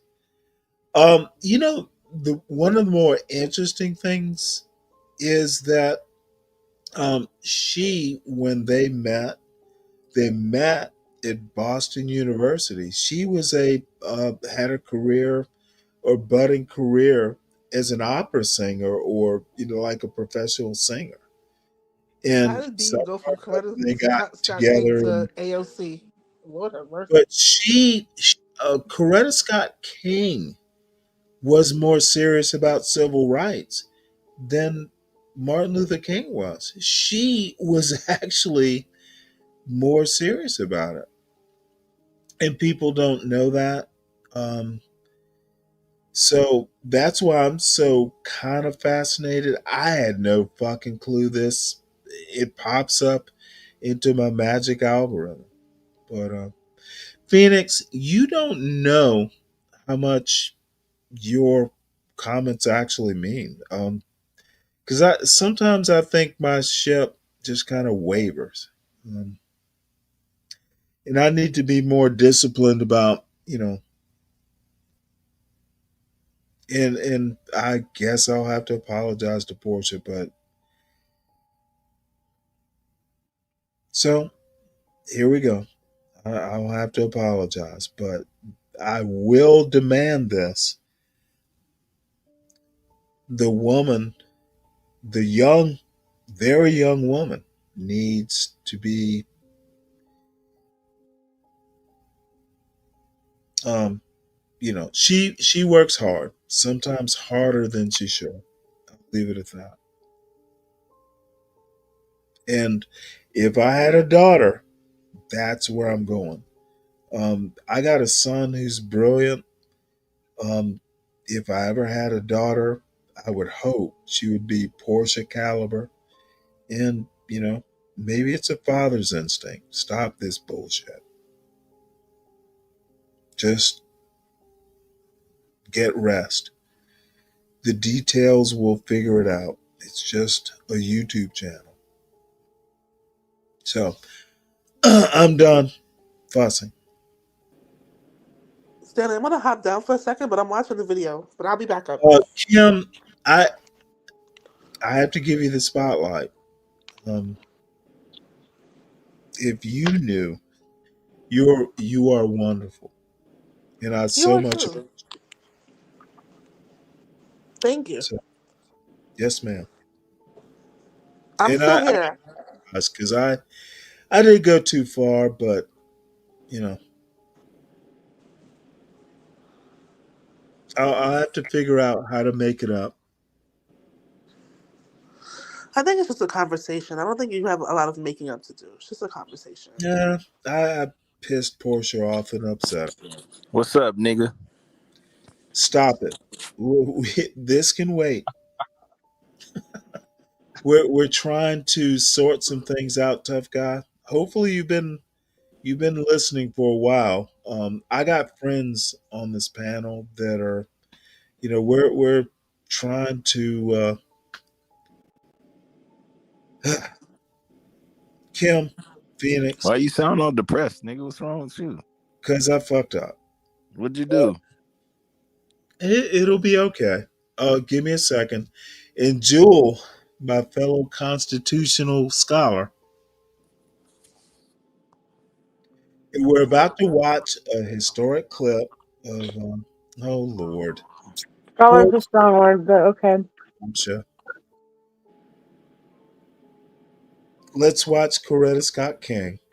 Um, Tough guy, please listen and not comment. And Portia, I truly apologize. I snapped. So, but we'll figure it out. You snapped that Porsche? Well, not snap. What'd you say to Porsche, nigga? Um, I don't recall. Just that you know, it's not something. You know HB will Well, hunt you down for if you mess with Porsche. I'm sorry. What? HB will It hunt you wasn't. down. It wasn't that kind of snap, son. Oh, okay. Yeah, because he got mad at me once when I just mentioned her Okay. name. No, it wasn't. It wasn't tough guy level.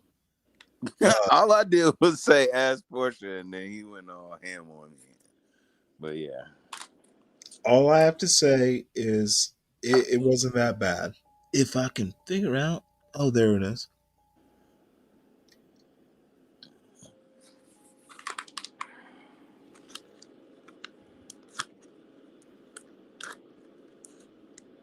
Now my question is, do I need to start over or can we continue? Do you believe that what they I said about believe Martin Luther King? that Coretta Scott King was a great woman. How about that? Do you And believe what they hold said your about Martin Luther comments, King? hold your comments till after. Can we do that? You Sky? you can't answer my question, Nope, Stan. not right now. And Okay, okay, Stan. good. The fact that so many women have this tremendous responsibility of caring for the family and not having the means with which to do it. I will continue to support them. I will continue to participate in peace demonstrations as I have done in the past. Now that the book is written and in sort of out of your system and you're free from that particular work, are you planning to step up your activities? Will you take some kind of leadership position?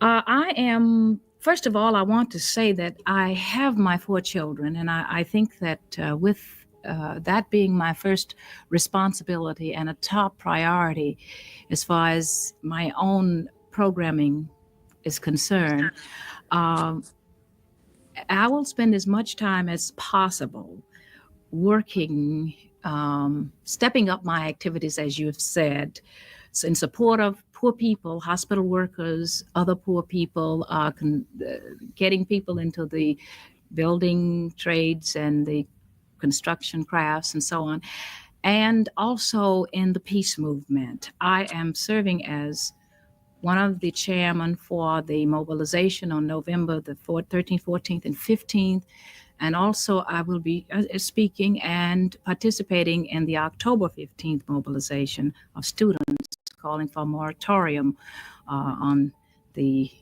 Vietnam War. Mrs. King, we've been told that after you finished your book, that there was the possibility that you and Mrs. Robert F. Kennedy might form a women's peace organization. Is that likely? Well, at the moment, there is no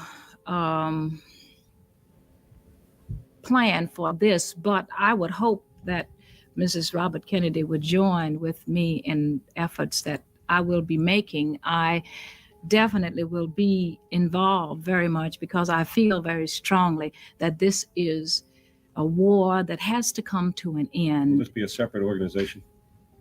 I am not involved in organizing anything separate at the moment, but I would hope to appeal to all women because I think women have a special role to play because the war affects them more poignantly than almost any other group. Their children, their sons, their husbands, and bringing up your family, you have a responsibility, I think, to instill in your children a sense of values. And one of the things that I think we are taught in a Christian democratic nation is that you do not kill other people. You know, I think the moral issue is a very strong one with me.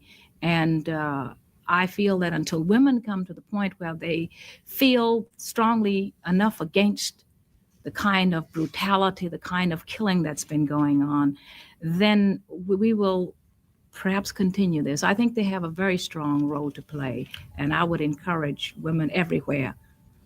Mrs. King, in a recent press conference, South Carolina Senator Strom Thurmond said that for the first time now in modern history, the South has a voice in Washington, and that voice is being heard. Senator Thurmond was speaking of himself. You are a Southerner. Does Senator Thurmond speak for you, and what kind of influence do you think he has in Washington? Well, he most certainly doesn't speak for me, and I would say that he doesn't speak for the other Black people that millions of Black people throughout this nation. And I would hope that white people, many white people of goodwill, he's not speaking for. I think there's no question that the good senator has quite an influence in Washington. And I believe that we are feeling the effects of this in the policy of the present administration. I would like to say that when Mr. Nixon spoke about two extremes, it seems to me that a president of the United States cannot afford to take a position of a middle ground. You are saying in a sense, that you don't believe in following the Constitution and the Bill of Rights, that you don't believe in integration. I think the two administrations before that I've been involved with certainly made it clear that this is not the policy, that integration is the law of the land, and this is what we believe in. And when you say you are going to take a middle ground, I think this really leaves the way clear for people to come and say, we're not going to comply. And I think he is obligated, it seems to me, to this nation to take a strong moral position on this question. There's no middle ground between right and wrong. There's no middle ground between integration and segregation. Do you give him any points for perhaps cooling off the white backlash in certain segments of the country? You know, we've had a long cooling off period. And I think that in all fairness, I think we've had long enough. I think, what about these other people, the Black people and the other minorities at this point? I think it's time. Well, I only ask because, Mrs. King, as you know, it's very popular these days to talk about the worries of polarization of the nation. Is that a worry to you, or do you think that this is a good way of, or at least a way of achieving what you think should be achieved? Well, I think what has happened is that the polarization Hey, Crown.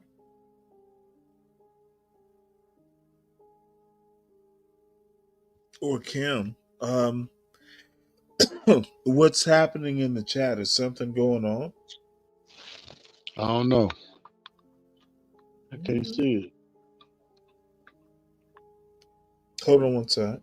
Well, you guys apologized. You and Portia apologized to each other, and so that was a sweet moment. We did? Well, I mean, well, you kind of apologized on the air, and then Portia apologized too in the chat. So, yeah, Well, you should look at it. I apologized in the chat, but um, What I no. told you to do from the first stuff, Some, right? When I I'm came sorry. up here, What? that's the first thing I told you to do, right? You did, Yes, sir. but all right. Well, you were right, but I hope I made my point. And quite frankly, one of these shows is going to be called Phoenix Fish.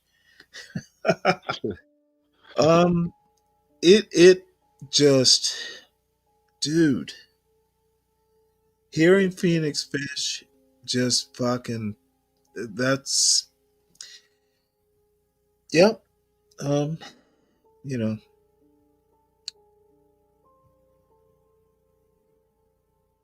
I love y'all too, but Told you, Stanley got a purpose, you and did. it comes out. Everybody gonna come up and say it, and it's for real, and it's not bogus at all. So you're gonna get the real when it comes to that. No, you know what? The problem is I need to be better. So Well, it happens, you know. Like you said, we learn something new every day. So that you is got it. true. Well, let's finish Miss King. And to be honest, once again, I literally now I know I've heard her like when she was older, like in the 80s. I had no clue. Um, I had no clue. She is um a thing, well spoken, just not so bad. Not the ogre that black conservatives have made her out to be. And I have further comments, but not so much about her. But anyway. Has been encouraged because of the policy of this administration. Of course, I think there was this tendency before this administration came into office, but I think that it has been encouraged, and this administration is continuing to encourage this polarization. And I think that it's so important at this point, if this nation is going to be a nation which really can set an example to, and we pride ourselves in being the kind that, we believe in all of these things. We believe in love and justice and mercy. We believe in brotherhood. But we have not practiced this. And I think that there is just, at this time in our history, it's just shameful that we cannot come to the point where we as a nation, that we will not tolerate any form of injustice, any form of inequality, and that all people right now must have the basic rights of life, liberty, and equality. Mrs. King, in view of what you've just said and the failure of the dream to be realized at present, I found remarkable in your book the lack of very much unpleasant commentary about individuals or events. You mentioned several places in your book the role played by the Federal Bureau of Investigation in preventing disorder and protecting your husband's life at times of extreme crisis. Were you ever aware that at least certain agents of the FBI were spreading scurrilous stories about your husband among newsmen and others?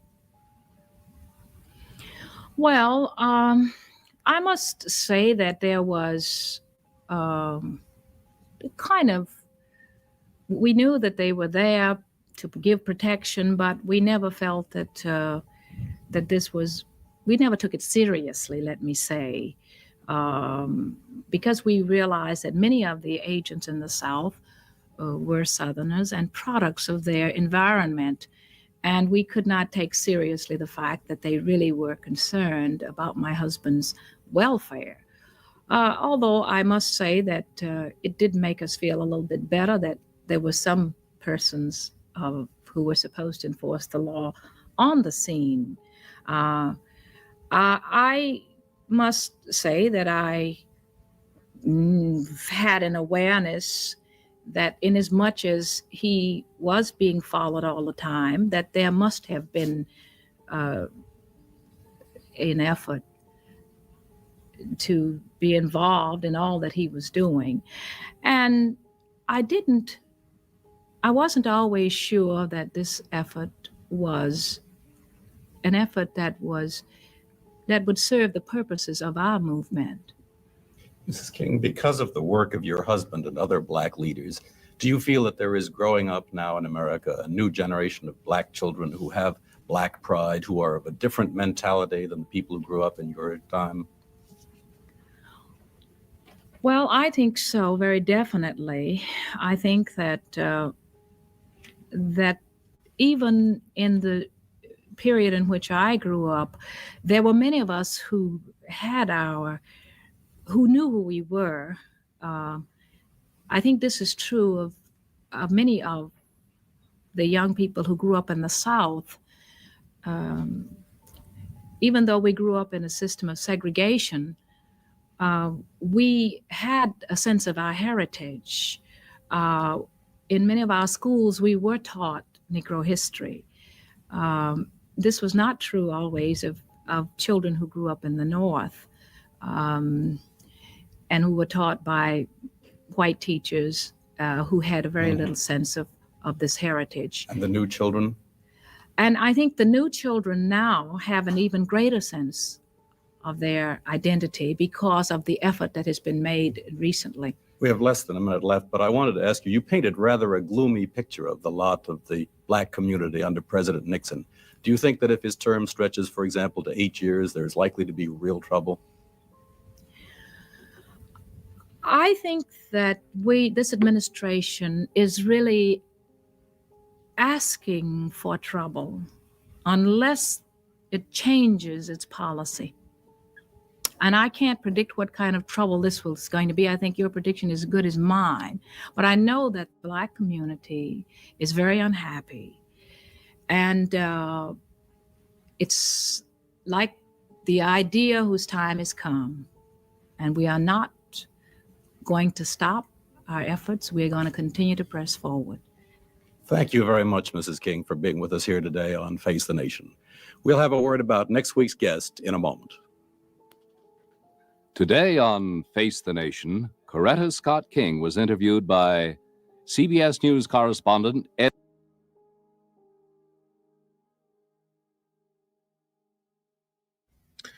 Well, we didn't get taken down.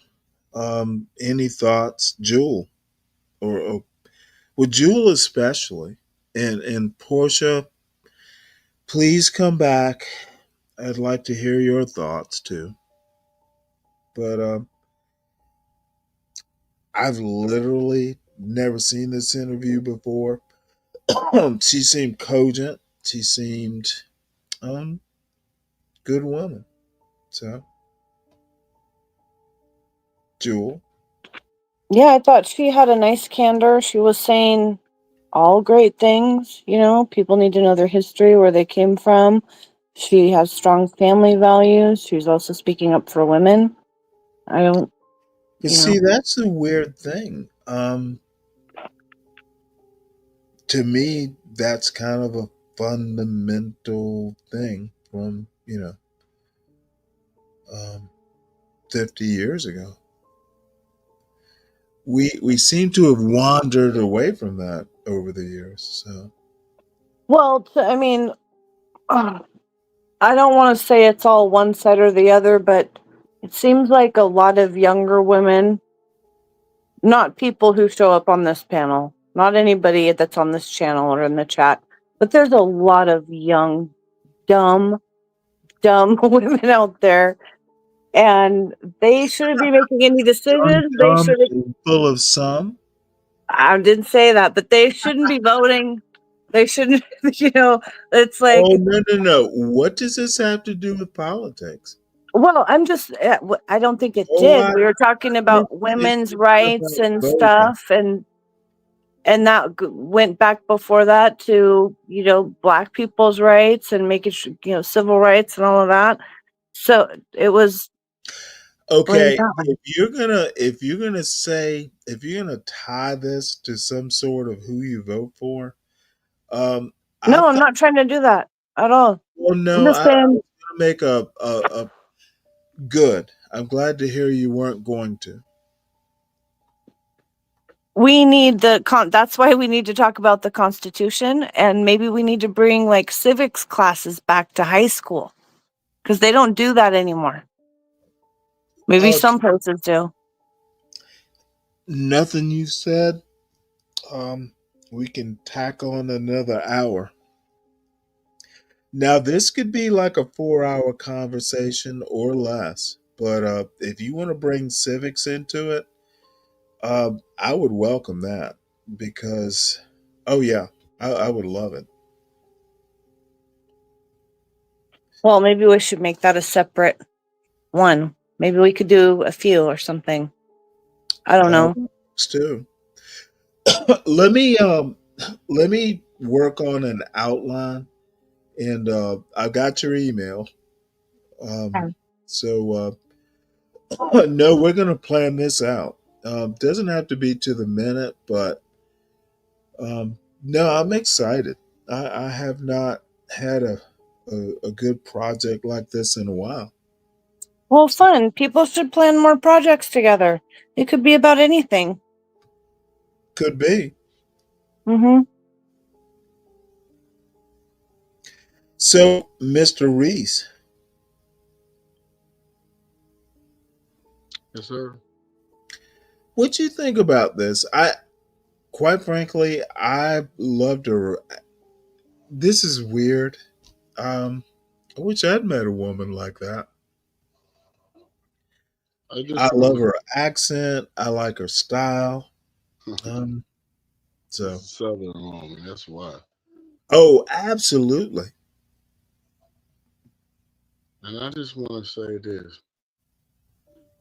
Um, Around about this time, I was partially almost coming into life to be born. But I just don't understand how a woman can collaborate the same exact people that assassinated her husband. I just don't know. It just baffles me. Well, you think the people on the panel were collaborating? Oh, the FBI. Oh, here we go. All right. Isn't that what she was referring to? Was more like the FBI? Well, I'm just saying, just you know, her Yeah. husband was assassinated, and the first thing I hear somebody say, "Oh, she was up there talking about women's rights." Man, fuck somebody's rights. What's wrong with your husband? Why was your husband murdered? And at this time, it was not even concealed that what really happened to him. We know what happened to him now. What really happened? No, I'm very curious. Yeah, that's a different conversation. Okay. One you're not Everybody willing that to have now. well, I'm gonna just put it like this: Martin Luther King, Malcolm X. Well, Malcolm X was first. Malcolm X, Martin Luther King, the Black Panthers. Seem like all the same people have the coexistence of the same people who was involved. And to hear a lady just get on TV and the same people that talk in her face, say so many things about what she needs to do and what rally she's doing, and they just killed her husband, Dude, she was surviving. a black man. They killed a black Yeah, man, took I him away from saw a his couple kids, of those moments. and they took a black man and took him away from his kids. I'm gonna tell you what my grandmama said that she would not do, and she is a black woman with a black husband. They've been married for 64 years, and she would never get on no white man's TV because the people then they was killing us like it was crazy, and she would never get on there and talk about nobody's rights. It'd be about her family's rights, about why these people didn't kill her husband, and that's white Well, folk. here is where I'm gonna cut you off. Um, Coretta Scott King chose differently.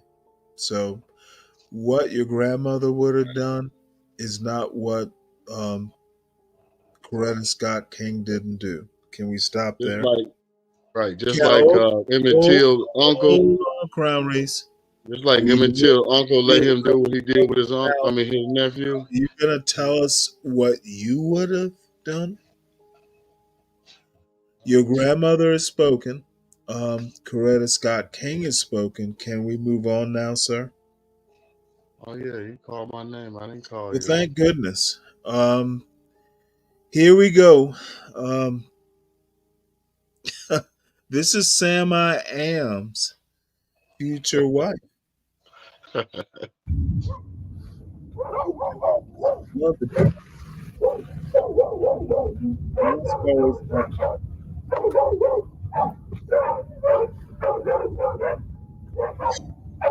In fact,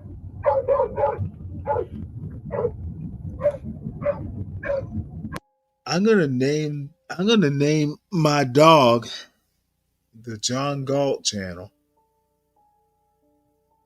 Channel for short.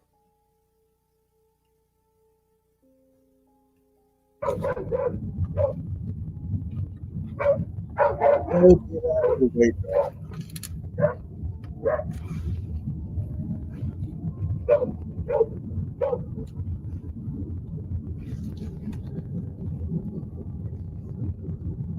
Oh, that dog's out.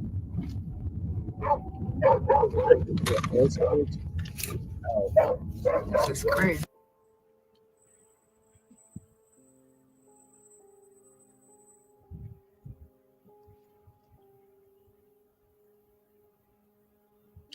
You know the funny thing, it isn't even cold.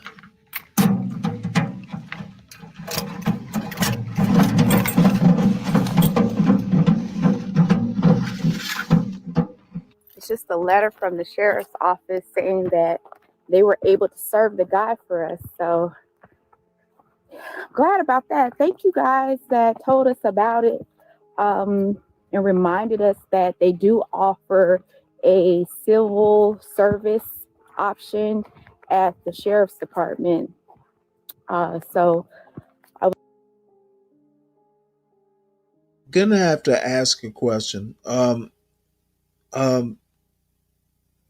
Jewel, you meant um, Coretta Scott King took it to women's rights? Yeah, like towards the end of what she was talking about, she went into Do women's you rights. recall Like, what she said?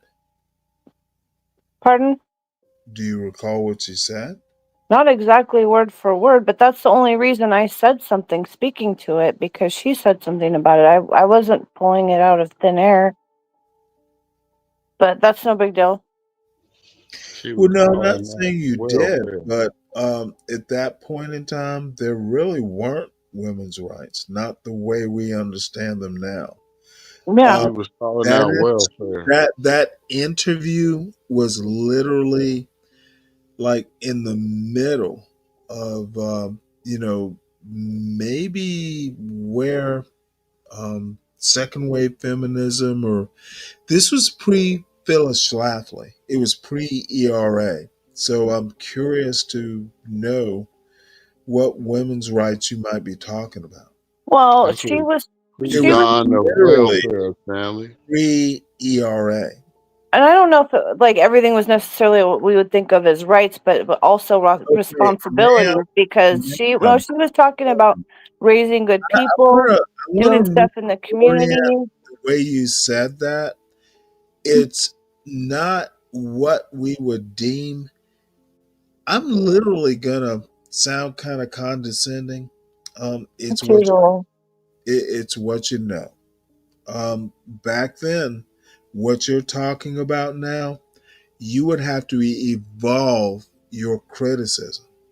Okay, what you're talking about now about women's rights, that's not what she was talking about because it was pre what you're talking about.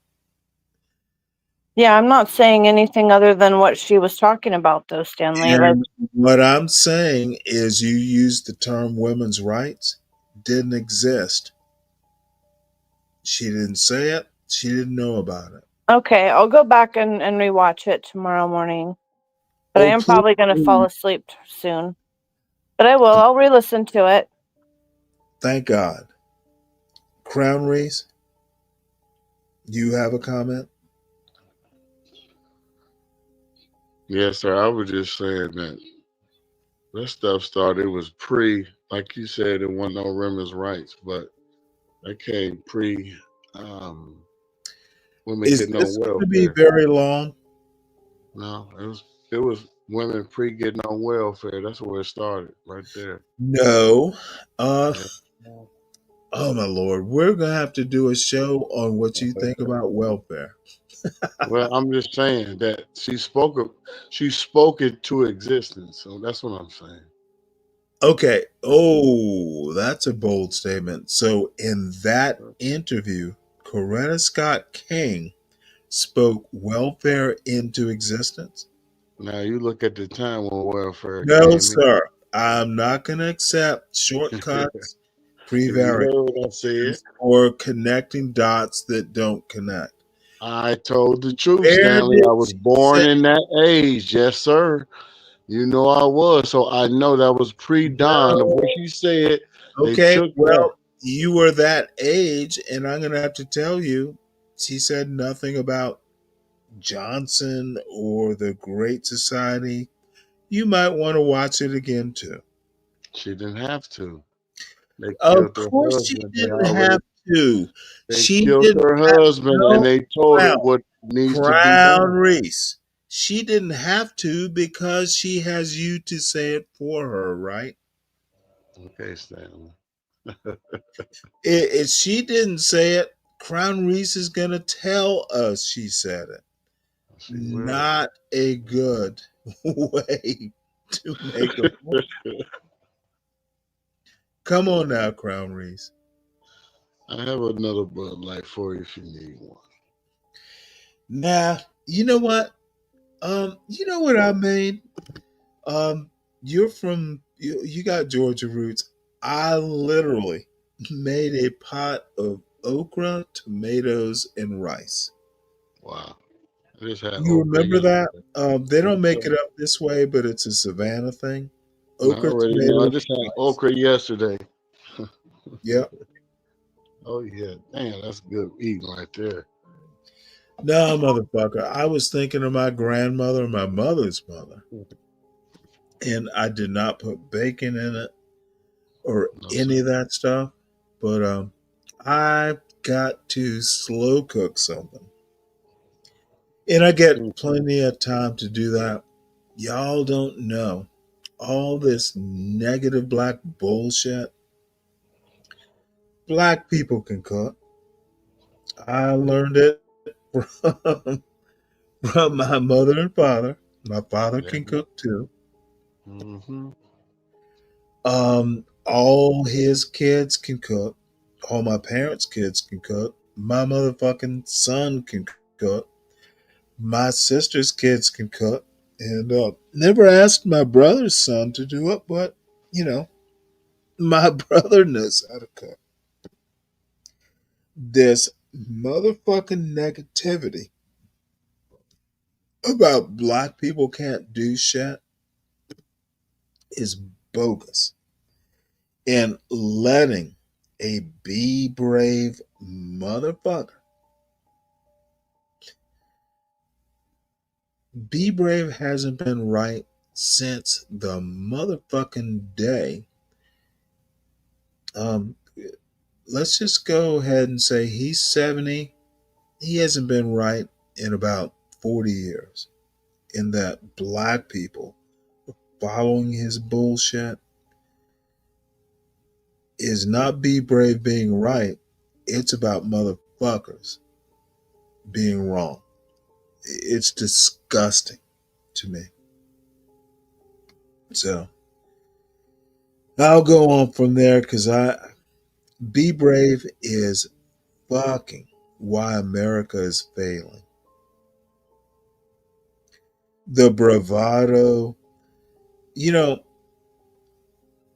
be brave if he has ancestors.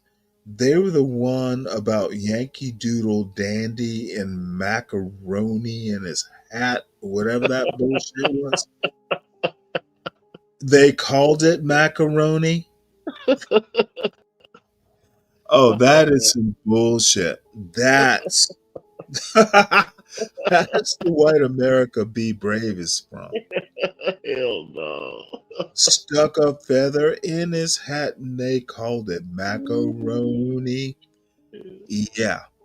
Way A down yonder. macaroni a macaroni hat with a feather in it.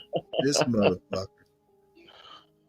I'm goddamn tired of this be brave mediocrity that black people the this is oh be brave stuck a feather in his ass and shat macaroni.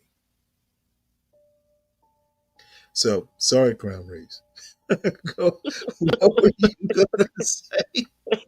Damn, that was harsh. Oh motherfucker, I should be harsher. Oh my god. Fucking what be brave got you uptight. Well, let's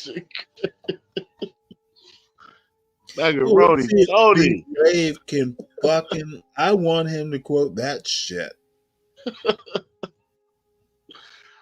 Macaroni Tony.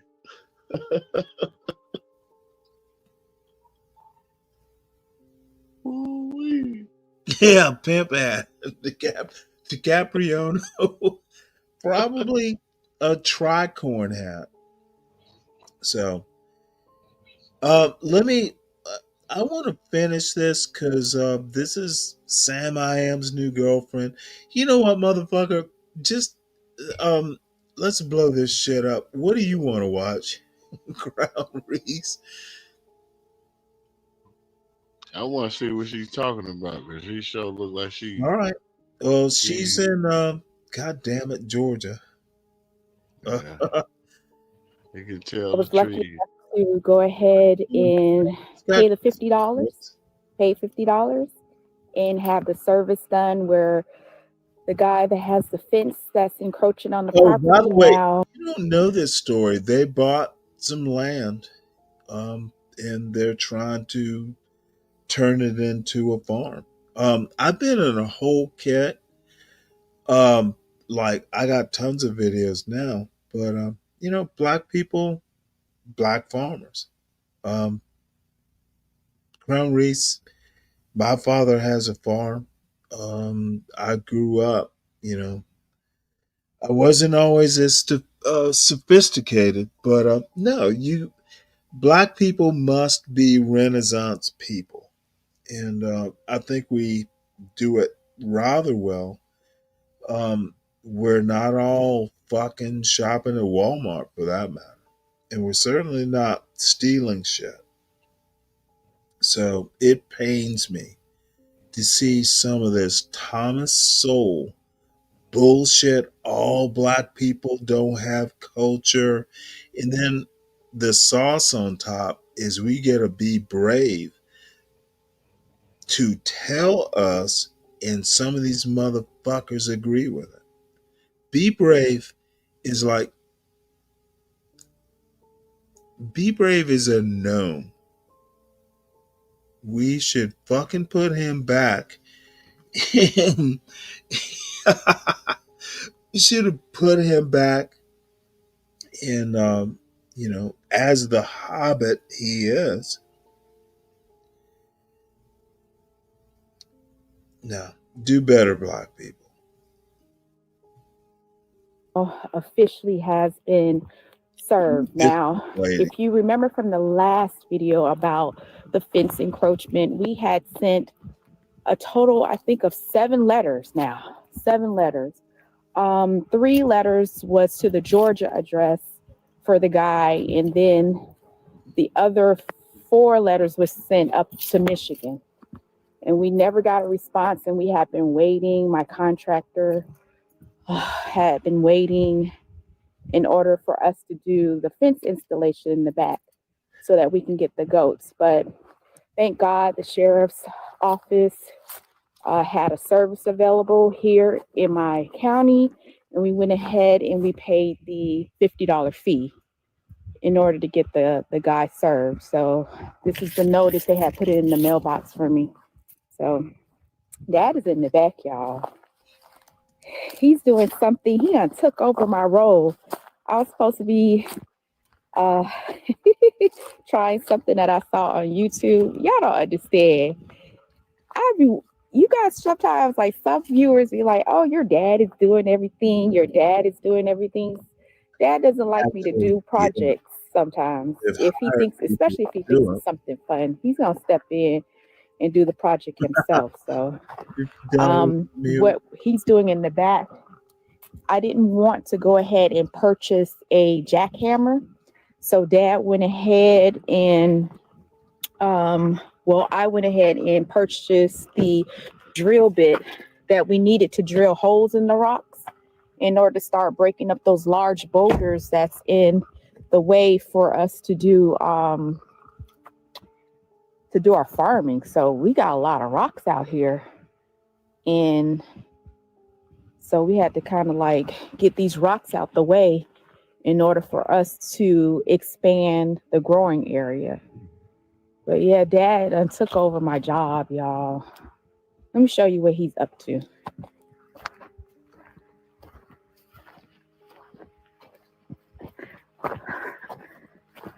Dad be taking over my work.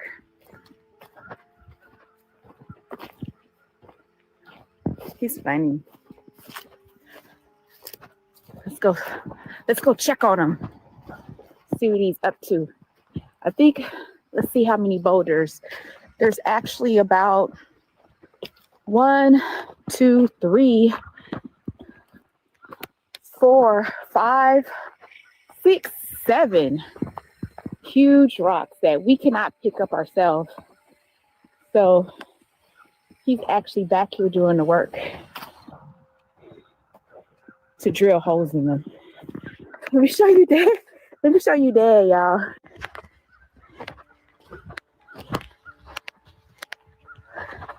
Dad, what you got going on, Dad? Get ready to break these rocks up. Get the wedges. I got the hills in here. Get the wedges. Put them in each one of these right here. Get that sledgehammer. Hit it. Uh-huh. Yeah. And it should cause cracks. Yep. Just like it. Yep. That's what it's supposed to do. Okay. It takes time.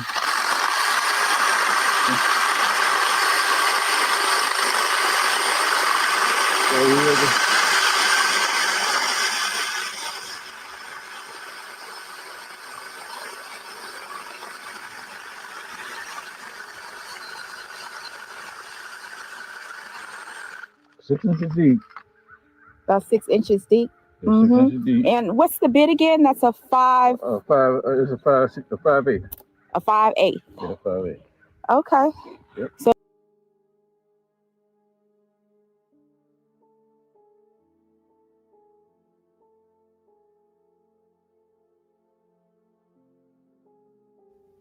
Sorry about that, folks.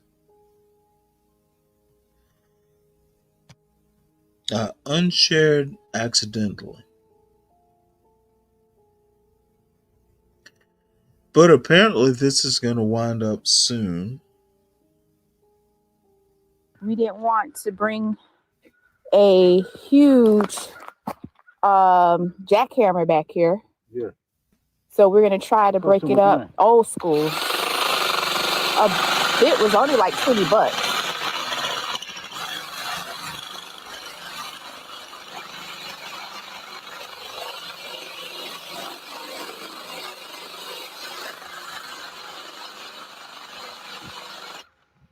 When you're doing the hole with this type of bit, don't press on real hard. Let it do its own work. Just press on just enough. But you want to wear the bit down. Yeah, wear it down. Okay. So I'm about to now. The only thing I'm doing is going back over, make sure I got everything. Ready for the wedges? Yeah. Get these out of the way, get this stuff out of the way. Mm-hmm. Then level off the terrain. Level off. Just like you got over there in the garden. So we're going to start planting in this area right here. And so we pretty much need to make sure that a lot of the rocks are out of the way. We had a lot of rocks. And what we're doing with the rocks, as in the previous videos, is using the rocks to line the creek bed. So once we get all of these broken up, we take them out to the creek bed, and then we have a really nice design back there to it also keeps the creek side in place because we have some erosion on the property and want to do whatever we can to minimize loss of soil. So that's what we got going on. Yeah, let me show you our growing area real quick before I go towards the back. He is still a city girl. May not look like much. This is where we plan to put up more fencing and expand our growing area. Dad wants to do like we did inside of the cage, where we have the deer resistant and the bird resistant cage over here. He wants to kind of do the same thing and put down some landscaping paper, but I want to try no-till in this particular area. That's my goal. And I just have to get Dad to be on board with me, and let's try it out. All right. Let's see. We will go till 2. Then I'm done. Folks can come up if they want.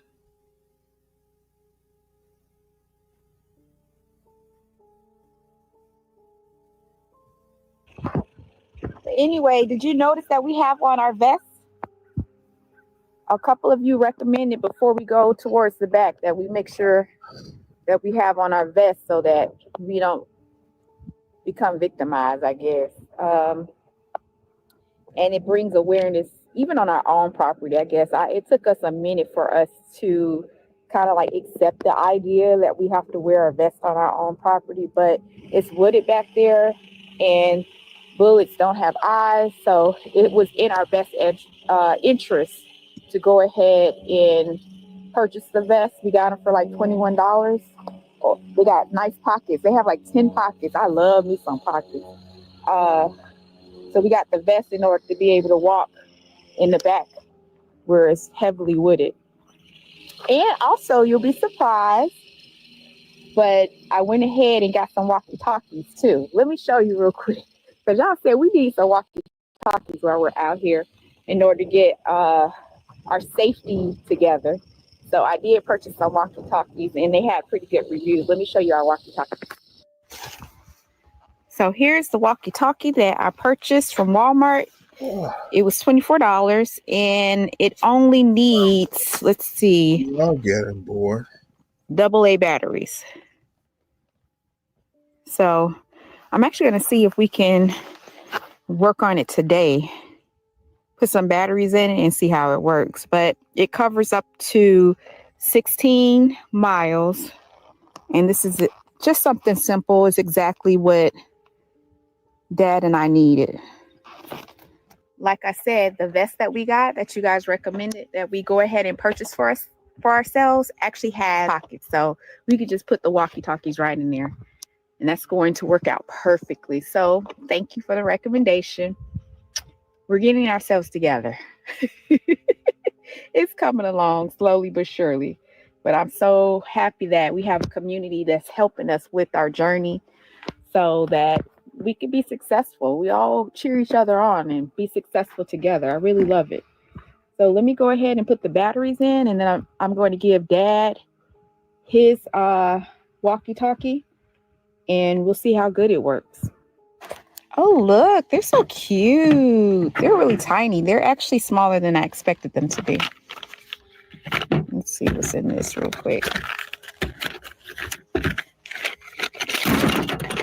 Oh, okay. So this is what comes in the package. So it takes 3 batteries per walkie-talkie, 3 AA batteries.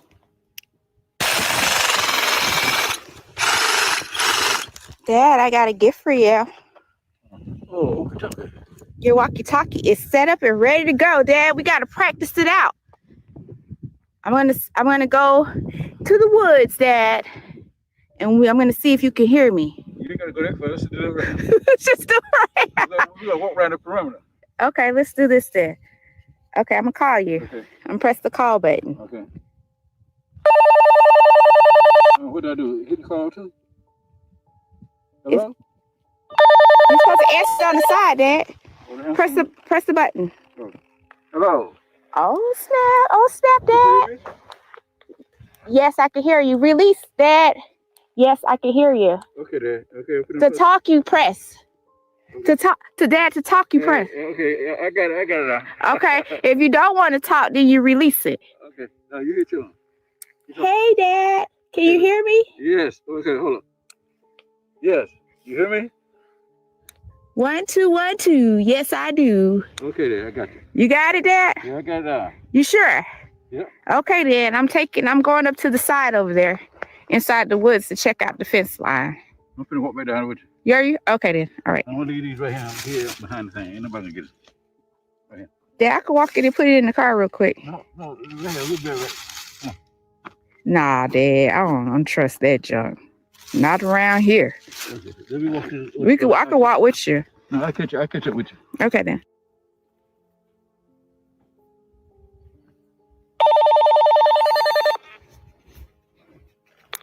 Hello? Hear me? Hello? Yes, I can hear you. Hello?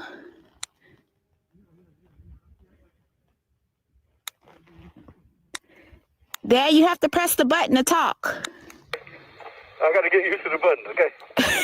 All right. I've had enough of this bullshit. Okay. They can't figure out how to use a phone? Interesting.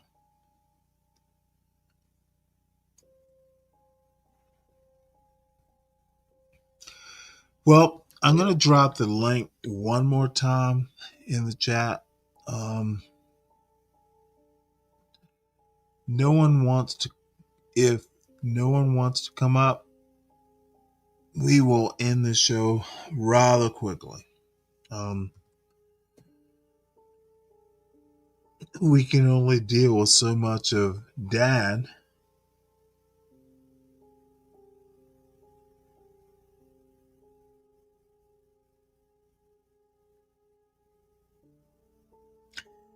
DiCapriono, your analysis of the two, don't even know where you're going with this.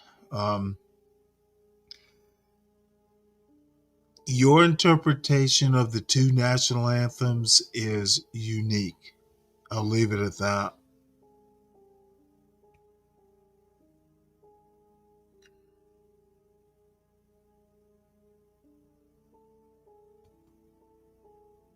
So let's find something amusing.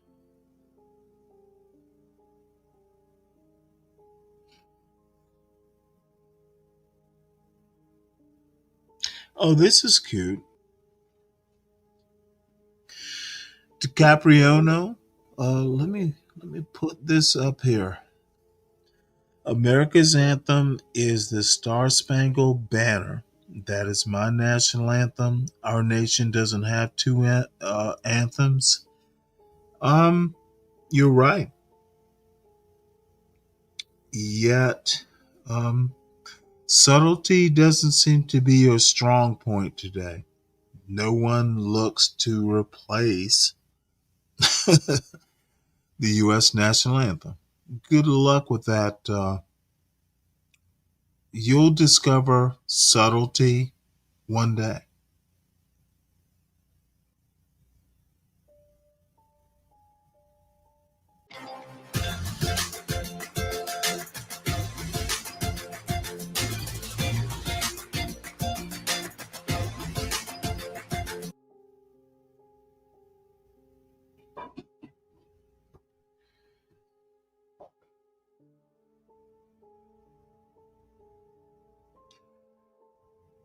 Well, looks like I am done with my creativity for the night.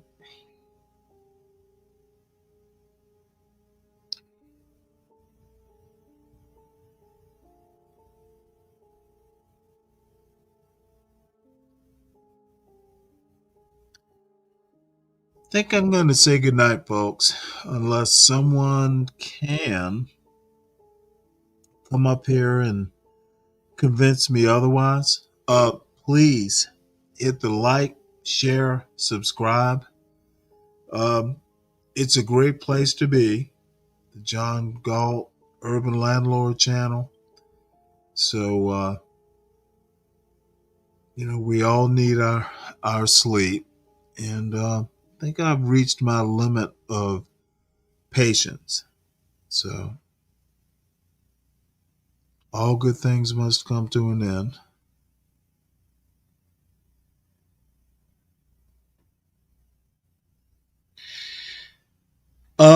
Not interested in your analysis of. I think you made it very clear, DiCapriono. One national anthem. Don't know why you're fussing against it. I'm not saying the Black national anthem is the United States national anthem. Literally, different words with some common words. Subtlety is not your best argument with this. You know what, folks in the chat, put a 1 if this show should end. I encourage you to put a lot of 1s in the chat. I'll take the hint and move on.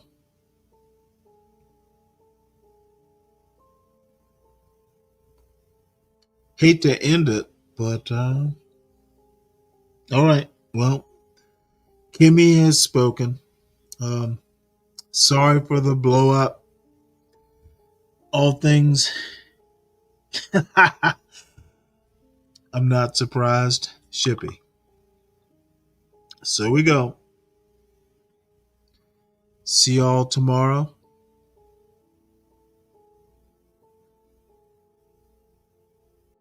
Feel like I should, feel like I should, feel like I should, feel like I should go. Go.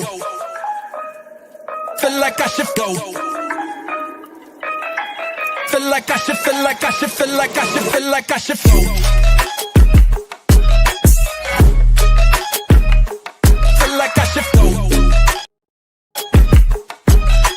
Feel like I should, feel like I should, feel like I should, feel like I should.